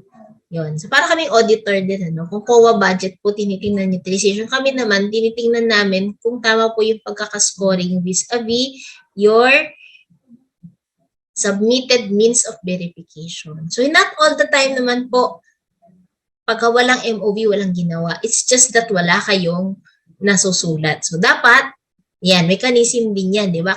Knowledge management on GAD. Dapat may capacity for GAD knowledge transfer. Pagka nag-a-assess, meron siyang capacity na i-produce yung necessary means of verification para ma-scorean po or makredit naman yun sa inyo kasi yun ay inyong accomplishment.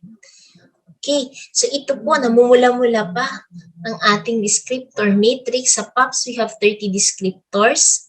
Again, this is subdivided into 5. Ito po yung diniscuss ko sa previous slide para lang i-re-emphasize conduct of GAD-related activities. Ito yung pagsali-sali natin. Ayan po yan, yung 1.1. Nakikita niyo po ba? Yung international, national, local GAD-related events observed by the organization. So kung kayo ay na-attend ng mga Women's Month and 18-day campaign and nag-organize kayo ng sariling set of activities, may score na yun. So conduct of GAD-related activities. Nandyan din po yung conduct of GAD-related capacity development. Nakita niyo yung 1.2. Conduct ng GAD orientation or GST for the clients, internal and external. Meron din dyan for the top management. So parang mini-mirror niya si people. Pati yung capacity development on the use of gender analysis tools like the Hagadaga and the GMEF. Nandiyan din po yan. So yung susunod is formulation and issuances of GAD policies. Si policy naman yung mini-mirror niya. Tingnan niyo po yung 2.1, no? GAD agenda and our strategic GAD framework formulated. Kasi doon sa policy questionnaire, tinatanong na kung meron ba kayong GAD agenda or GAD framework. So dito, yung formulation. Tapos, meron din siyang mga descriptors regarding formulation of GAD IEC materials and knowledge product. Again, ito yung unique kay PAPs kasi wala siya doon sa naunang tatlo. So dito po yan. Ito yan, yung naka-violet. Discuss natin mamaya. And lastly, nandito din, ito medyo siya mini-mirror niya si enabling mechanisms. And the point, GAD monitoring and evaluation including sustainability mechanisms. Ano po pag sinasabi pong GAD, M&E and sustainability mechanisms, andito yan sa level 5. Tingnan nyo po. Organization is recognized as learning hub for its notable gender mainstreaming efforts, convergence model resulting for partnerships, enabling next, di ba? Naalala niyo po kanina. Recognized and replicated by other organizations, knowledge products used and adopted by other organizations, and meron na bang incentive or award mechanism within the agency that is integrated with GAD perspective para na-monitor at ma-recognize. So, sustainability and monitoring po yung mga nasa level 5. Ayan. So, dahil unique kay PAPs, yung GAD IEC, yun ang example natin. Doon sa tumataas na, kumbaga yung paano yung progression niya dito sa descriptor matrix over time. So dito po, wala siyang level 4. Hinanap ko wala na talaga eh. Pero tumalo na siya sa level 5. Pero sa halimbawa po, sa level 1, tingin po kayo lahat doon sa mga naka-violet na highlight ha. 1.5, existing IEC materials reviewed and revised to ensure use of gender-sensitive language and images. So lahat naman po ng agency, meron kayong IEC materials, information, education, communication materials, mga briefers ninyo, pamphlets, etc. Ang unang-una sa basic level is you can review it to ensure that you use gender-sensitive or gender-fair language and images. Yung hindi na refrain na sa paggamit ng mga salita like chairman, chairperson na dapat, hindi na manpower, human resource or personnel na, hindi na, kung kayo environmental agency, hindi na man-made, human-induced na yung ginagamit. Marami pa pong example. Yan. So, yun yung, at the basic level, pwedeng ganun yung review na gawin natin. Pero sa level 2, hindi lang sufficient na may IEC materials kayo na compliant sa paggamit ng gender-fair language and images, but you also have your own IEC materials on GAD for targeted audiences. Meaning kung ito ay mga batas, for example, sa solo parent, mga ganun, sa internal, internal clients or sa employees. But kung ang agency nyo naman po halimbawa kayo ay AFP, General Public, pagdating sa disaster response, meron din kayong ginagawang IEC materials, Dito naman yun sa level 2. Nagsisimula na tayo magkaroon ng consciousness, ay dapat pala may God-related IEC materials din tayo. So sa AFP, meron talaga sila for COVID kasi frontliners. So nakita ko yung sinabit nila nung nag-validate sila ng GMEF. GMEF rating nila itong 2021 sa kanong 2020. So, yun po yung mga example niya. Dito na din, tinitingnan, syempre, nung una, okay namang nakapapel pa, no? Pero dahil nga, medyo sophisticated na tayo, level 3 na kayo, GAD application stage na, meron na rin kayong GAD website. Minsan, hindi na nga po GAD website. Ang hinihingi na lang namin ay yung link sa GAD website. Kasi we understand na, mahirap naman na may iba pa kayong GAD website, iba pa kayong website for GAD lang. So, if you can integrate a GAD section or GAD corner in your website, this is very welcome, ano? Kasi lalo na nung nag-pandemic, hindi naman tayo lahat nakakapasok na sa ating offices. Yung mga GAD corner, naiwan na doon. Wala nang gumagamit kasi bawal ang visitors. Pwede tayong makapagkalat pa ng virus. So yung iba, nag-migrate sila ng kanilang GAD corner sa kanilang website. Dito nila pinaganda. Nandito yung documentation ng events, may mga picture, kung may nai-issue silang awarding, o kung naka-receive sila ng award, nandun lahat yung documentation. But, it has to be, yan po regularly updated. Parang si mechanism, functional siya dapat. Ito dapat ina-update. So may question yan dito sa PAPs na dapat at least once a year nyo ina-update. Kasi pwede pong meron kayo, pero yung last na content, 2016 pa. Di tayo talaga kayo i-scorean. Kasi kung ang pinapa-evaluate nyo po na, ay pinapa-validate ninyong period ay 2021. Di pa 2022, nasa 2022 pa po tayo. So, 2021 yung pinapa-validate nyo, 2016 yung last update nyo, ay doon sa descriptor na yun. Wala kayong score. Ayun. yun po yun. Pero meron kayong score sa meron bang link. Ayun. So, yun yung progression niyo po, ha? So, sa level 4, wala na. Siguro, overtime po kasi, no? Kung kayo naman ay regularly nagto-document, meron na kayong GAD link in your website, pwedeng nakikita yun ng ibang organizations na, ay, ang ganda nito, updated sila, talagang may newsletter, may mga documentation ng event, pag may speech si secretary, sa isang GAD-related activity, naka-document doon. Pag may partnership, may mga video pa.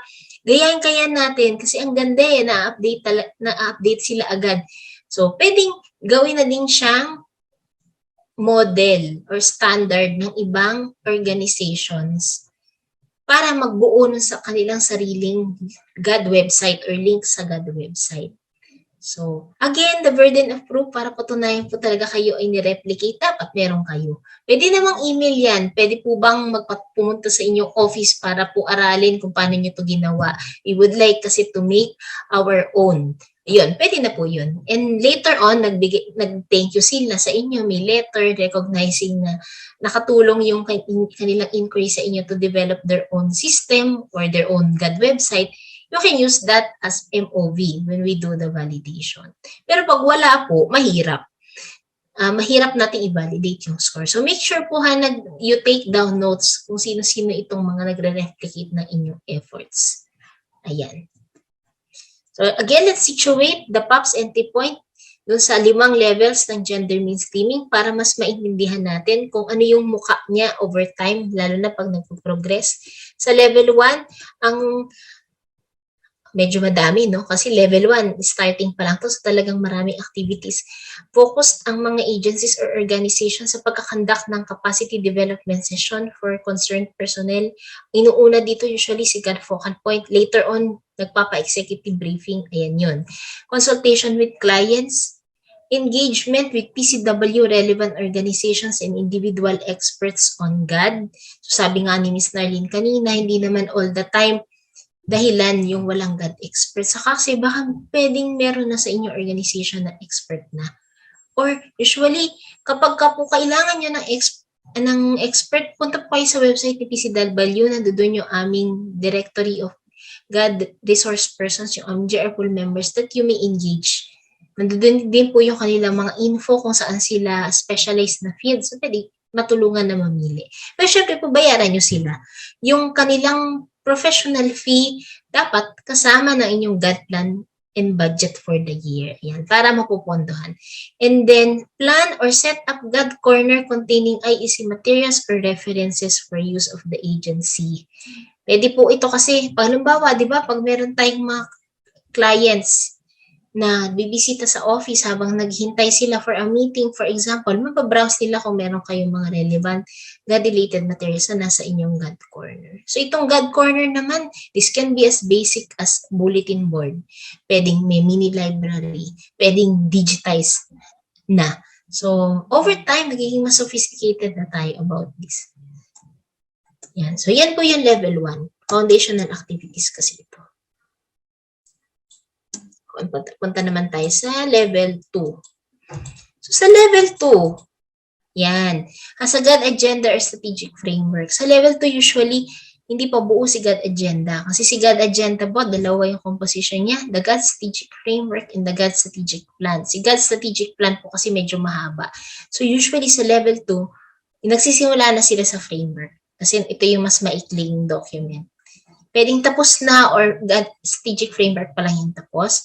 May conduct of deepening sessions, especially on the application of gender analysis tools. So, nung level 1, mas GAD orientation in GST. Dito, nagpapaturo na po ng GMEF and Hagadaga in GAD planning and budgeting. Nagko-customize na rin kayo ng IEC materials na related to GAD. And you are already planning to set up GAD section in the GAD website. So, gumagraduate na tayo from bulletin board to mini library hanggang sa nagkakaroon na ng link sa GAD website.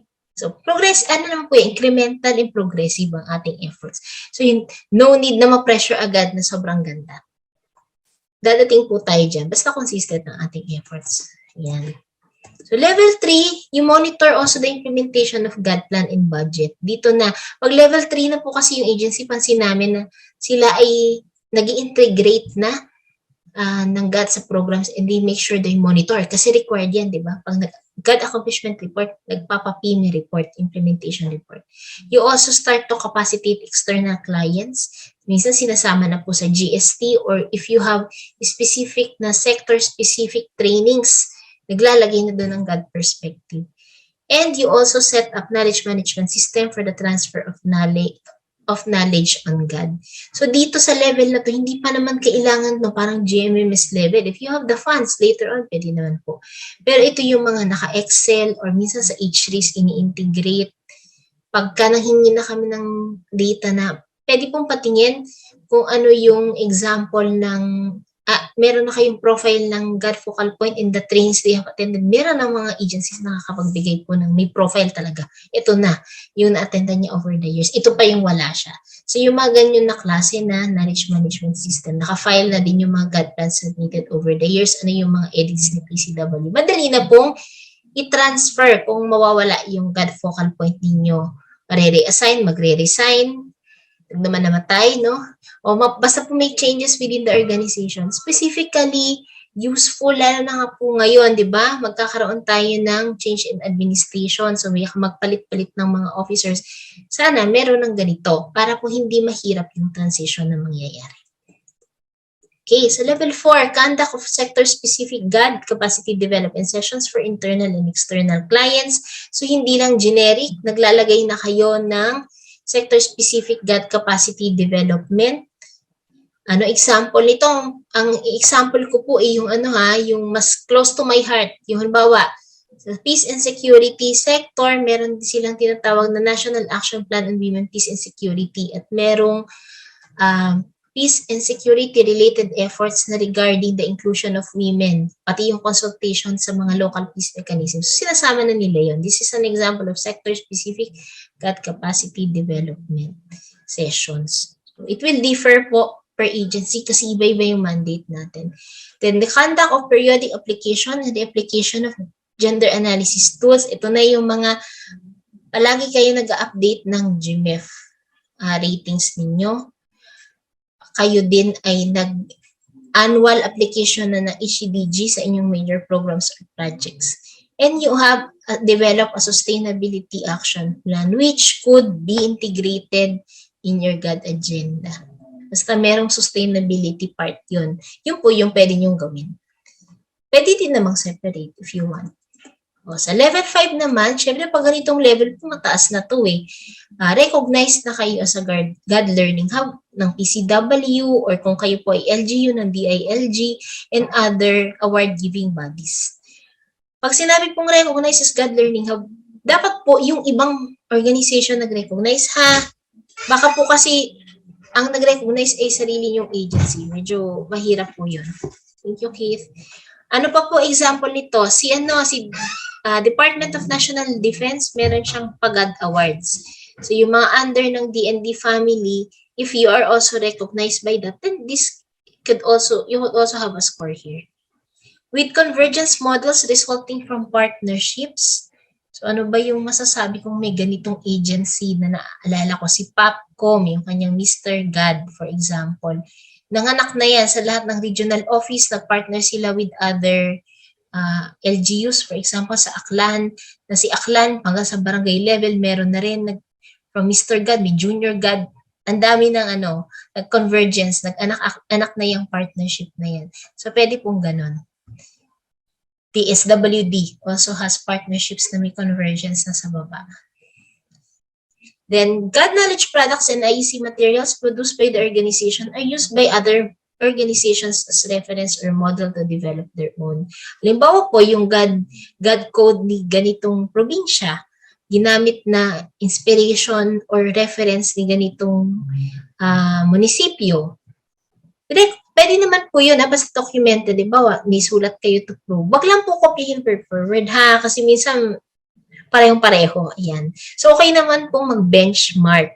Yung mga SUCs, they also benchmark from each other kasi merong mga GAD offices or research centers na GAD yung ginagawa.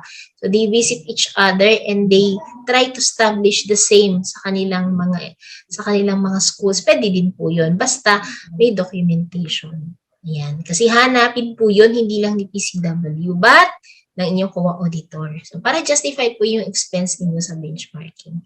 Yun lang po yung aking ma-i-recommend. So, ito po yung ating questionnaire sa PAPs. Again, there are 30 questions kasi 30 din po ang descriptors niya. Like all the other entry points before this, pareho naman po ang way ng pagsagot. On the leftmost column is descriptor. Ang choices po natin ay no, partly in yes.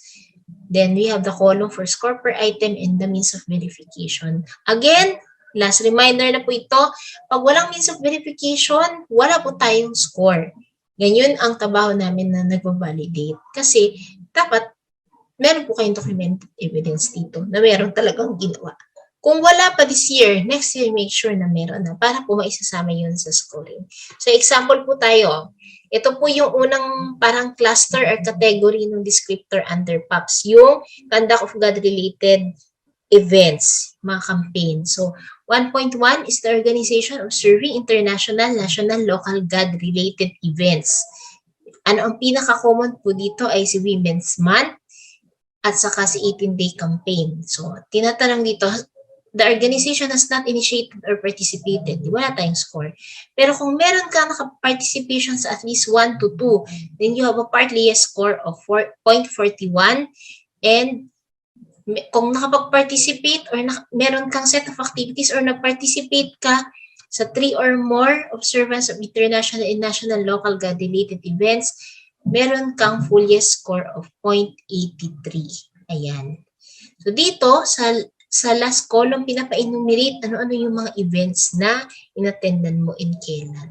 So dito, sa susunod nating page, example po nito ay si BAR, documentation ng kanilang activities ng Women's Month celebration and yung advisory. So pwede yan. May proof sila na talagang nangyari. Picture pa nga, may press release pa. So may score na kayo. May score na sila dyan. Ganon din po sa inyo. Kung hindi naman briefer, pwedeng travel order, office order, screenshot ng mga nag-attend ng mga kick-off activities ni PCW, or if you have your own kick-off activities, mga pictures and documentations would also suffice as MOVs. Pero again ha, titingnan po namin yung date. Baka kasi yung sinabit ninyo 5 years ago, pinapa-validate nyo ay 2021. So, kung hindi yan po kasama sa assessment period, hindi siya counted. Okay? Ano pang example? Ayan. Ano to? Ayun, punta tayo dito sa IEC materials. Ito kasi ito yung unique. So PAPs 1.5, has the organization reviewed and revised existing IEC materials or knowledge products to ensure the use of gender-fair language? So kung wala po kayong ni-review, di wala score. Kung nag-review kayo ng 1 to 3 pero walang na-revise, then partly yes ang score natin. Kung 4 or more existing materials reviewed and revised, edi meron po tayong score na full yes. So, provide po kayo ng list of the IEC materials reviewed and revised. Ensure use of gender-fair language and images.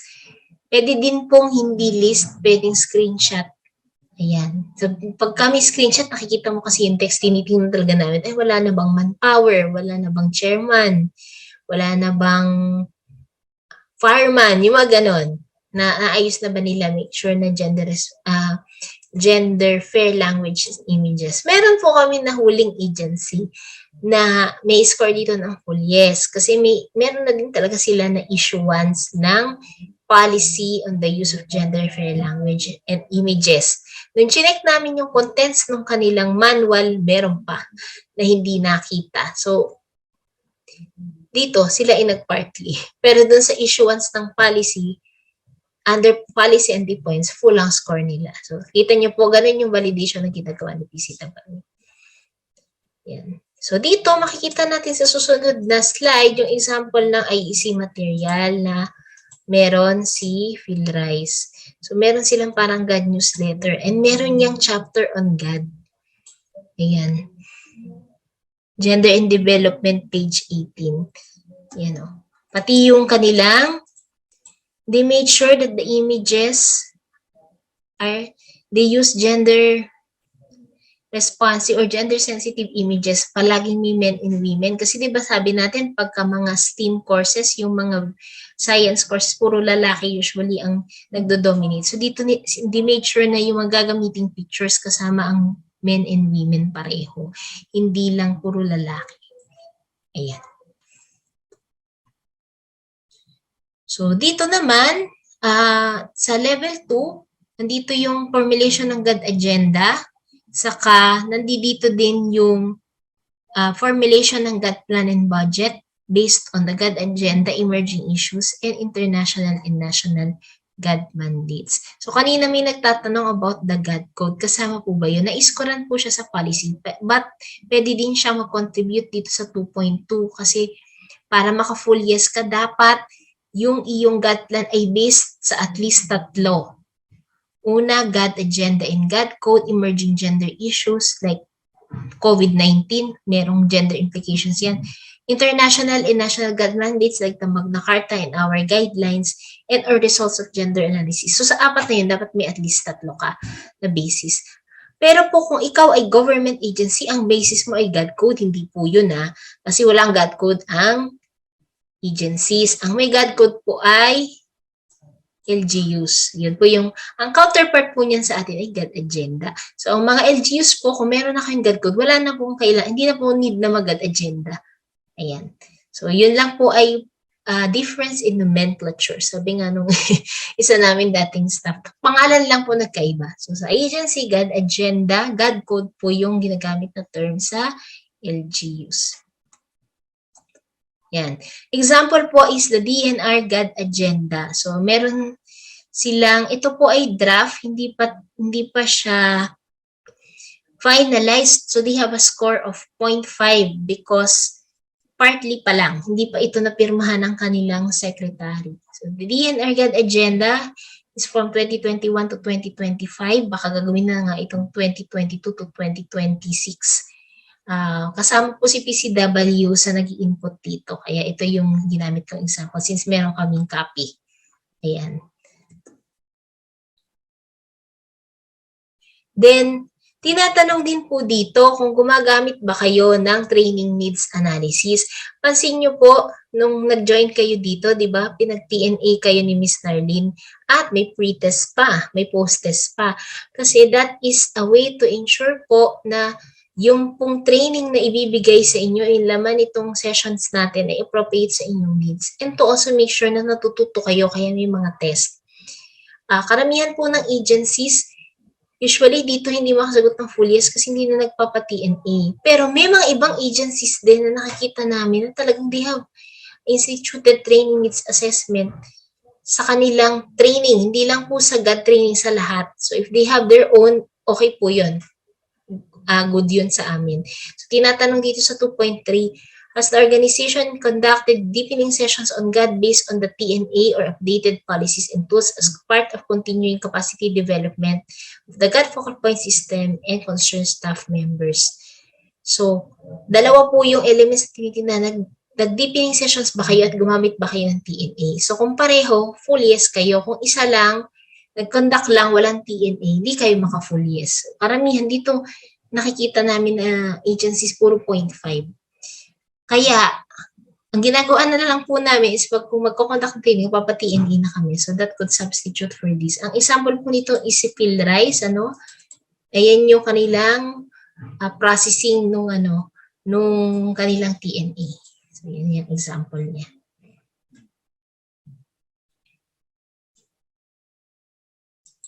Okay. Pang example ito. Ayun. Ito naman, yung GAD, pag-conduct ng gender analysis training. Kasama ito sa people entry point, yung capacity development ng GFPS and other concerned staff members on the use of gender analysis tools. Pero yung actual ng conduct ng activity nasa PAPs. Ayan po, 3.5, tingin kayo sa baba, dun sa pinakababa. Tinatanong, has the organization regularly applied gender analysis tools in the development planning cycle? Pag ang wala po kayong score kung no, hindi kayo gumamit. Kapag in 1 to 2 levels of development planning cycles, may isa. May point 35 or partly yes kayong score, and kapag sa all levels ng development planning cycle, meron kayong 0.71 na score. Miss Maria, ano pong difference niyan? Pag sinabing development planning cycle, alam niyo naman po ito, diba? Ito yung mula sa pagdi-design, sa pag-implement and implementation and management and monitoring and evaluation. So, mula sa pagdi-design ng inyong program or hanggang sa pagmumonitor. Kung sa planning stage lang ninyo nilagay, sa design lang, partly lang kayo. Kung sa hanggang monitoring and evaluation, natahin nyo po yung 4 na yun, edi meron tayong score na full. Kaya po, yung hagadaga ninyo, actually HCBG to Yan, bawa kayo ay nag-attribute, meron kayong kapartner na GAD plan. Yun na po yung designing. Pero hanggang implementation and monitoring, sa PME yun, sa GAD accomplishment report. So before you even use the GA tools, even the GMEF, ginagamit nyo po yun sa planning. Pag napakita nyo na yung mga nilagay nyo doon na issues na na-stack nyo, ay nalagay nyo sa GAD plan at na-implement sa GAD AR, then that could also be documentary evidence. Basta ipakita niyo po yung mga plans na concern dito sa item na to. Pero before you do that, dapat may training yung inyong mga tao na mag-a-analyze. So, itong example nito sa kabila, iyon yung documentation ng gender analysis and GAD tools training na kinonduct ng PhilRise, Philippine Rice Research Institute, na ang in-engage ay si Ma'am Arlene Pascual na GR pool member. So may score na sila dun sa partnership with GAD expert na individual. Meron pa silang score dito sa PAPs at dun sa people. Kasi na-train yung mga program implementers nila in GFPS, nag-engage sila ng GR pool, at may activity sila talaga na ginawa. Kasi may documentation. Yan. So, di ba? Ito yung sinasabi kanina na babanggit na pwedeng mong gamitin yung MOV mo in one entry point sa iba kasi may tahi siya. May nagka-counter checking po siya. Yan.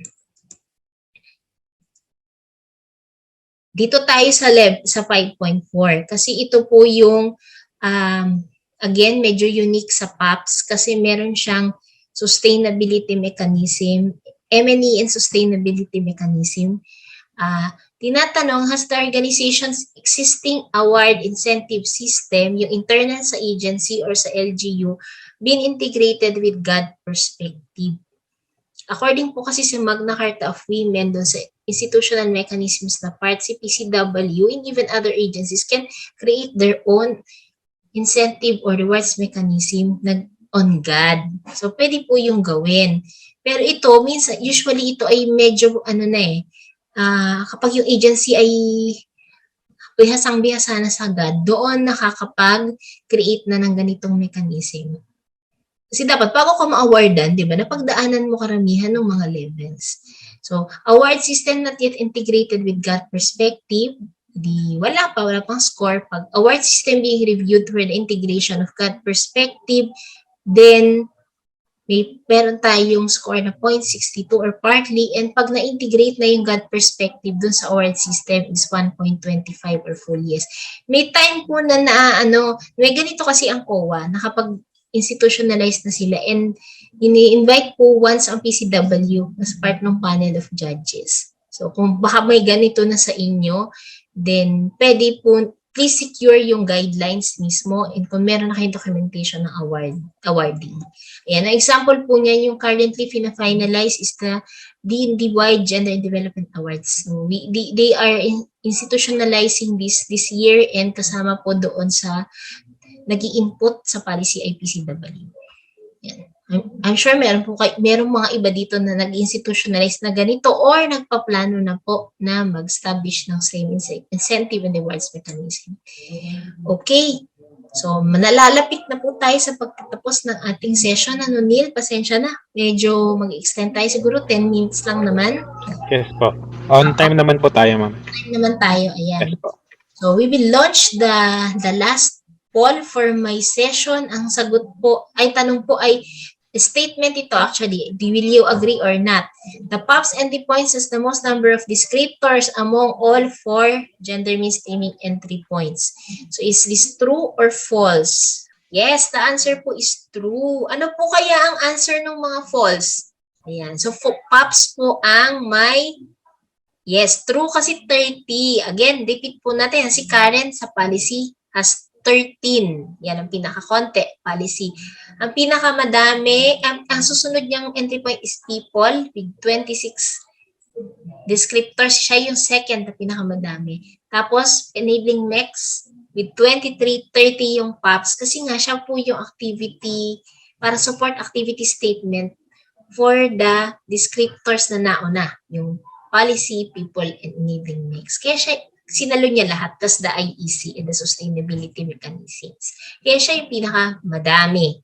Ayan. Okay. So, nandito na tayo sa part kung saan, paano natin gagamitin yung results ng ating PAPs entry points, assessment and validation. Kagaya po ng mga nauna, wala namang pagkakaiba. Kung high score kayo, then target interventions to sustain your efforts for the PAPs entry point. Pero kung marami po pala kayong partly yes and 0, lalo na yung 0, yung no ang score ninyo, then target interventions to improve the overall level of gender mainstreaming of the organization. Madali po ito kasi PAPs activity yung tinutukoy dito pagka no kayo, naglagay kayo ng activity sa GAD na implement more or less magkaka-full score kayo. Kasi very activity level ito talaga. Halimbawa, yung issuance ng GAD agenda kasi madami activity na pinagdadaanan. Pero dito yung review ng IEC materials as to the use of gender fair language, mas madali kasi pwedeng isang write shop lang yun. So, mas bite-sized pieces itong PAPs at madaling i-target sa inyong GAD in budget. So without further ado, umpisahan na natin paano ba example ng mga list of yung GMEF results, paano ba natin gagawan to ng gender issue. Halimbawa ito, nakita nyo po na sa element 1, sa descriptor 1.3, na ang tanong is kung na-consult ba kayo sa clients to identify gender issues and corresponding strategy. Ang sagot nyo po ay hindi. No kami. Or partly yes kami. Puro internal lang yung aming kinoconsult. Walang external. So, ano ba kaya ang reason? Nag-isip tayo. Nag-analyze. Low level of awareness among program implementers and the importance of consultation to identify gender issue. This happens po lalo na dun sa mga implementers ng major or flagship programs. Kasi Kung ano na yung design dati, inuulit. Hindi na nagko-consult with the intended beneficiaries. Since gumagamit na tayo ng hagadaga at nag-GMEF tayo, na-i-ingrain sa atin na dapat pala ang unang-unang ginagawa is consultation. So, yun yung problema. Hindi pa sila aware na dapat pala ganun yung process.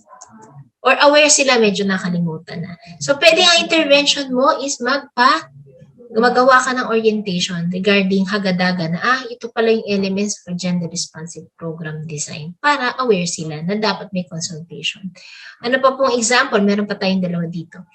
No GAD orientation module with gender sensitivity as a core GAD competency develop. Pag sinabi namin GAD orientation module, ito po yung sinasama natin sa new employees orientation. Di ba? Pag nag-orient ng new employee ang HR natin, merong about yung mga rules ng organization, sa tayo lalapit, kapag may kailangan tayo, kailan ang sahod, ano yung mga benefits, yung gano'n. Usually, merong sinasama po yan na GAD orientation module. Ang CSC, ang may best practice dito, Civil Service Organization. Meron silang tinatawag ng GSS or Gender Sensitivity Seminars. They also have these modules na ini-integrate nila sa new employee orientation. So, kung interested po kayo, pwede nyo silang itap, pwede kayong benchmark sa kanila, and pwede kayong gumawa ng ganito kung wala pa. So, ano yung possible issues dito kaya wala kayong ganyan sa agency or sa LGU? GAD core messages not integrated in existing module for new employees and lack of awareness among HR staff to integrate GAD core messages in existing modules for new employees. So, alam nyo na, halimbawa, ang reason nyo ay yung pangalawa, yung lack of awareness, pwedeng magpa-train, for example, sa civil service about this, kung paano ito gagawin. And then later on, pag capacitated na sila, then the next step would be to draft or to formulate the orientation modules with gender sensitivity para sa new employees orientation. Ano pa? Ito, no GAD session in the agency website. Ayan.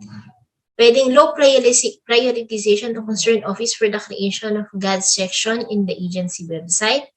Pwede ding lack of GAD-related content and materials to be included in the GAD link. Actually, yung number 2, mas ito yata yung medyo may results eh. Nakakakita po kami kasi ng agency na may GAD link, pag binuksan mo empty. Naka-post, or yung naka-post 5 years ago pa. Hindi na-update, or wala talagang activity na kukonduct. Yan ang katanungan. So, sa validation po natin nalalaman yan. Pero kung marami kasi kayong efforts, di madali na lang pong maglagay ng GAD section in the agency website. Ayan. Isa sa mga mabibilis mag-upload dyan, yung LGU ng Aklan. Bilis nila pag merong mga GAD-related activities, kapost agad. So, pwedeng ganun, di ba? We commend them for always updating. Ano pa ba ang mabibilis mag-update? COA, mabilis din sila mag-update.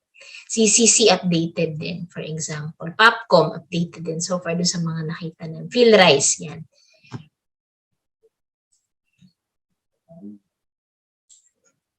No GAD orientation module with gender sensitivity. Ito. Na-discuss na natin to. Apologies. So sa GMEF score sheet, ayan din po siya. So nasa pinakadulo si PAPs. Ayan siya yung last. Programs, activities, and projects. Again, i-add nyo lang po ulit ang mga score at hanapin nyo dito itong level per entry point yung nasa taas. Saan po ang level ng PAPs? Again, pwede pong mas mataas yung PAPs kesa sa enabling next score ninyo. Pwede din mas bababa. Hindi po necessarily pare-pareho ang score. At narinig ko na po si Ms. Nas kanina, nagsabi din siya na hindi porke sobrang taas na score mo ngayon, next year hindi pwedeng bumaba. Pwede pong bumaba. Pwede rin namang mababang score mo tumaas next year. So, it can fluctuate depending on the efforts of the agency. Ayan. And si PAPS, damang-dama niya agad yan. Kasi nung pandemic, by the way, yung pong unit ko, Sectoral Coordination Division, kami po yung in charge for the validation of the GMEF submissions of agency. Nung pandemic, ramdam na ramdam namin ang daming bumaba kasi hindi maka-implement ng activity due to the pandemic. Yun din po siguro yung isa sa characteristics nitong GMEF. Sensitive siya sa ganun. Kapag hindi ka makakonduct ng activity, definitely, stagnant yung score mo dito or pwedeng bumaba. Kasi may hindrance for you to do the activity. Thankfully, na-invento po itong mga online platform like Zoom, Google Meet, etc. Bumawi naman come 2021. Pero nung 2020, ang dami po talagang nag-stagnate yung score sa PAPs kasi hindi makapag-conduct ng activity. So that's normal naman po kasi wala naman nag-anticipate na magkakaroon ng ganun. So ito po yung example ng pagkakalatag niya doon sa ating GAD plan and budget. Ang issue niya is inadequate knowledge and awareness. So ito po ang issue nito dito, wala silang knowledge on in gender fair language and use of gender fair language and images, hindi na-review yung mga present IEC materials. Nandiyan po yan sa GMEF, diba? Sa PAPs na discuss natin. So, ang kanyang issue is inadequate knowledge and awareness on the use of non-sexist language in all official documents, communications, and issuances among GAD focal point system members. Ang kanilang na-identify na cause is walang opportunity kasi to be capacitated. Di nila alam ano ba yung sinabing gender fair language. Bakit ba importante na chairperson gagamitin, hindi chairman? Hindi manpower, but human resource or personnel. So, ang kanilang gustong mangyari is increase the capacity and the use of non-sexist language among GFPS members and review all documents, communications to reflect gender fair language. So, si PD Services ulit yung kanilang relevant MFO or PAP. Ang activity nila ay 2.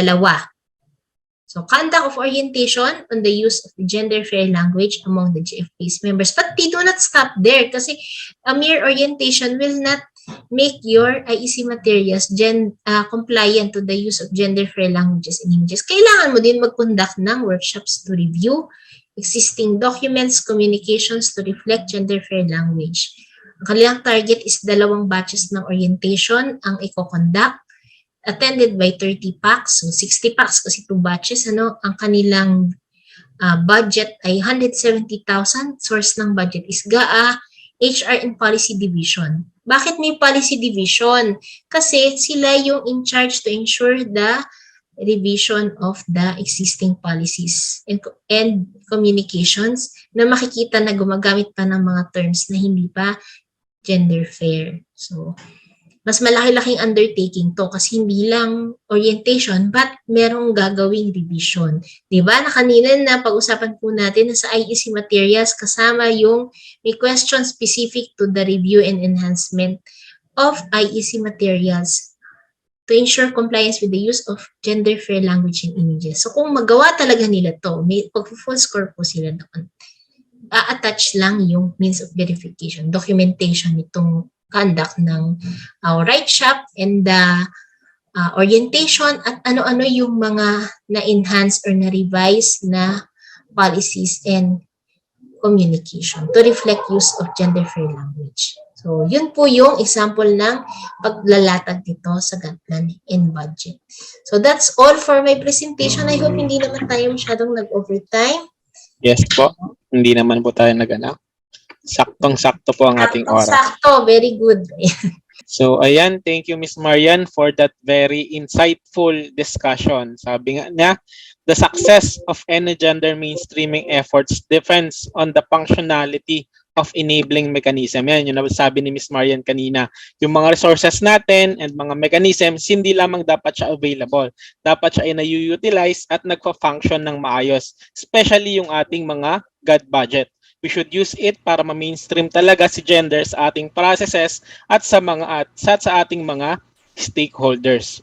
We should design programs, activities, and projects which will specifically address gender issues. At paano natin siya ma-address? Of course, we should conduct gender analysis by using these GA tools.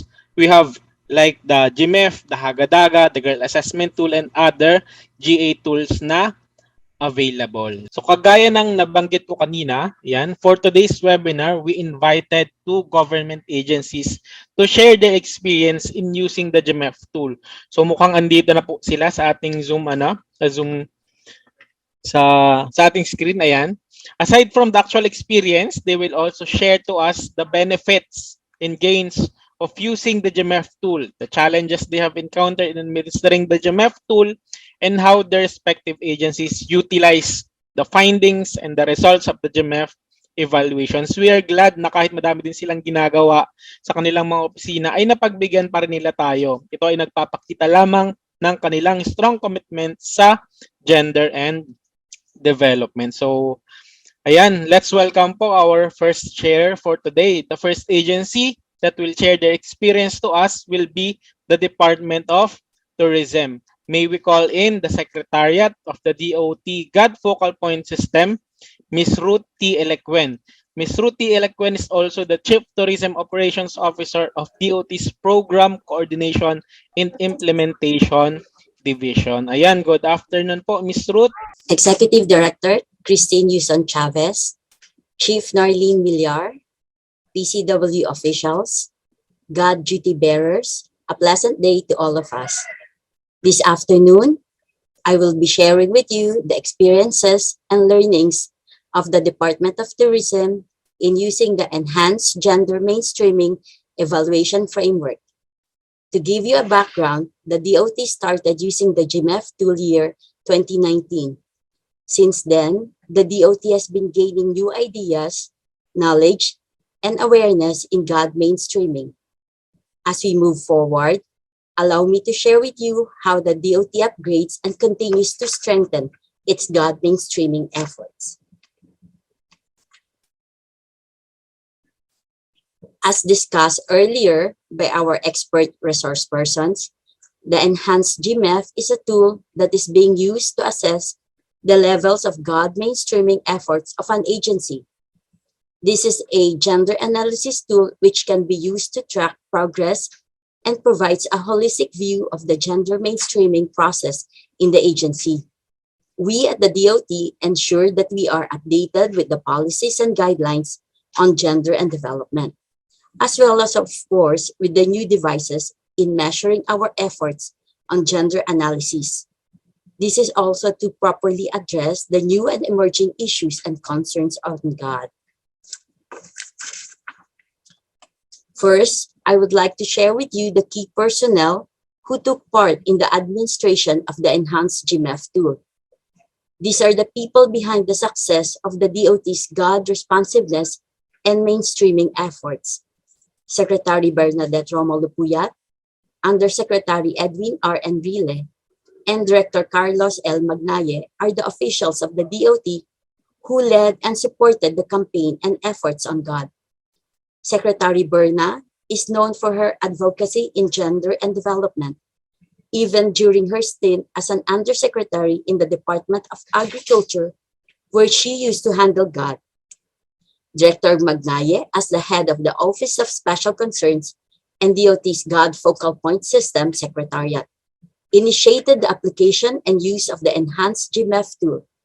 Director Magnaye's dream really is for the DOT to receive the PCW GAD Timpala Award. And I think, of course, this is also the dream of the whole DOT. Undersecretary Enrile, the GFPS Executive Committee Chairman, looks forward to the integration of gender perspective in all PAPs of the DOT and has his 100% support in the application of the GMEF tool to determine where we are in our GAD mainstreaming efforts. And of course, all our officials in the departments extended their full support and contribution on our GAD efforts. Likewise, the support of PCW has always been there since day one. During the top management briefing last November 4, 2021, Chief Nharleen Millar presented the recommended action points for gender mainstreaming in the DOT. With this, the officials and employees in the department were challenged and are now looking forward in achieving the goal of pursuing gender mainstreaming. The GAD Focal Point System Committee members, the GFPS Secretariat, and the Office of Special Concerns likewise stand as important pillars in the development of DOT's gender mainstreaming.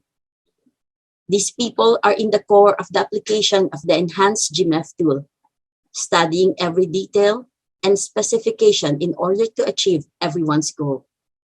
The concerted efforts of the officials and personnel in the DOT have resulted to many great heights in our GAD efforts. Each has an important role to contribute. This is one of the main reasons why the DOT achieved and continues to achieve a gender balance and gender equality in the organization. Now, I would like to share with you one of the results of the concerted efforts of the DOT. The DOT's 2020-2021 assessment resulted in a significant rise in its overall score from 30.53 in year 2019 to 64.81 in year 2021, a leap of more than 100% in score. This has raised the overall level of DOT from level 1 foundation formation to level 3 GAD application. The enhanced GMEF tool provides a self-assessment questionnaire that, when accomplished, will indicate the level of compliance of an organization or agency to gender mainstreaming. This provides a way for an agency like ours to diagnose areas of strength and areas for improvement.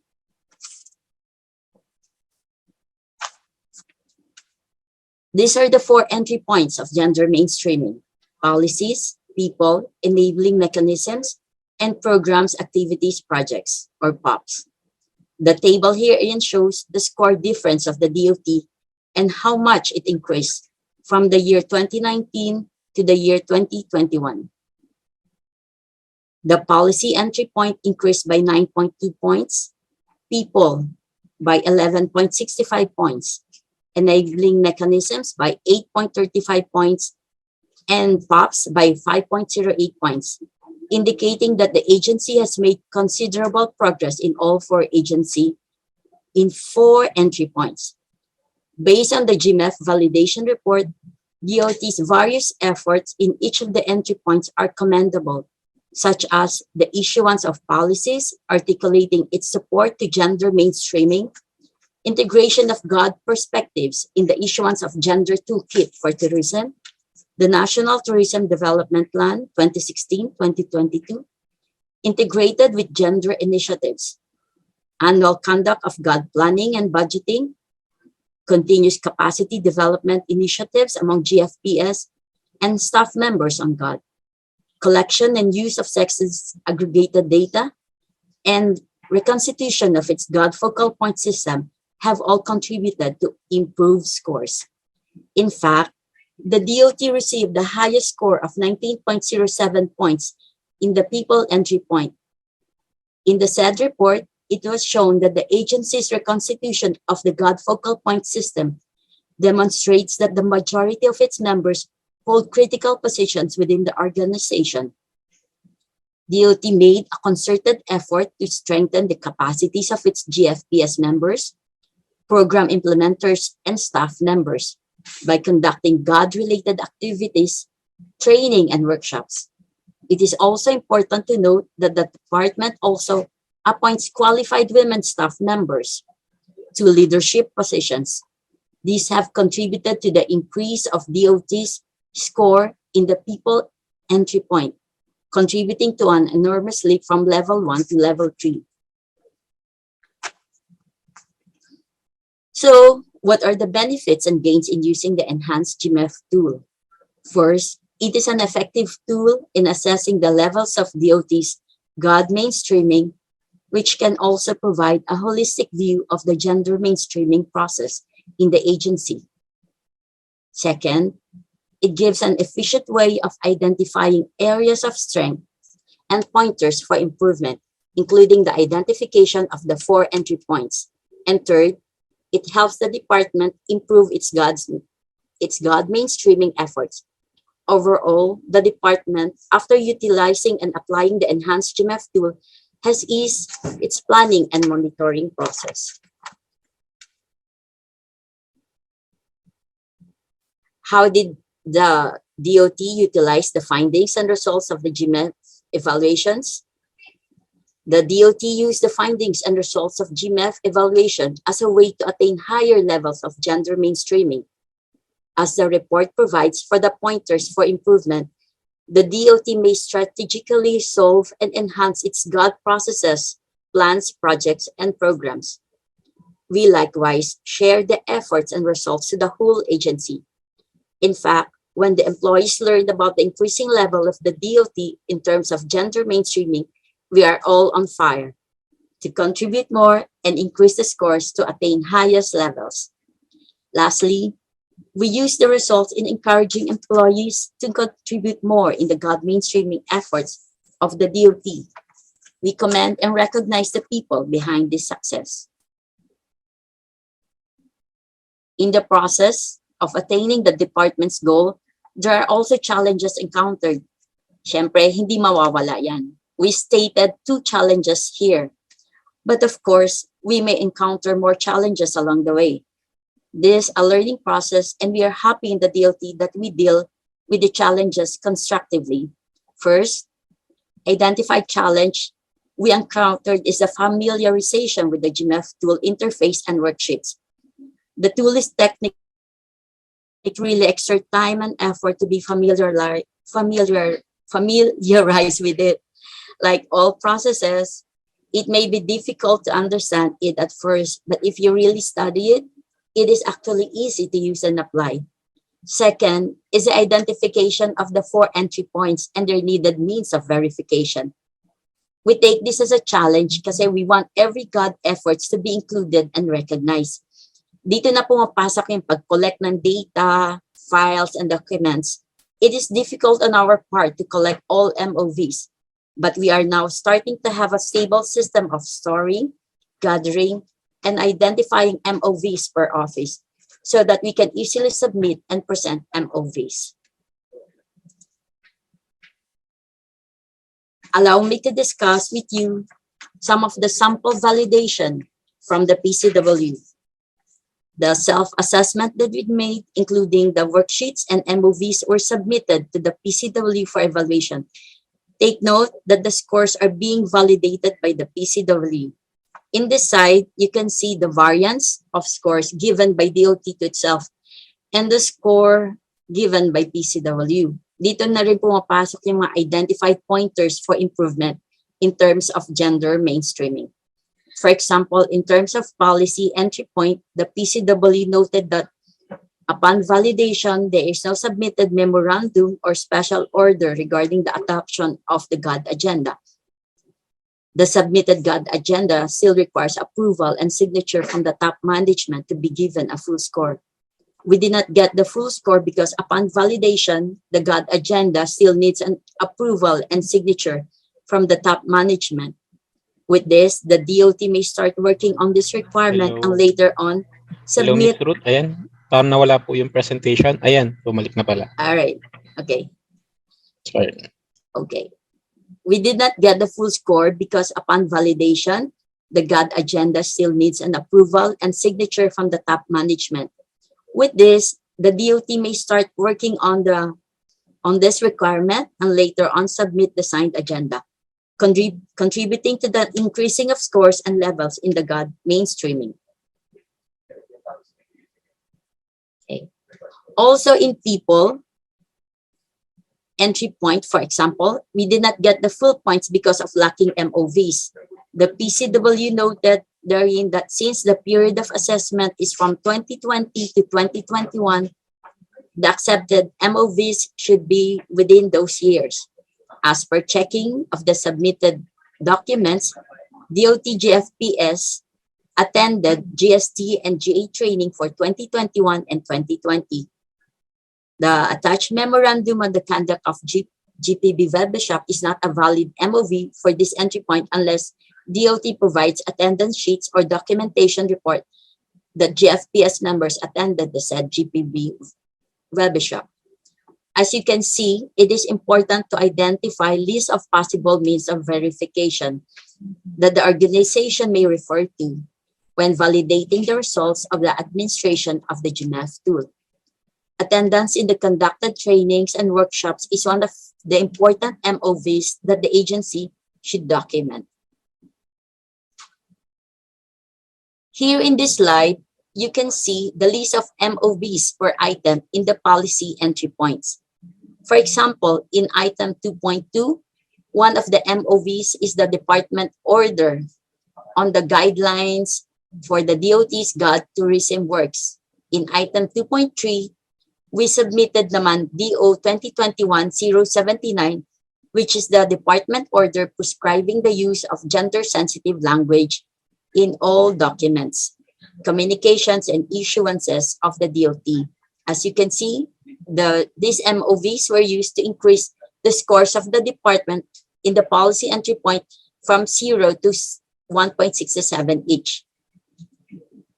For people entry point, okay, that's a DO. Okay, for people entry point, item 4.2 shows the submitted MOV Department Order 2021-047. This verifies that the department's top management directs the monitoring of the organization's GAD PAPs from 0 to 0.83. In the said department order, the secretary designated GFPS executive committee members and secretariat, contributing also to the increase of our people entry point. So this is how the scoring and validation is made. So that's our DO 2021-047. With all these experiences, starting from studying of the enhanced GMEF tool up to its application, the DOT has identified the best practices that we can share to all agencies present here. Among these are the support and encouragement of the agency's top management are really important, especially if you are on the initial stage of GAD mainstreaming process. Next, there should be one dedicated office who will focus on the management and utilization of GMEF tools. In the DOT, the secretary issued a department order constituting the GAD Focal Point System Executive Committee and Secretariat, who will focus on the management and utilization of GMEF tools. Further, there's also an office who is in charge of all GAD-related concerns, the Office of Special Concerns. Also, there should be a proper system of storing, gathering, and identification of data, documents, and other means of verifications for entry level. Like what I have discussed a while ago on the validation of MOVs relative to the conducted trainings and workshops, dapat they're all stored properly so that we can present them when needed for verification. And of course, we should carefully study the specifications in the GMEF tool in order for us to apply the tool effectively and efficiently. There's a handbook provided by the PCW, the Handbook on the Application of the Enhanced GMEF. This handbook was developed to provide the context of updating the GMEF and assist users on the application and interpretation of the results of the use of the tool. I hope that by sharing with you the DOT's experiences in using the enhanced GMEF tool, you may also be able to effectively assess and attain higher levels of GAD mainstreaming in your office. The DOT will continue to work towards attaining the highest level of gender mainstreaming that will result to having gender balance and gender equality in all its plans, programs, activities, and projects. Thank you and have a blessed day. Thank you, Miss Ruth, for your presentation. Sobrang ganda talaga kapag yung ating top management ay nakasuporta sa gender mainstreaming efforts ng ating bawat ahensya. It is nice that sa mga ganting session kung saan itinuturo natin kung paano gamitin si GMEF tool, meron tayong mga examples na naiipakita kagaya ng ginawa ninyo sa DOT. For sure, maraming nakuha ang ating mga participants base sa inyong experience. To share with us the best practice on gender mainstreaming as well as the challenges encountered in administering the GMEF tool, let us all listen to the sharing of the National Housing Authority. Yan. May we call in Ms. Dayan Lozel L. Masangkay, Community Support Service Officer of NHA's Community Support Service Division. She is also the former GAD Head Secretariat of the National Housing Authority. So yan, over to you, Ms. Dayan. So good afternoon to all the participants from the different agencies, SUCs, and LGUs. So I will share with you the gender mainstreaming evaluation framework of the National Housing Authority. a brief background, the NHA is mandated to develop and implement a comprehensive and integrated housing program in the country. With this, we are committed in mainstreaming and sustaining the gender equality policies and women empowerment efforts within the organization, as well as in the housing industry in general. So before we present the best practices, first we should know who are the key personnel that took part in the administration of the GMEF tool.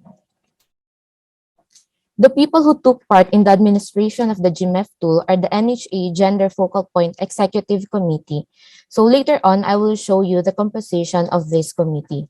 We ensure that the personnel who are part of our GFPS are from strategic positions that will ensure that we are strengthening the gender mainstreaming efforts of the authority. So second, what is the overall GMEF score of gender mainstreaming level of the agency resulting from the administration of the GMEF tool? So our overall score last 2019 that was validated by PCW is 72.02, which is the level 3 in the GMEF tool. So this 2022, we had our self-assessment, which resulted in an overall score of 82, overall score of 82.31, which is the level 4.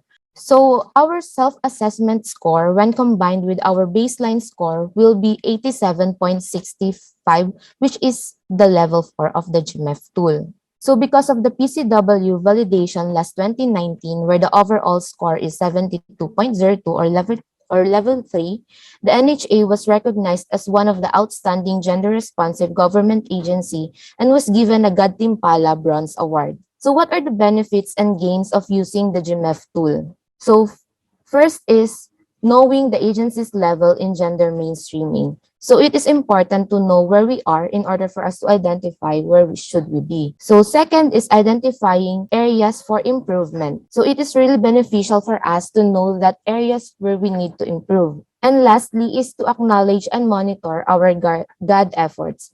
So it is vital to know that the areas that we need to improve in order for our programs and policies to be gender responsive.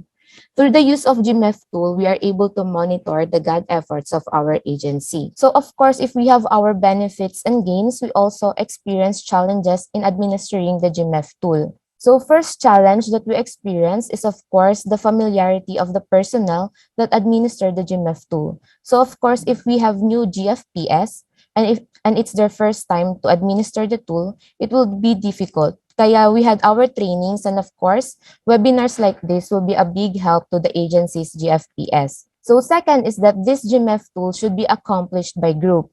It's a challenge kasi individuals cannot accomplish this by themselves except if they really knew and have all the MOVs needed. So lastly, since this should be accomplished by group, then this should be accomplished through series of meetings or sessions. Hindi natin siya mape-perfect lahat for one meeting since there are so many descriptors to answer and MOVs to present. So and now I'm going to present with you the best practices of the National Housing Authority focusing on the enabling mechanism and PAPs. So in order for us to mainstream gender in our agency, it is necessary to have a functional GAD focal point system. So in NHA, this is the current structure of our GFPS. We have the general manager as our GAD champion. Then the chairperson of our executive committee is the group manager of the Housing Support Services Group. We also have two vice chairpersons. One is the vice chair for finance and the other is the vice chair for policy. So the members of our executive committee are the heads of the technical working group together with our corporate secretary, regional managers, and the president of the Consolidated Union of Employees. So under the executive committee is the GAD secretariat that serves as the backbone of GAD effort at the authority. So and then we have these 5 technical working groups. So we have the Advocacy, Networking, and Public Communications Committee that leads the advocacy activities and development of IEC materials. So next is the GAD Database Committee that is in charge in development and sustaining the central hub for the collection, management, and dissemination of various GAD data. So then the Project Monitoring and Evaluation Committee that is in charge of monitoring and evaluation of the implementation of activities based on the GAD plan and budget. So next is the Policy and Program Development Committee that leads the formulation of the GAD plan and budget in response to the gender gaps and issues faced by the authority following the conduct of appropriate audits, analysis, and reviews. So lastly is the Capacity Development Committee that is in charge in the capacity development trainings for both employees and beneficiaries. We also have our regional GAD FPS for all the regions composed of the RGFPS head, technical working group, and secretariat. So they lead the micro-level GAD implementation of the authority. They formulate and implement GAD plans, activities, and programs for the housing beneficiaries. So in addition, we also have our partner organization, which is MOVE and Q. So next is the continuous monitoring of GMEF progress. So as mentioned earlier, our GAD FPS, especially the executive committee, are the key personnel that administer the GMEF tool in our agency. So we continuously monitor our GMEF progress. In fact, the picture shown in the latest meeting of our GFPS regarding our GMEF this May 2022. So next is the Men Opposed to Violence Against Women Everywhere NHA chapter. So this is the next best practice that the agency have. So they are a group of men employees who are actively involved in the elimination of violence against women. So they implement different activities for both male employees and beneficiaries. So next is partnership with other government agencies. So in here, we partnered with TESDA for our project on women beneficiaries economic empowerment. This one is we partnered with DSWD for our seminar on violence against women and children. It is important to partner with different agencies for our GAD efforts since isa po iyan sa ating mga MOVs. Next is we have our breastfeeding station. This is in consideration of our women employees' needs when it comes to privacy and equipment when they are lactating. So next is we also have our daycare center. This is also one of our enabling mechanism and of course in support for NHA employees, especially solo parents, to be more productive at work while carrying out their role to provide socialization and nurturing of their children. So we also observe and participate in GAD-mandated celebrations like Women's Month and observation of the 18-day campaign to end vow. So this Women's Month 2022, we had an exhibit that features our women managers in NHA. Next is we continuously consult with GAD experts like Ms. Maria Clara Ignacio in strengthening our gender mainstreaming efforts. We also have gender education or capacity development trainings for our employees. So we have gender sensitivity trainings and other related laws, gender analysis training, and GMEF training. Also, GAD is introduced in our NHA orientation for new employees. Of course, if we have gender education for our employees, we also have our capacity development trainings for our external clients or beneficiaries like gender sensitivity training. We also have our internal GAD resource pool of trainers. They are the ones who trained our housing beneficiaries on gender education. So next is we ensure that our GAD corner are always updated. So we have a GAD section in our NHA website and also our GAD bulletin board located at the NHA main lobby. We also have our collection and generation of sex disaggregated data through the profiling of employees and training records for our internal clients, while through community building and support services and socioeconomic profiling for our external clients. Of course, annually, we conduct GAD planning and budgeting session and year-end assessment to ensure that we are addressing gender issues in our agency or in NHA project sites. We also have our IEC materials. So one of it is GAD is being featured in our NHA news magazine that is being published quarterly. We also have formulated our GAD agenda or strategic framework. So you may wonder, how do we mainstream gender in our housing programs? So to ensure that our policies and programs are gender responsive, our GAD Policy and Program Development Committee conducts gender analysis through the application of the Harmonized GAD Guidelines Checklist. Also, we ensure that our housing design are gender sensitive. The NHA has standardized its designs, addressing the need for protection and privacy of women and children beneficiaries.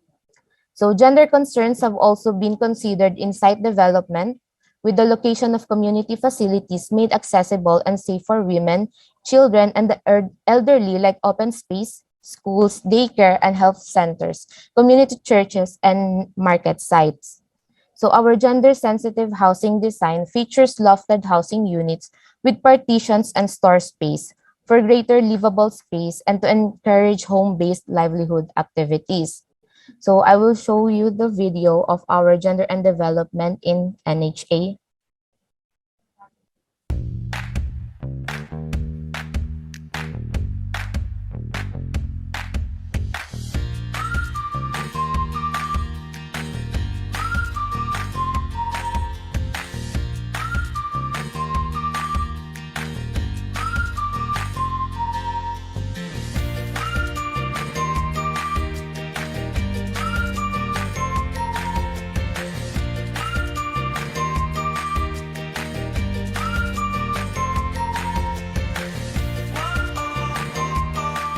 The National Housing Authority, under my leadership, has crossed a very important highway in our policy and under Duterte administration and my administration as the general manager. We see to it that all our programs, projects, and policies are geared toward gender sensitive, and that is being able to factor in both men and women in the development.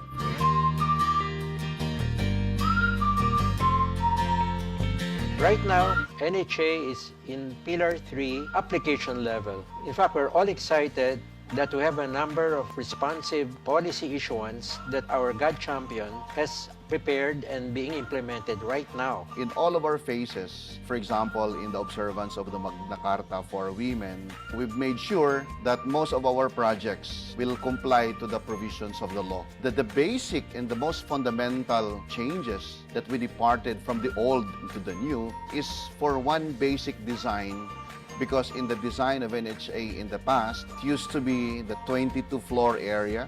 But during my time, we've increased the 22 to 26 and to 28. It has become more livable and it has more spaces available.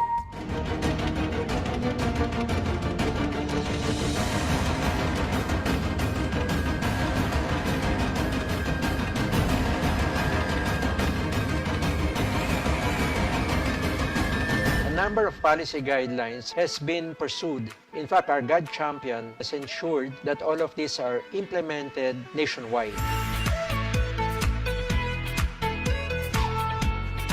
The problem on privacy has been achieved, has been responded positively by our administration right now. You have the father, the mother, the children, all lumped together, and there is no sense of privacy. So what I did actually, especially in one of our projects in Tagum, we made it lofted already to provide 50% of the base structure. So it makes 33 square meter already for floor area. And that will respond to the requirements of privacy for women as well as for children. In the guidelines, in the site selection, site suitability, and site planning, the same gender framework has to be inputted. So we make sure that they are comfortable in having to ride on a van. Of course, the cargos will be handled by the cargo truck. But our passengers, our beneficiaries, we have become so sensitive with their particular needs. And to pursue greater efforts for GAD, an office order for 758 was signed by our GAD champion to strengthen the GAD focal point system, making all the regions being the GAD main focused entity to pursue the GAD programs.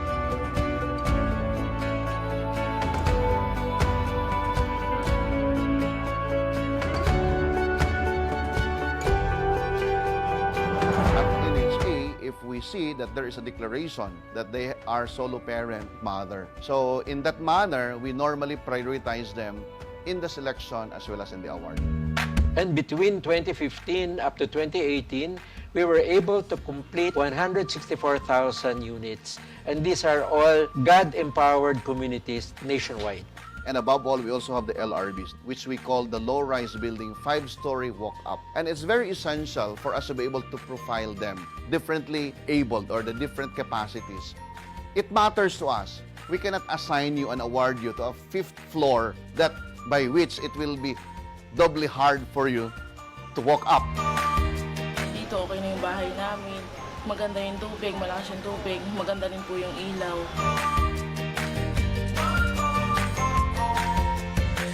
Ngayon, nagpasalamat talaga ako ng malaki na nakalipat kami dito. Kaya ito na po yung nangyari na nakasama ako sa NGA.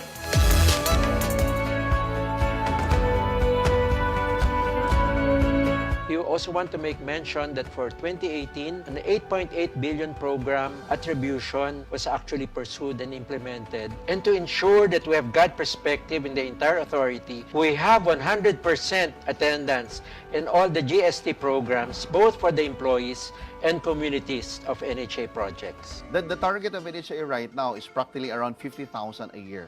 So we intend to produce 50,000 housing units per year. So that is our tough target by which we hope to deliver this on time and on budget to all of the beneficiaries. And at this point, we would like to thank the chairperson of PCW, Rodora Bukoy, and her outgoing executive director, Emeline Bersosa, for making us GAD mainstream agency.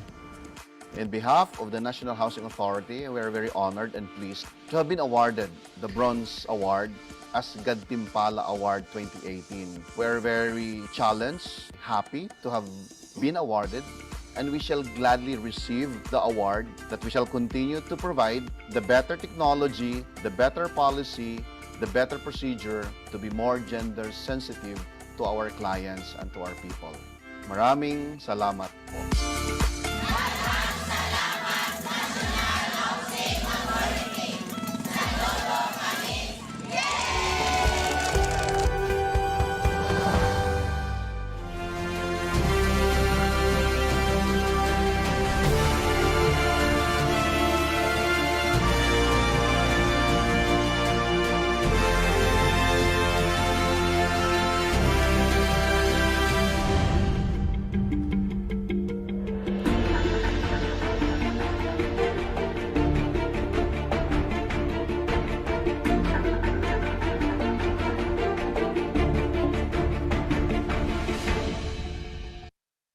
Ayan, I hope nakita nyo po ang aming mga gender-responsive programs.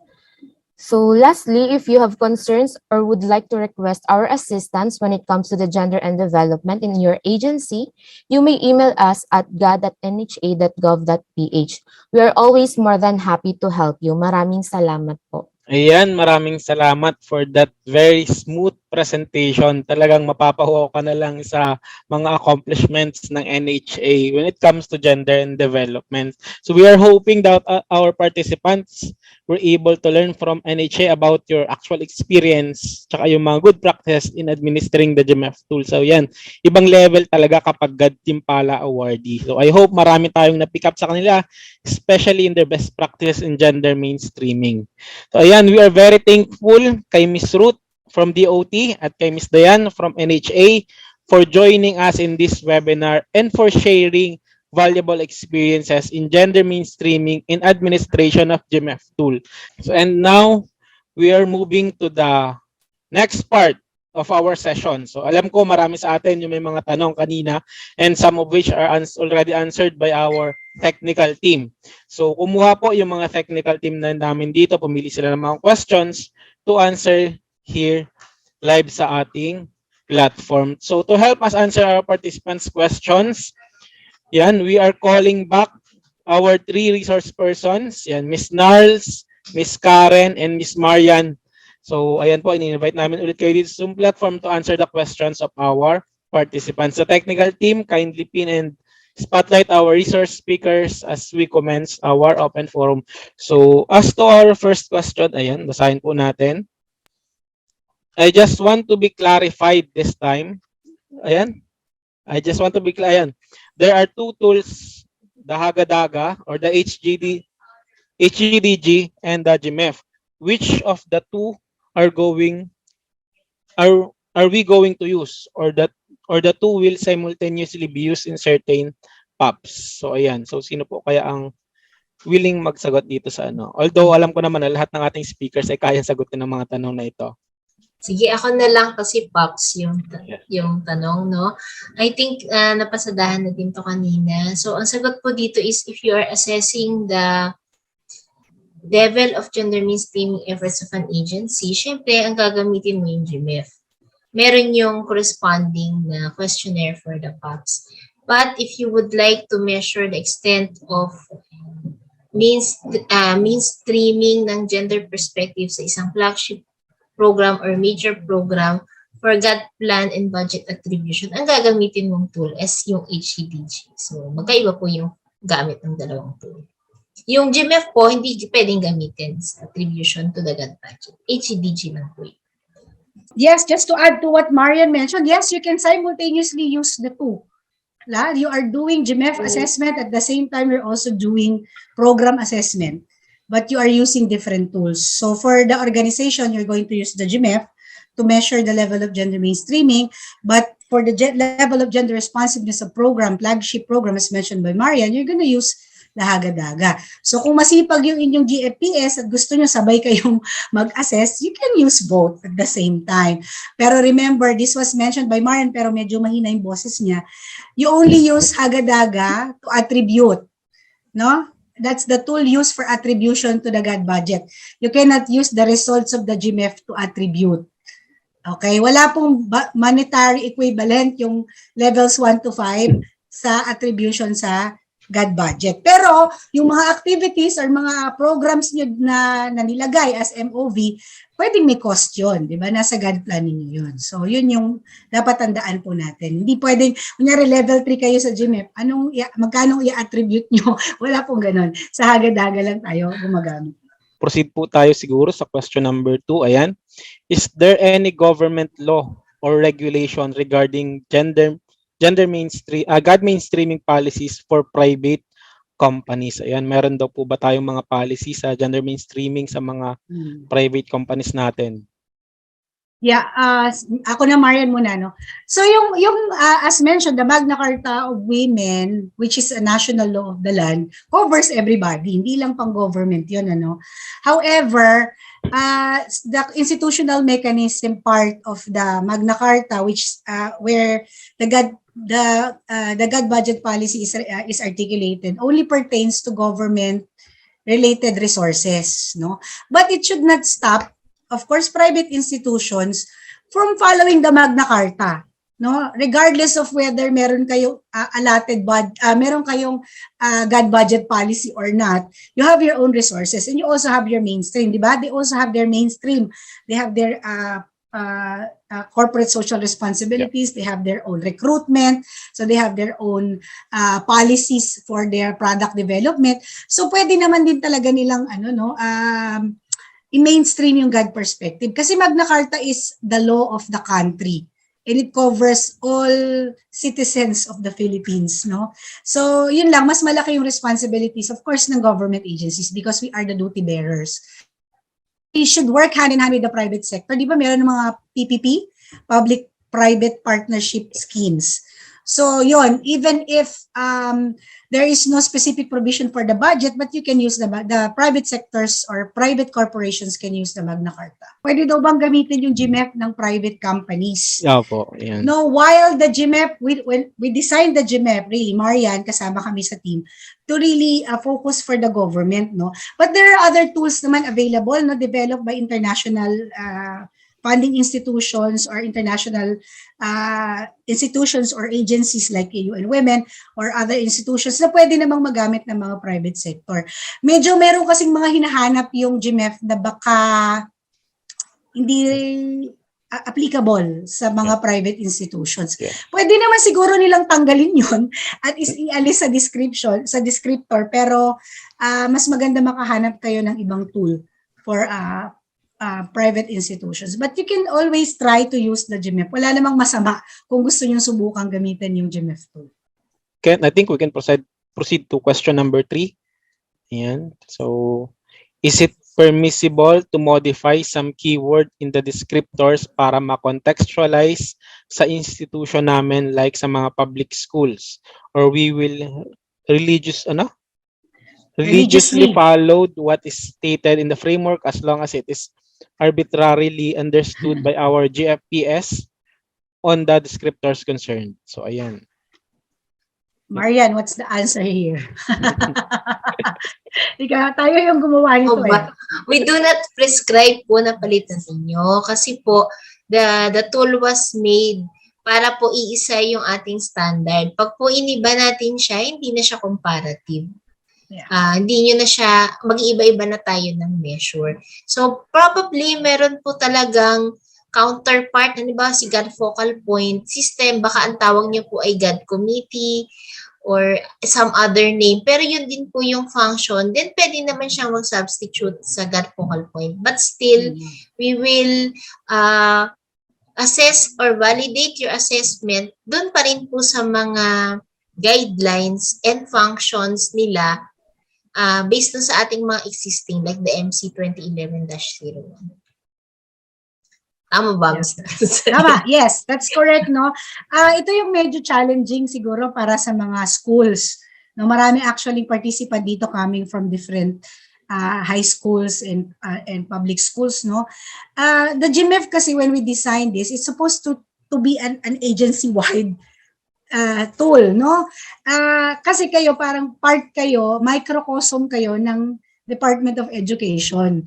So hindi kayo big agency, mga ano kayo agents of DepEd, di ba? To implement the DepEd function. So parang hindi talaga namin didesign yung GMEF para sa inyo. It was really designed sa agency level ninyo, di ba? You are still an agent of the DepEd. So technically dapat pataas, no? Papunta sa DepEd yung assessment. So dapat if DepEd will conduct a GMEF assessment, makukover niya dapat including all the different public schools na meron siya, no? So parang wala sa isip namin when we were doing this. Nagagamitin ito ng bawat isang public school, no? Kasi supposed to be part kayo ng isang bigger organization. So baka kailangan pag-usapan ito sa institution level ninyo kung paano. But if you can use the GMEF at para makita nyo lang kung talaga bang nakaka-mainstream kami sa aming public school dito sa maliit na munisipyo namin, then by all means do that. Pero we cannot validate that, no? Kasi hindi naman siya yung point ng paggawa ng tool natin. So maybe there should be some kind of institutional coordination within the DepEd for your efforts at the ground to be inputted to the national efforts of gender mainstreaming. So yun siguro yun. Yan, let's proceed po sa ating fourth question. Yan. Is it okay to modify the questionnaire according to my level in the organization? Let's say from the organization to department. Ayan, kung pwede daw po bang baguhin yung questionnaire natin depende sa level sa organization. Related po yan doon sa naunang question, di ba, na kung pwede bang mag-modify. The way I understood the question, i-modify yung questionnaire according to, parang i-calibrate yung questionnaire kasi tawag dito, i-apply mo siya doon sa organization mo bilang department, ganun ba yun? Oo, so as explained earlier, yung GMEF tool naman talaga is designed, no, as a diagnostic tool for the organization. So ano na yan, it went through a thorough study din of all the descriptors na ano ba yung mag-a-apply sa mga organization. So siguro hindi advisable na mag-modify tayo ng questionnaire. Oo.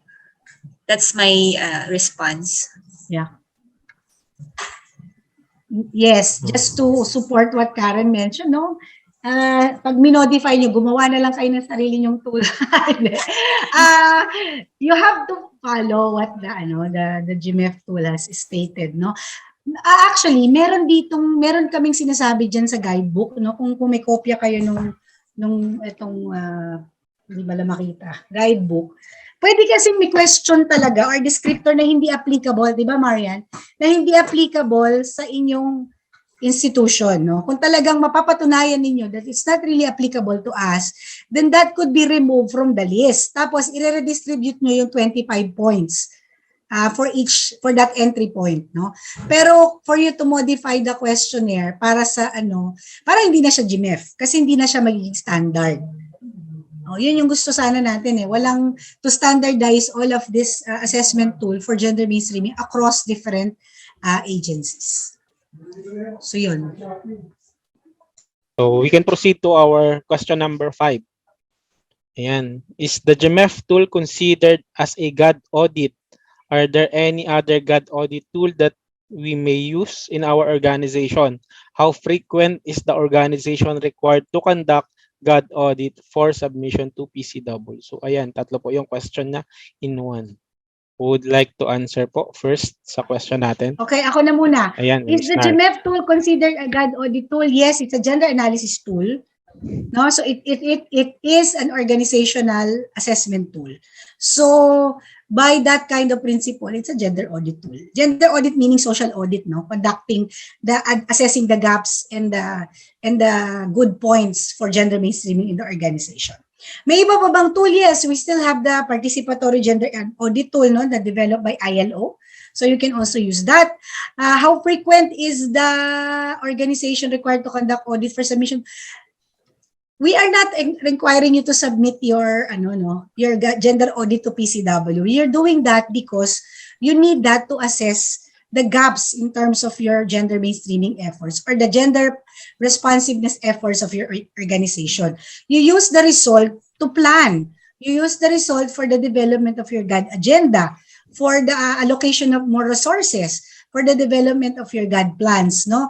But yung PCW, meron kasi kaming priority agencies, no? Meron kaming key implementing agencies sa division yun nila Marian na nire-require naming mag-submit ng mga annual GMEF assessment kasi gusto naming ma-measure kung talaga bang nagle-level up yung kanilang organization in terms of gender mainstreaming, so we can report that to the DBM and to the Office of the President. So, hindi namin minamandate, no? Hindi mandatory for you to submit unless you are a priority key implementing agency or priority agencies for the GMEF assessment of PCW. Malalaman nyo yun pag sinulatan kayo ni PCW.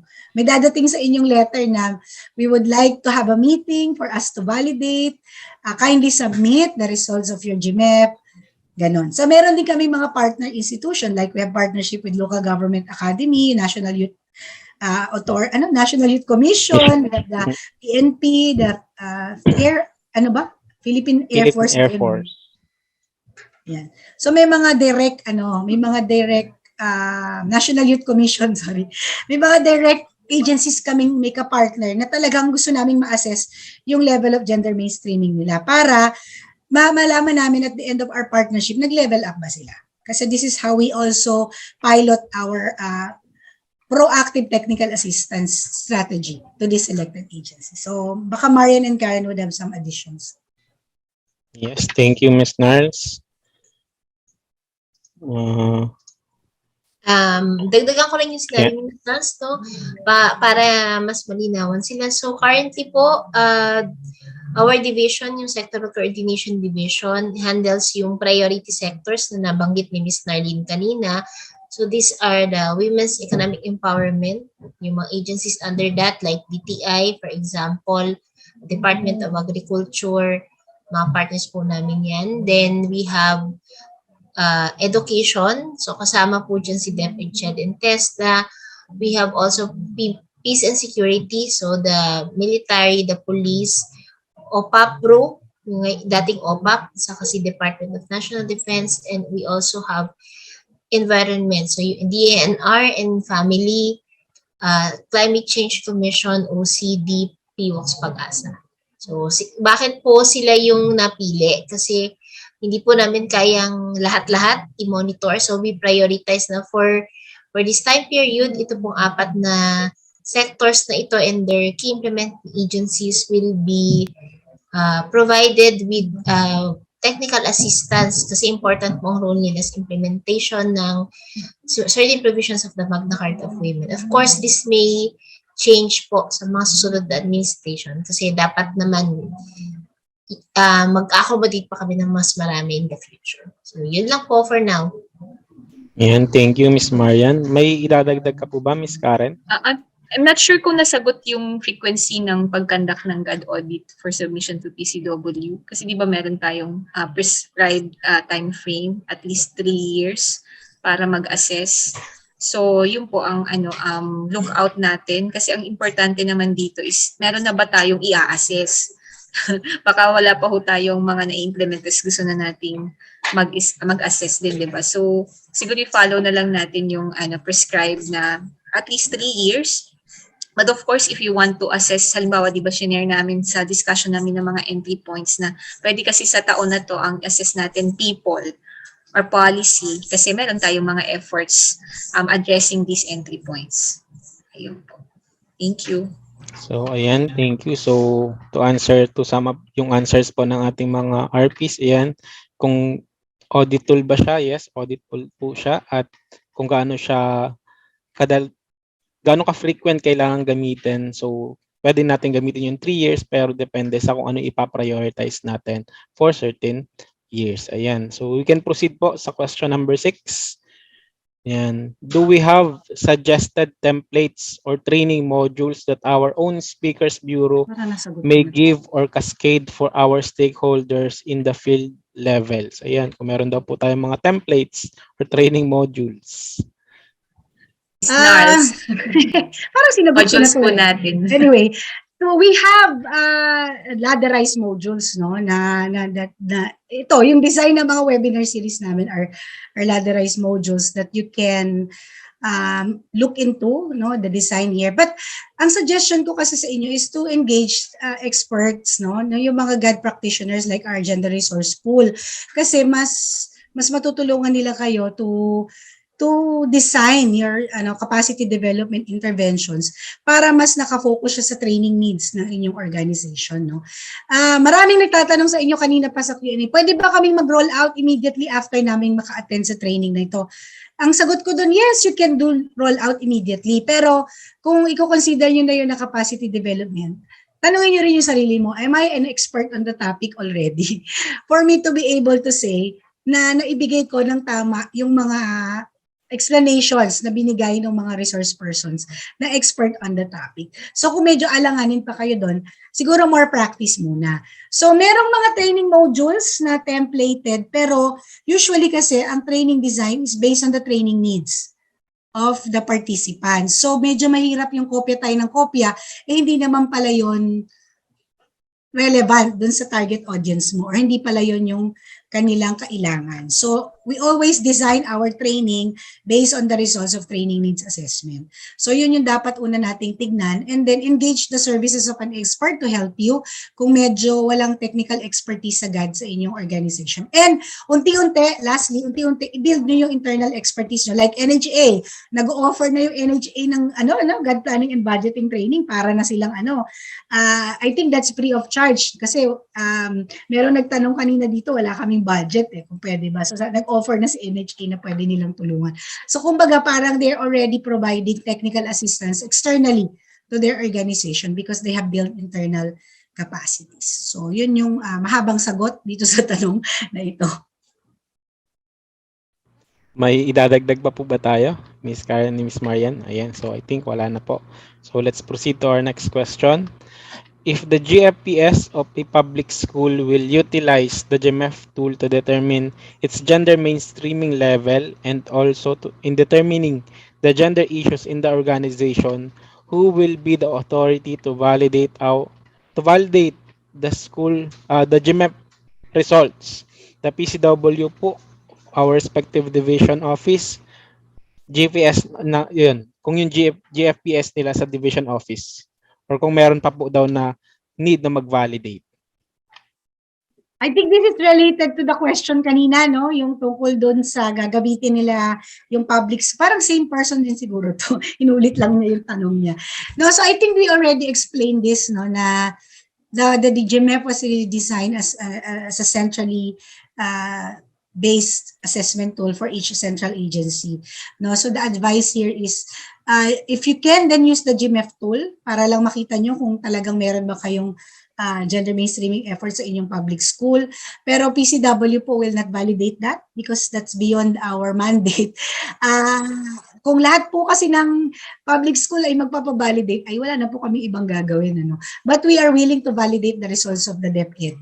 At kung meron po kayong contribution doon, then that will be considered also in the validation. Diba, Marian? Priority agency nyo yung, DepEd? Yes, ma'am.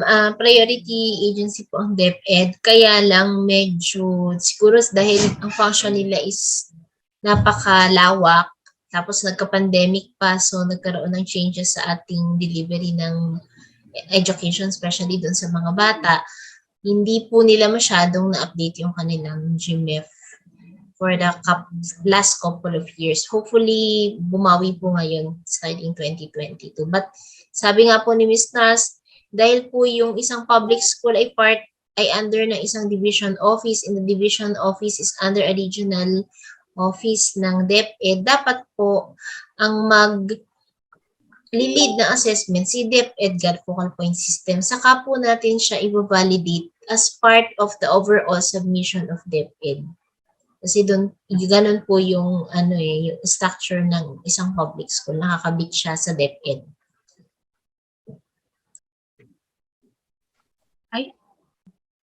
Mag-a-add din po sana ako na kung kailangan niyo ng parang assistance, you can tap kasi the external experts, our GAD resource pool members to help you validate kung tama po ba yung pag-accomplish ninyo ng GMEF questionnaire, tama po ba yung pag-rate ninyo using the descriptors. You can tap these external experts para matulungan kayo dun sa validation, so that you can come up with your own self-assessment also with the help of these experts.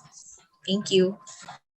Ay, add din pala ko, Car, in relation sa sinabi mo at saka kanina ni Ms. Nas, syempre, yung isang public school, they are also submitting yung GAD plan and budget entries nila. So, they are also expected by their parent agencies, DepEd, na mag-contribute. So, if nahihirapan po silang mag-identify ng kanilang GAD PAPs and they would like to use the GMEF, that is very welcome para sa ganong purpose. And I agree with Car, kung nahihirapan po kayo na mag-facilitate ng ganong discussion sa inyong school, then pwede po kayo mag-tap ng mga local experts. The professional fee of whom would be charged as part of your GAD expenses kasi nasa ko po sa DepEd. Ayan, I think we can proceed to our next question.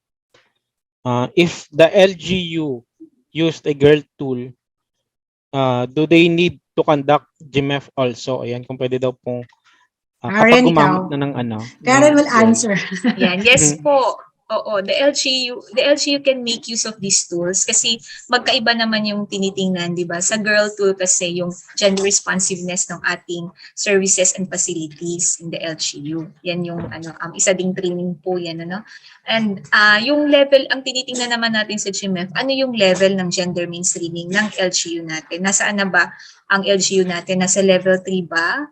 Or baka marami na tayong na-implement, ano na pala tayo, level 4 na pala tayo, or meron na, or nire-replicate na pala yung marami kasi tayong mga good practices din sa local level kasi mas malapit tayo sa mga constituents natin, di ba? We're able to address gender issues of our external and internal clients, lalo na very direct ang services natin sa mga marginalized. Ayan. So maganda na hindi naman kailangan na you only use this specific tool. You can use both. Thank you. Next question po tayo. Ang pagsagot po ba ng GMEF ay annually? So, ang references po for 2022 ay mga issuances or orders, policies, MOVs noong 2021. Nasagot na ito ni Ms. Nas, na ang nakalagay po sa ating guide, sa ating handbook is at least once every 3 years for you to be able to monitor. Kasi we understand na hindi naman po ganun kabilis magkaroon ng impact. But there are some agencies, yung mga priorities po na priority sectors na banggit ko kanina, na tinututukan po namin administer sila ng GMEF every year, lalo na po yung mga may partnership sa amin. Yung pong references for 2022, ito po linawin ko po, yung ating pong validation, ang ginagawa po ni PCW is we-validate. Yung nag-a-assess po ay kayo sa inyong agency. Kasi ang amin pong trabaho dito is i-make sure na tama po yung inyong pagkakascore, pagkakasagot based doon sa inyong submitted means of verification. So, ang ating pong ina-assess/validate is the year prior. Kung hindi po pwedeng 2022 yung inyong i-assess ngayon kasi hindi pa po tapos yung taon. So, 2021 po yung inyong i-assess for 2022 and ang mga issuances, orders, policies, and MOVs po ninyo, tama po kayo, yung year na yung ina-assess. But that doesn't mean na magbaback to zero po yung score ninyo ha kasi ito naman po efforts na ito, it builds on your previous efforts. Kaya tayo tumataas hanggang level 3, level 4, level 5. So kung ang GAD agenda po ninyo, for example, was issued in 2018 and you're still implementing it until now, hindi po natin tatanggalin yung score ninyo kasi 2018 siya na-issue. May score pa rin po kayo doon as long as you're still implementing. Unless tapos na po yung period ng implementation at hindi na kayo gumawa ng bago or wala kayong parang policy issuance na nagsasabi that you will extend the implementation for the next 2 more years, ganyan. So, ganun siya binavalidate. Okay. Ayan. I hope na-clarify po yung question ng ating isa sa ating mga participant. We can proceed siguro sa sunod na question po, ano? Ayan, question number 10. Good morning po, ma'am. Isa sa good morning, kinopya pa ng tech team, ano? Good morning po. Isa sa mga natutunan ko sa last session, mga last years sa inyong attribution ng HGDG results sa GAD plan and budgeting. My concern is maaari po bang mag-undergo ng attribution ang GMEF results for GAD plan and budgeting or yung results ng GMEF ang maging basehan to design a project na i-assess ng HGDG. Thank you so much. Sagot na ni Ms. Nars. Yeah. So, ulitin lang natin siguro, Marian, no? Pero ito kasi, parang pag inintindi natin, maaari po bang mag-undergo ng attribution ng GMEF results? Hindi. Ang sagot doon, hindi. Because GMEF is not an attribution tool. Or yung result ba ng GMEF ay pwedeng maging basihan to design a project? Yes. No, especially, for example, in the PAPs entry point, may hinihingi siya dong, did you conduct impact assessment of a particular project? So if you are already implementing a particular project and nakita nyo wala palang impact assessment and you want to enhance that project, then you can do so and then you can assess that project kung i-attribute siya sa GAD using the HAGAD-AGA. So pwedeng may input coming from the results of the GMEF towards your program or towards your flagship programs or flagship project na pwede namang ma-assess using the HAGAD-AGA tool. So magka-align sila kung yung result ng GMEF ay kailangan may i-modify na na specific program na ini-implement nyo na hinahanap pala ng descriptor. So yun yung link niya. But again, let's reiterate, GMEF, even if it's an organizational assessment tool, is not an attribution tool. Okay? It's a gender analysis, gender audit, self-assessment tool to measure the level of gender mainstreaming of the organization. Yan, last question na po natin. So ayan, is GMEF the best tool to assess GAD implementation in educational institution or organization? Ayan. Siguro ang daming participant dito na taga-DepEd. Marami pong taga-DepEd siguro tayong kasama. Marian, what do you think? Parang pag sinabing best, sobra naman, baka hindi. I would say na yes for now, unless papalitan natin, Ms. Nars, kasi ang option kasi nila is to do the GMEF, to use the GMEF or to use the PGA. Ito kasi yung dalawa na well-known na gender audit tool. Hindi ko po isasama dito yung HAGAD-AGA kasi yun po ay for programs. If you want really the holistic assessment of the organizational efforts on GAD, mahirap po na HAGAD-AGA lang kasi yun focus lang sa program. So kung gusto niyo yung pangkalahatan, I would say that for now, GMEF po yung mas magandang gamitin because of the following reason. Number one, syempre bibida ko na. Nandito kami ng PCW to help you. Meron pong clear handbook kung paano i-interpret yung results. Pangalawa, dahil siya po ay organizational or self-assessment tool, hindi nyo po kailangan magbayad ng consultant. Si PGA po kasi, ang naging comment sa amin ng mga nag-undergo ng PGA, kailangan po nilang mag-hire ng outside consultant. At syempre, mas mag-i-incur po ito ng cost sa agency. So kung medyo tight po ang ating budget or hindi ito yung naisama sa ating previous GAD plan in budget, mahihirapan po kayo. Ayan. Tapos, when we interviewed 2 agencies na nagawa ng PGA at nag-GMEF din, namely NEDA and PAPCOM, sabi nila more or less pareho din naman yung naglumabas na results. Mas in-depth lang in some parts sa PGA kasi yun, maraming interviews na ginawa yung consultant sa lahat ng mga tao within the agency. Pero in terms of levels, more or less nagkakahawig sila. So, kayo na po ang bahala. If you have extra budget, then di naman po namin kayo pipigilin. In fact, we will encourage you to undergo the PGA also. But you can, of course, use the GMEF. We prescribe you to use the GMEF to assess your gender mainstreaming efforts. And sana din po, we will appreciate it if you can also furnish us a copy of the results para masama din po namin kayo sa mga agencies na nire-report namin sa DBM and sa Congress and the OP. Maraming salamat po sa mga resource person natin sa pag-accommodate ng mga questions ng ating mga participants. Pero kung meron pa po kayong mga katanungan siguro na hindi na itanong dito, pwede nyo pa rin siyang ilagay sa chat box kasi hanggat hindi naman natatapos yung webinar natin, patuloy itong sasagutin ng ating technical team. So thank you po sa ating lahat. And now po, I would like to invite yung ating mga sharers, si Ms. Ruth from the Department of Tourism and Ms. Dayan from the National Housing Authority to award the Certificate of Appreciation. Siyempre po, kami po ay nagpapasalamat sa pag-attend ninyo sa amin today. So allow me to read the citation po. Certificate of Appreciation.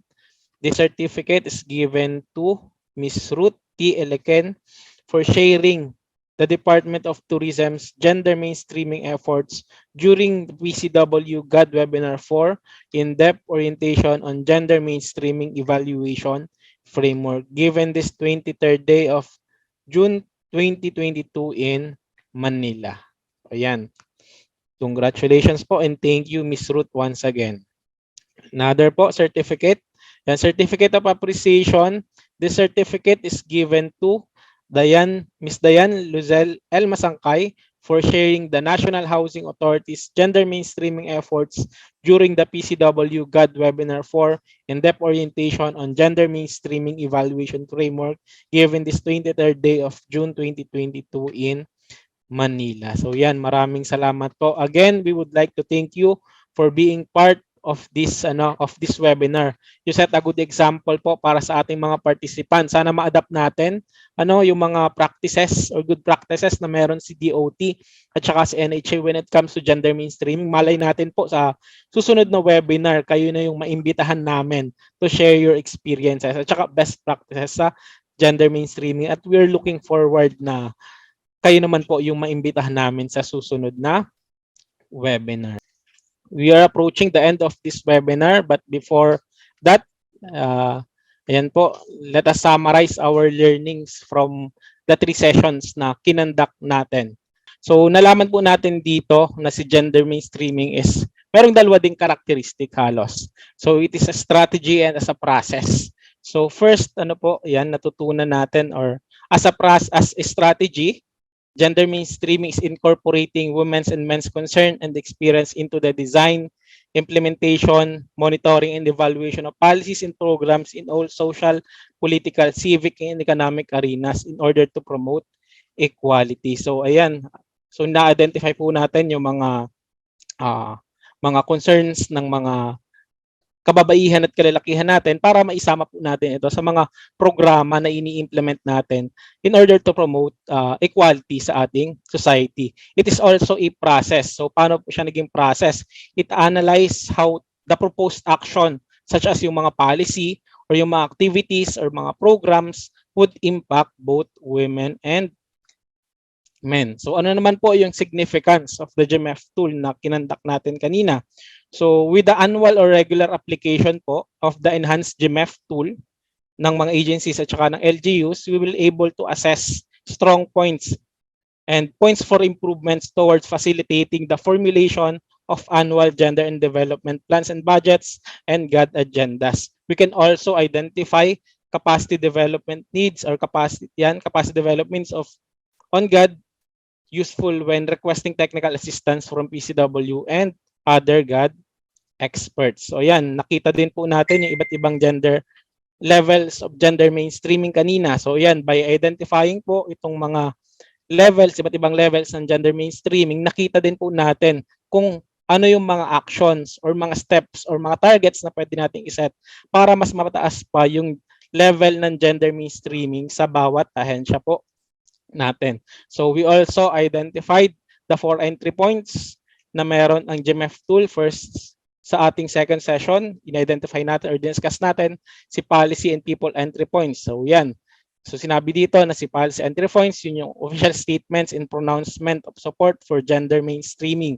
So ito po yung nagbibigay support or nagbibigay ng kapangyarihan or mas nag-i-empower pa dun sa mga gender mainstreaming efforts natin kapag syempre may backup tayo ng ating highest decision-making body. Dito naman sa people entry points natin, so syempre, tinutukoy dito yung mga relevant stakeholders who take on the work of gender mainstreaming and are important to agency's success with gender mainstreaming. Ang isang concern lang po natin dito, kagaya na nabanggit ni Ms. Karen kanina, is yung movements ng mga tao sa organization.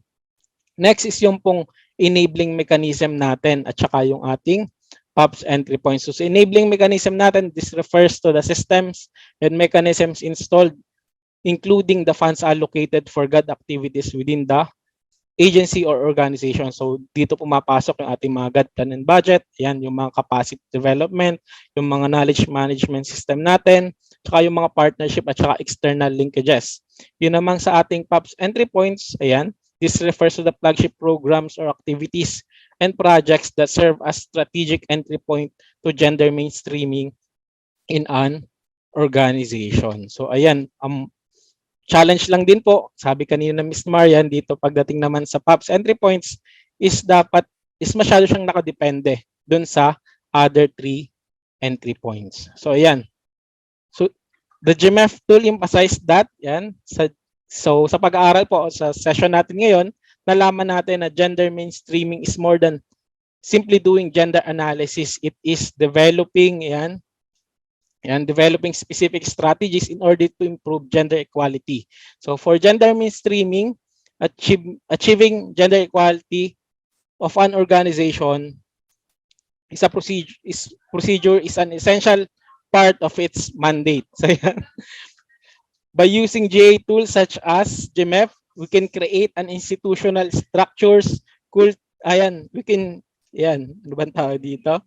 can create a shift of institutional structures, cultures, and practices such that gender issues will no longer be considered as a minor concern. So yan lamang po at yan ang ating summary.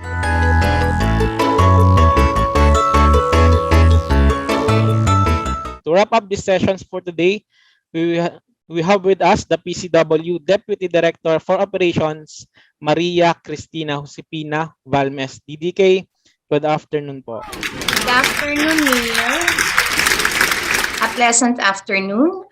Fellow GAD advocates, I would like to thank all of you for staying with us as we conclude the 4th series from our 2022 PCW GAD webinar offering entitled In-Depth Gender Mainstreaming Evaluation Framework Tool, or GMEF. There were 930 individuals from various government instrumentalities, private institutions, and civil society organizations who registered for this training session. Although We have only a little below 600 participants right now. But we are still very grateful to all of you for staying on. Sana po patapusin nyo muna ako at mag-picture taking muna tayo bago kayo tuluyang umalis. I could say that this specific webinar truly showcased the expertise and knowledge of our PCW employees, since all our resource speakers are from PCW's very own divisions who imparted informative and substantive knowledge on how to properly use the GMEF tool in measuring the extent of gender mainstreaming efforts in both national government agencies and local government units. My sincerest gratitude to our excellent speakers today. First, of course, Ms. Nharleen Santos-Millar, the TSRCD Chief GAD Specialist, for providing a thorough discussion on the introduction to GMEF to emphasize gender mainstreaming as a major strategy to integrate gender perspectives in institutional policies, programs, and activities. To Ms. Karen Dagnalan D., the Supervising GAD Specialist of the TSRCD NGRP team, for guiding us well through understanding the importance of policy and people to agencies' gender mainstreaming efforts. To Ms. Marian Christine V. Delgado, our Supervising GAD Specialist from the Sectoral Coordination Division, for graciously imparting her knowledge on enabling mechanisms and programs, activities, and projects, or PAPs, which are also included in the GMEF's entry points. And of course, to our host, Mr. Ryan Neil Rodil, a GAD specialist from the TSRCD, for enthusiastically facilitating our session for today. I would also like to thank Ms. Ruth Elequin, the Chief Tourism Operation Officer of the Department of Tourism's Program Coordination and Implementation Division, and Ms. Diane Luzelle Masangkay, the Community Support Service Officer of the National Housing Authority's Community Support Service Division, and the former GAD Secretariat Head of NHA, for sharing their experience in using the GMEF tool to mainstream GAD in their respective agencies and organizations. I hope their presentations inspired all of you to also replicate their accomplishments in gender mainstreaming in their respective agencies. Thank you also to our sign language experts who are with us today. Maraming salamat po. And lastly, congratulations to the Technical Services and Regional Coordination Division, the TSRCD team, headed by Ms. Nharleen Santos-Millar, and the National GAD Resource Pool team, comprised of Kim Ann, Karen, Joven, Nina, Colleen, Solen, and Mai, for spearheading this webinar series and ensuring that all preparatory works are executed and the flow of the sessions are smooth and seamless. As a reminder, I would like to share that another gender analysis tool will be the main subject matter of our upcoming webinar 5, entitled Beyond Attribution, the Use of Harmonized Gender and Development Guidelines, or the Hagadaga to mainstream GAD elements in the project development cycle. May nakita po kaninang nagtanong kung kailan itong webinar na ito. So ito na po, the Hagadaga tool will guide project managers and implementers in integrating gender perspectives in agencies, development programs, and projects. Details on the final schedule and opening of the registration will be posted on our Facebook page and official website later. Pakibantayan na lamang po ito. To formally close this webinar, we encourage all of you to continue your journey with us in creating a gender-inclusive, women-empowered, and gender-equal society for everyone. Muli po, maraming salamat at pagpalain po tayong lahat. Ayan. Thank you so much, DDK, for that wonderful message. So ayan, kagaya po na nabanggit ni DDK kanina, yung amin pong susunod na GAD Webinar 5 is gaganapin po sa August. So pakiantay na lang po yung official date at saka official date ng registration sa aming website at saka sa aming official Facebook page. So ayan po sa ngayon. At this point, we will have our photo opportunity po. You may now open your camera po para dun sa mga nag-raise ng hand kanina at na-promote na as panelist. Ayan. So, ayan. Ilan na po ba tayo?